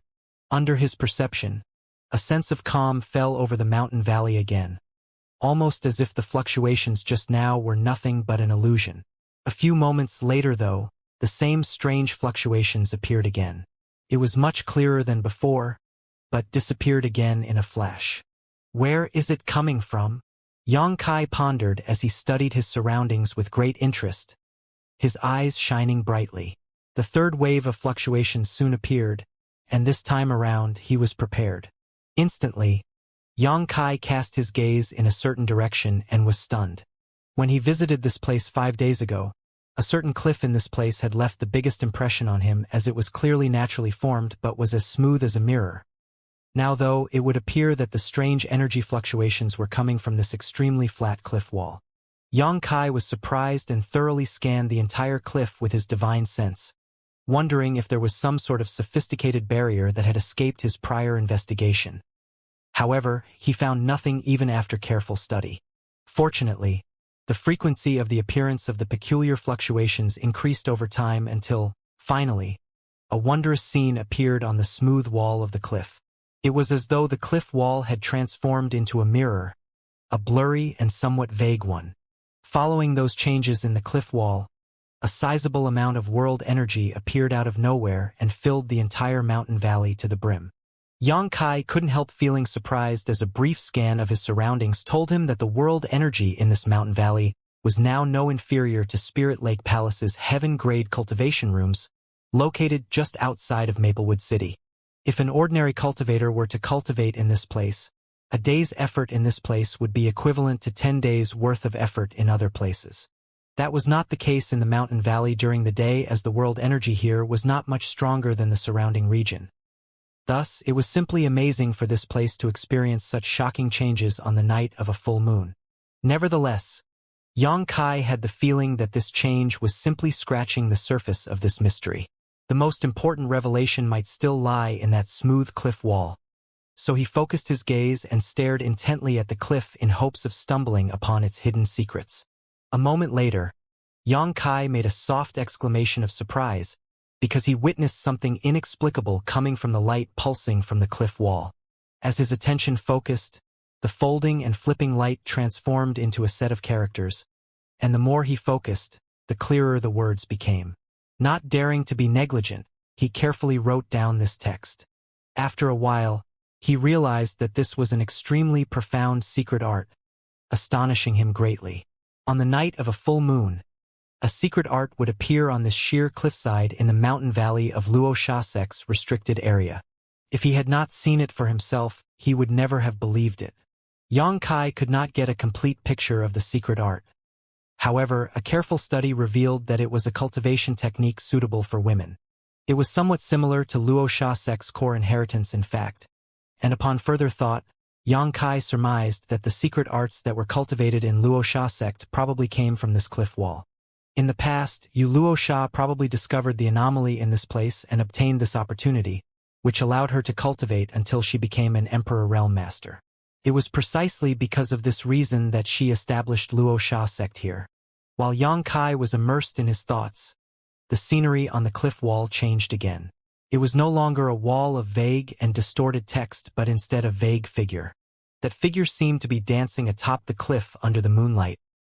However, that figure revealed mysterious divine abilities with every move it made, mesmerizing anyone who watched it. If a person immersed themselves in this dance to gain enlightenment, they would surely be greatly rewarded. Yang Kai did not know how this strange scene was formed. It might have been man-made or it could have been caused by nature. He could only say that the world was truly full of surprises. Immersing his mind into the dance, he carefully comprehended its secrets. Confirming what he learned, one by one, turned out to be very rewarding in itself. Thus, he couldn't help sighing in amazement. Yu Luoxia was extremely unlucky, it seemed. Given enough time, she would definitely have become a third-order Emperor Realm Master if she continued studying this opportunity. It was a pity that she died in Orthodoxy Temple and passed away before she had the chance to flourish. Nevertheless, Yang Kai understood why Yu Luoxia had turned this place into a restricted area, even barring Taoing Ruo and the others from approaching it. It was always better to keep these sorts of things for one's exclusive use, and if news about this were to leak out, many would have coveted it for themselves. This was in part due to Yu Luoxia's selfishness, but it was also just human nature. Then again, Yu Luoxia was only a first-order Emperor realm, which showed that her comprehension of this secret art was far from sufficient. Otherwise, it was impossible for her growth to stop in this realm with such an opportunity in her hands. All of a sudden, the light coming from the cliff disappeared, vanishing without any warning. Yang Kai, who was immersed in various stages of comprehension, noticed the change and turned his head to look in a certain direction.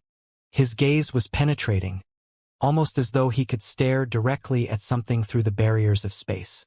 Frowning in thought for a moment, he stood up and vanished from where he was standing, arriving at the edge of the mountain valley by the time he reappeared again. He quietly stared at the space in front of him, and space principles fluctuated wildly as he slowly reached out both hands. Then, his hands disappeared as he inserted them into the void. Open! Following a loud shout, space was ripped apart and a void crack appeared on the spot which Yang Kai plunged headfirst into. The surroundings were filled with nothingness and chaos, and there were terrifying void turbulences surging everywhere. Anyone who came here would find it difficult to move freely, and the slightest bit of carelessness would cause them to be devoured by the void turbulence, losing their way forever. Yang Kai was not afraid of this place, however, as it wasn't his first time coming to such an environment. The principles around his body oscillated, and the void turbulences surging towards him were guided by an invisible force to slide around his body. Immediately following that, he enveloped his divine sense in the space principles before spreading it out in all directions to investigate his surroundings carefully. A long while later, Yang Kai revealed a disappointed look, slowly shook his head, and returned to where he came. Upon his return to the mountain valley, he suddenly realized that the night had passed without him knowing, and it was now almost daytime. Standing in place, He looked around and lifted his head to look at the sky. Then, he looked back at the smooth cliff wall in the distance, a thoughtful expression flashing across his face. An extremely bold conjecture formed in his heart. If he had guessed correctly, then he had a vague understanding behind the changes in the mountain valley of the restricted area. It was a pity that he had failed to grasp the truth behind the phenomenon all night. It wasn't until it was almost over that it dawned on him. If he wanted to thoroughly understand this phenomenon, then he would have to wait a month until the next full moon to study it again. As such, he couldn't help feeling a little frustrated. Nevertheless, he quickly came to terms with his frustrations when he thought about the benefits he gained from this venture. Upon Yang Kai's return to Luosha Peak, Ran Yi-Ro and Yu Ku Ran both welcomed him back respectfully. They immediately bowed when they saw him.